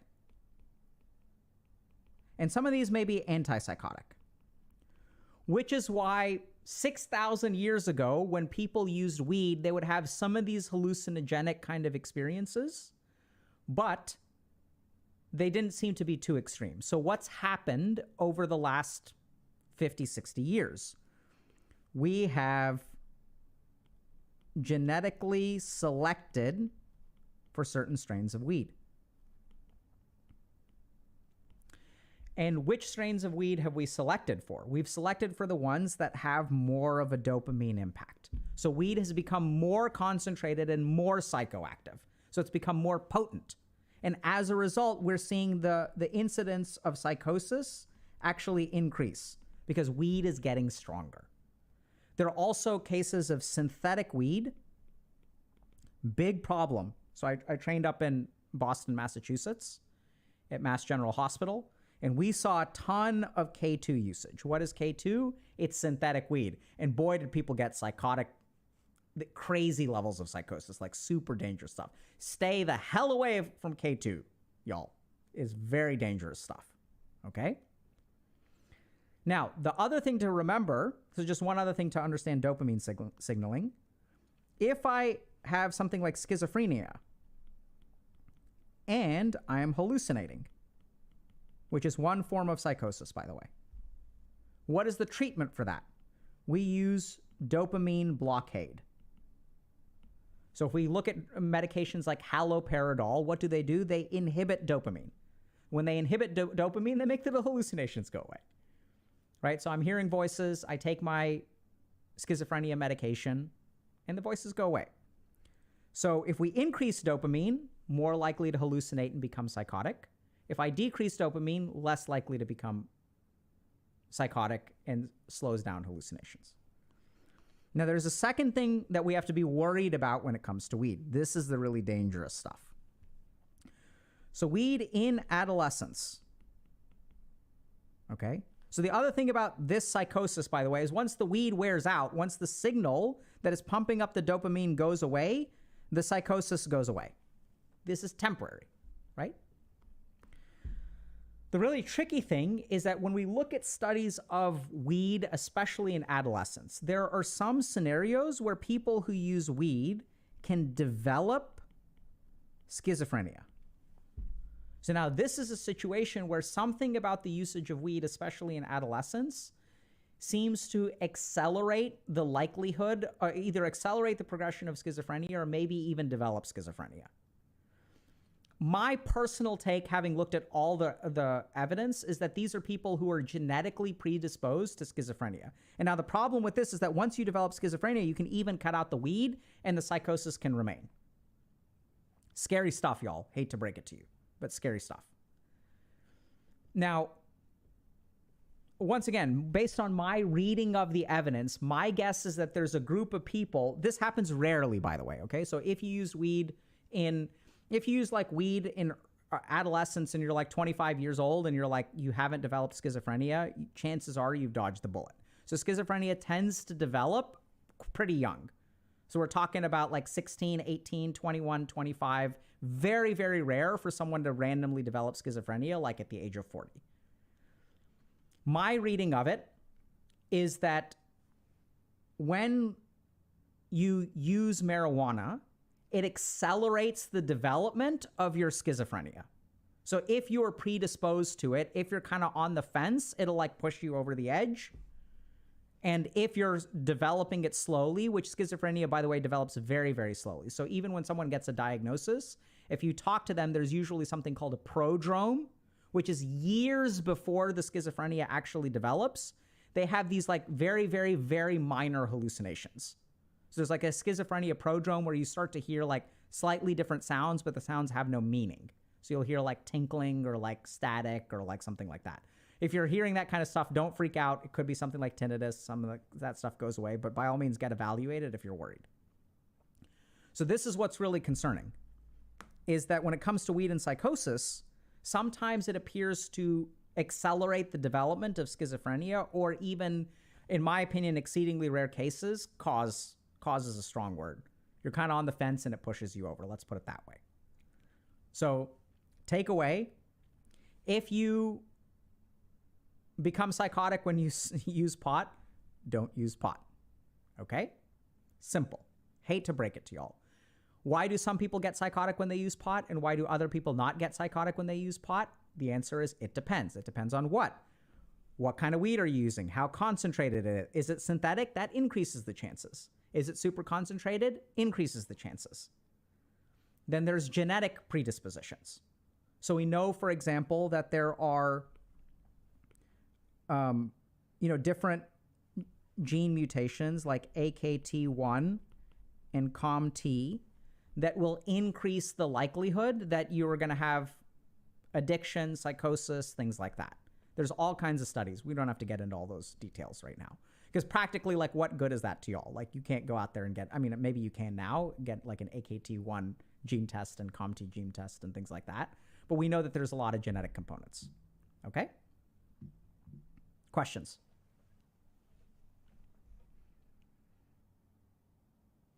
Okay, this is a good question. What does psychosis look like? Great question.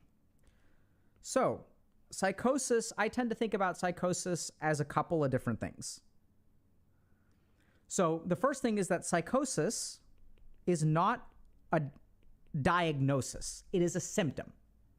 So, it's kind of like fever. Fever is not a diagnosis, it's just a symptom. So the diagnosis could be COVID, could be a bacterial infection, could be multiple myeloma, could be an autoimmune condition. All of those things can lead to fever. And lots of things can lead to psychosis. So psychosis can be caused by, or actually, let's do it this way.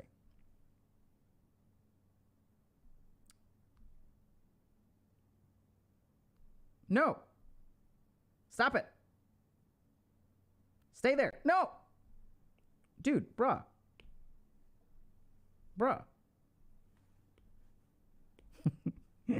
I'm going psychotic, chat.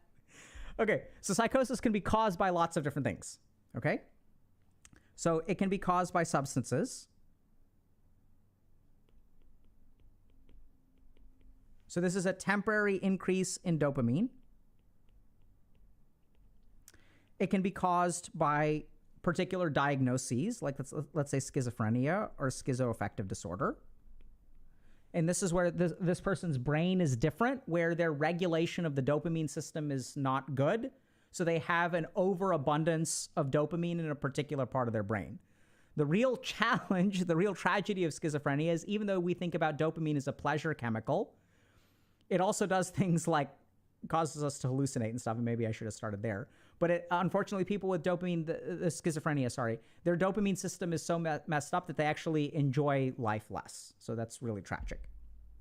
But psychosis can also be caused by other things like trauma, or things like borderline personality disorder, which is associated with trauma. So you can even get periods of acute psychosis that can be induced by stress. So what is psychosis? Paranoia, delusions, hallucinations. Okay? And so when we think about these, what do these share? These are all divorced from reality.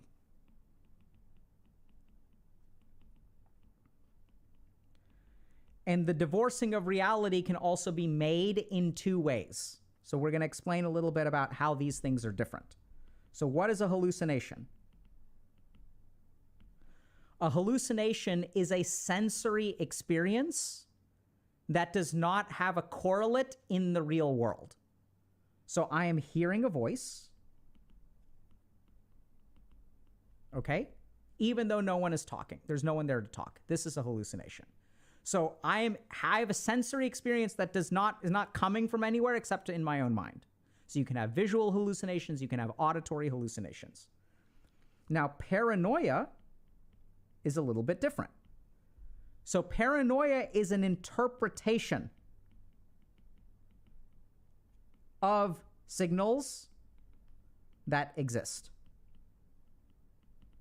Okay? It's an interpretation. And by the way, high levels of dopamine make us more paranoid too.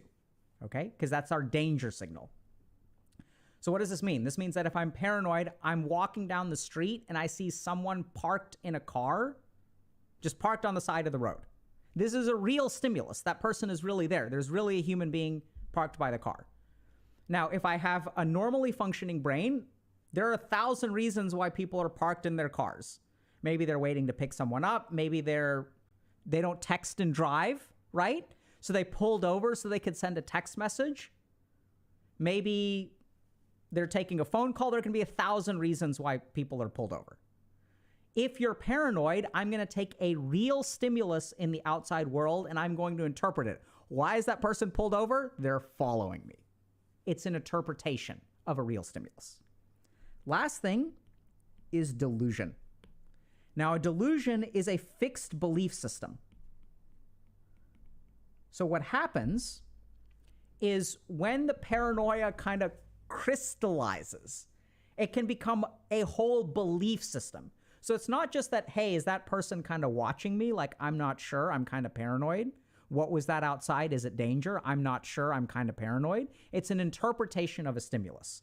And delusion rises to the level of a whole belief system. So now the FBI is following me. The mafia is following me. So when I hear something outside, it's not, is someone out there? It's, oh, crap, that's the FBI. Or every time I see someone parked by the side of the road, it's the FBI. When I'm on the highway and I'm driving my car and I exit and I see someone else go across, all the way across the highway and exit right behind me, holy crap, that person just came all the way across the highway. That's the FBI. It's a whole belief system that I use to kind of interpret things. Okay? So that's what psychosis is. It can be any three of these things. Generally speaking, substances will make us hallucinate or paranoid, but usually don't create substantial beliefs because it's whole belief systems. We see more hallucination and paranoia. Whereas when we're talking about things that are more chronic, like schizophrenia or even delusional disorders, that's when we have delusions. But people with delusional disorders usually don't hallucinate. It's all about an interpretation and a belief system. Does that answer your question? By the way, y'all want to hear something wild? I once had a patient who was literally followed by the FBI for like a decade. Absolutely wild. It does really happen.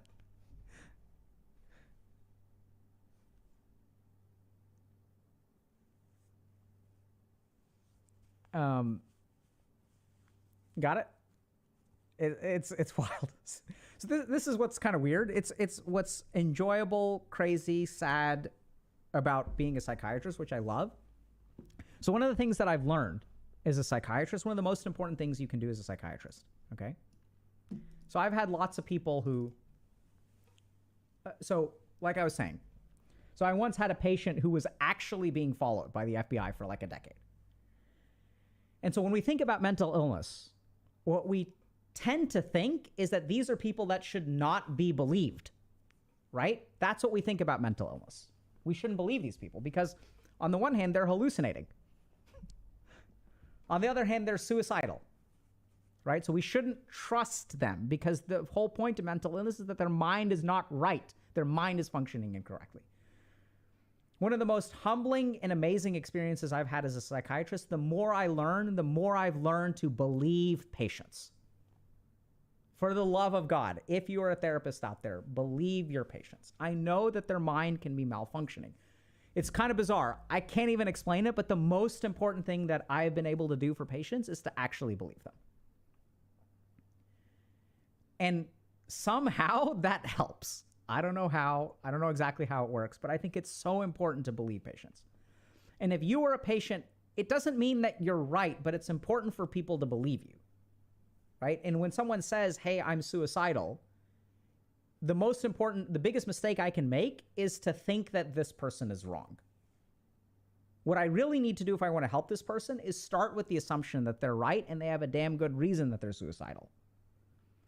Saw a really shocking study the other day, by the way, that up to 60% of men who kill themselves have no evidence of mental illness. So I think one of the biggest tragedies that we're perpetrating right now, potentially, is that when we look at male suicide, we are assuming that this is a pathology of the mind. This person is sick. Instead of understanding that it's possible that half of the men who kill themselves or more don't kill themselves because they're ill. They kill themselves because they're genuinely in a position where death is the only way out. And we do something really dangerous by assuming that it's mental illness.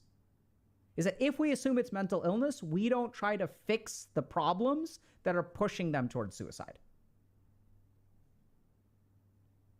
Really, really scary thing that's going on. And I'm not saying that mental illness does not lead to suicide and people shouldn't get therapy and things like that. I think they should absolutely do that. But another simple example to drive this home. So when I have a patient who's in a traumatic and abusive relationship and they're suicidal, therapy may help them some with the suicide, but the most important thing I can do for that person's suicidality is to help them build a life where they're no longer abused. It's to change something in their life, not to change them. And part of the reason that I think that we're seeing so much mental illness nowadays is because the world that people are living in is getting more difficult to live in. Survival is there. Relationships, connection, love, respect, independence, paying your bills, owning a home, having friends. These things are getting harder and harder to achieve, which is why we're seeing a spike in mental illness. And we can therapize them. I think therapy is great. If y'all are in those situations, by all means, see a therapist, because I've helped people with their suicidality, hopefully form a plan, and then ultimately make a change in their life. And any patient who comes to me, my goal is to get them to leave, for them to have such an amazing life where they no longer need my support. But we've got to be super careful, because I think a lot of this mental health crisis is not going to be fixed by therapists. It's like a societal responsibility. And if you guys want some data for that, really quick segment. So New York City had this program called Housing First. So if you were homeless, in order to get subsidized housing or free housing, you had to be sober. So you're homeless, you're on the streets, you're addicted to whatever, crack cocaine, alcohol. You have to become sober first. And if you become sober, that's a prize and you get a place to live. Under that policy, everything was terrible. So New York City did something really bizarre. They said housing first. We don't care if you're sober or not, we're going to give you a place to live. What they actually found with the housing first model is that giving someone housing helps them conquer addiction, not the other way around. And so it's a really revolutionary public health discovery to understand that you have to help someone build a life that is worth living, and then mental illness becomes easier to deal with. Really, real tragedy that's going on right now. And I'm all for seeing therapists, and like y'all should absolutely do that. I'm all for increased mental health funding because we do not have enough mental health resources. That's part of the reason we're here today.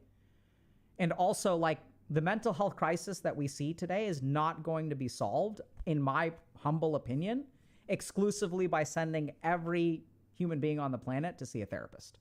We've got to actually fix the lives that they go back to when they leave the therapist's office.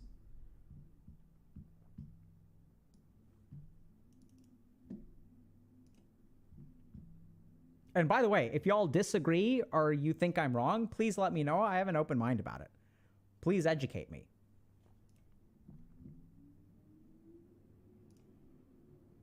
Okay?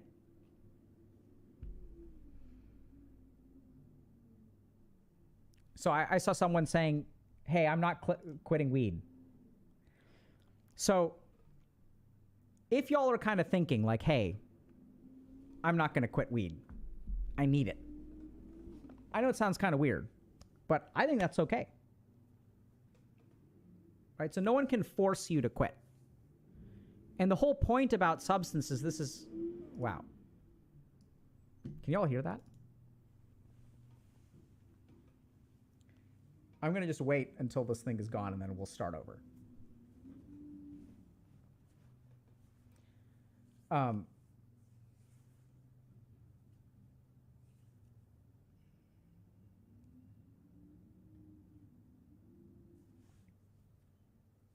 Yeah, Orange Divelberg is saying, I feel that people were born to poor families have an insane disadvantage because of that. We're all saying not to be materialistic, but materialistic things help us. So much to say about that. So I have one simple experience of like my own personal mental health that I'd love to share, because people will say, okay, like don't be materialistic, right? But if you want to be mentally healthy, you have to be secure. So there was one period in my life where I was basically on the cusp of being homeless. And I'd moved to Boston, had $300, and that was all the money that I had. Had to find a job. I had, a place to stay where I was paying like $78 a night or something like that. And I had set up this situation where I found a couple of roommates, had never met them before. They were like, hey, we're going to sign this lease. I was like, have you all seen the place? They're like, no, we haven't seen the place. I went and checked out the place. We were all going to split the rent evenly. They're giving me a closet and there are 2 big rooms. And I said, hey, like, I don't think this is fair.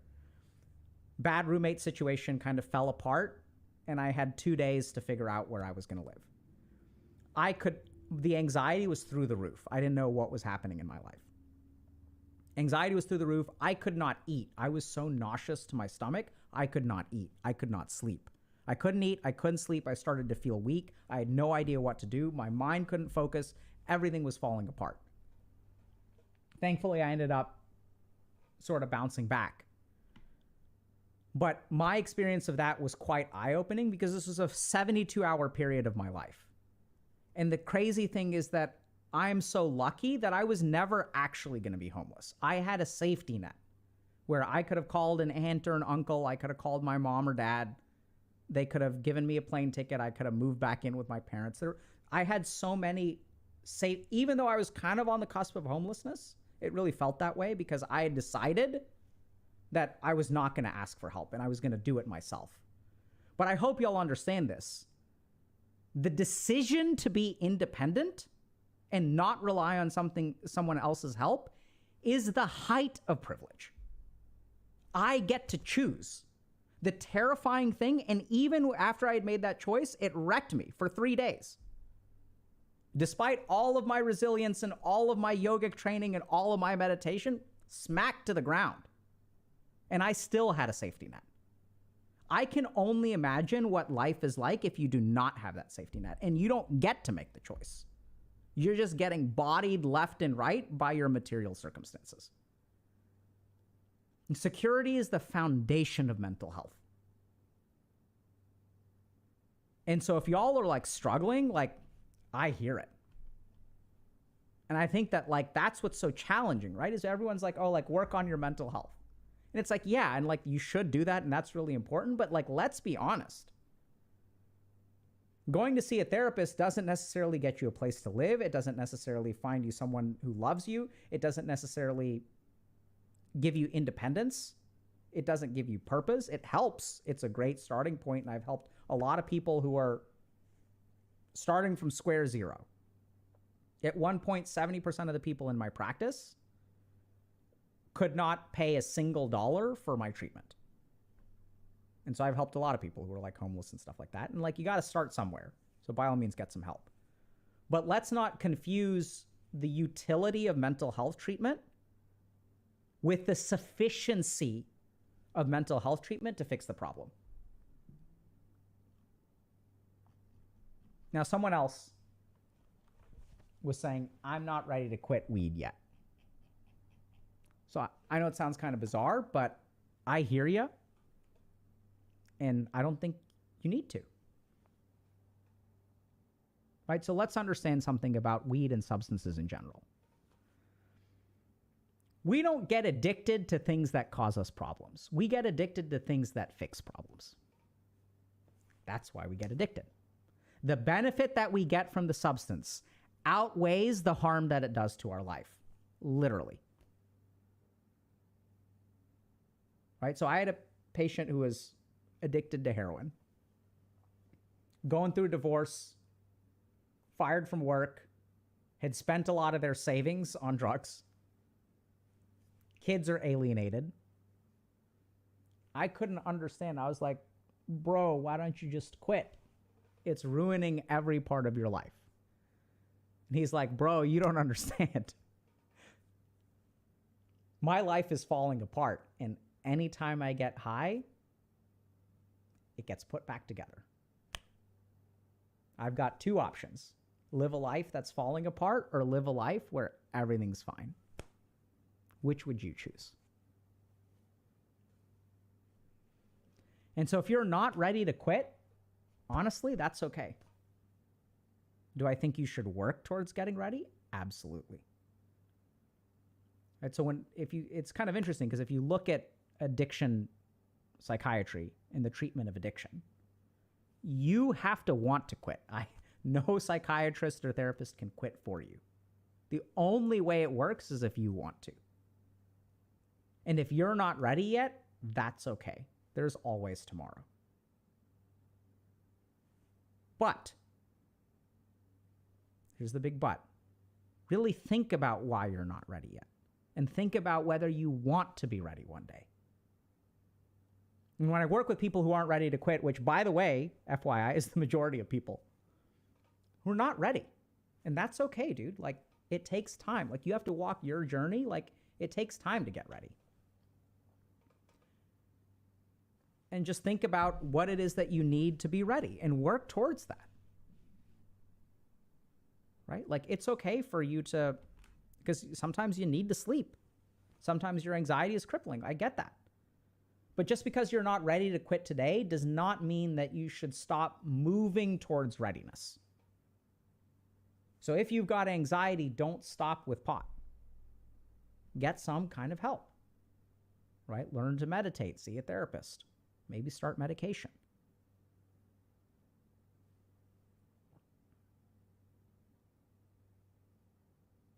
Questions?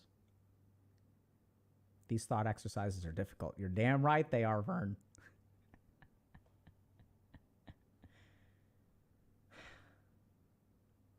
So Michelle 137 is saying, I'm trying, and that's all you can do.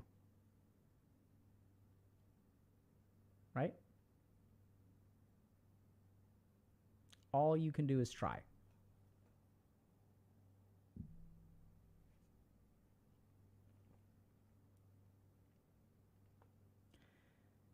Man of Great Wealth is asking, can you be my therapist? Well, if you're a man of great wealth, maybe I'm going to say yes.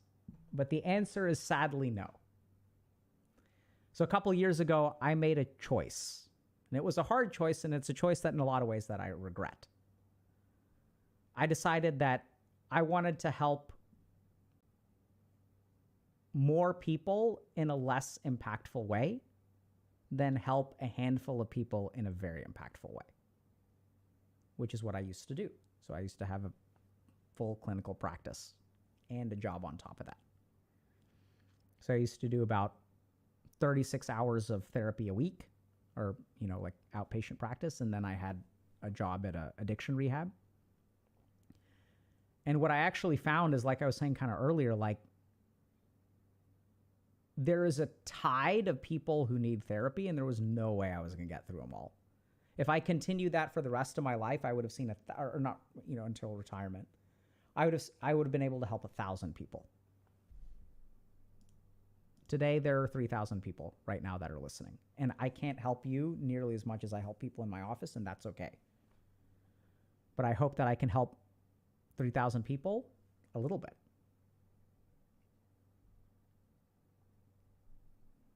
Do you think it's healthy to use weed in moderation? So we've talked about that a little bit, but here's the problem. So probably for some people, there's a moderated usage of weed that's possible. I do believe that. The tricky thing about healthy weed that's used in moderation is that if you are someone who cannot use weed in moderation, you will take that statement and you will use it to fuel your addiction. So if you're addicted, very few addicts understand that they're truly addicted. Most addicts think that this person who uses 20% more than me is addicted, but I'm okay. This is how the addictive mind works, right? Because it's not going to let you have an excuse to stop using because it wants the substance. So it'll twist and turn and it'll keep moving the goalposts. And so if you're using and you're justifying it to yourself, you may not think it's justification, you may think it's logic. But when the addictive mind is active, it's subtle and it'll always make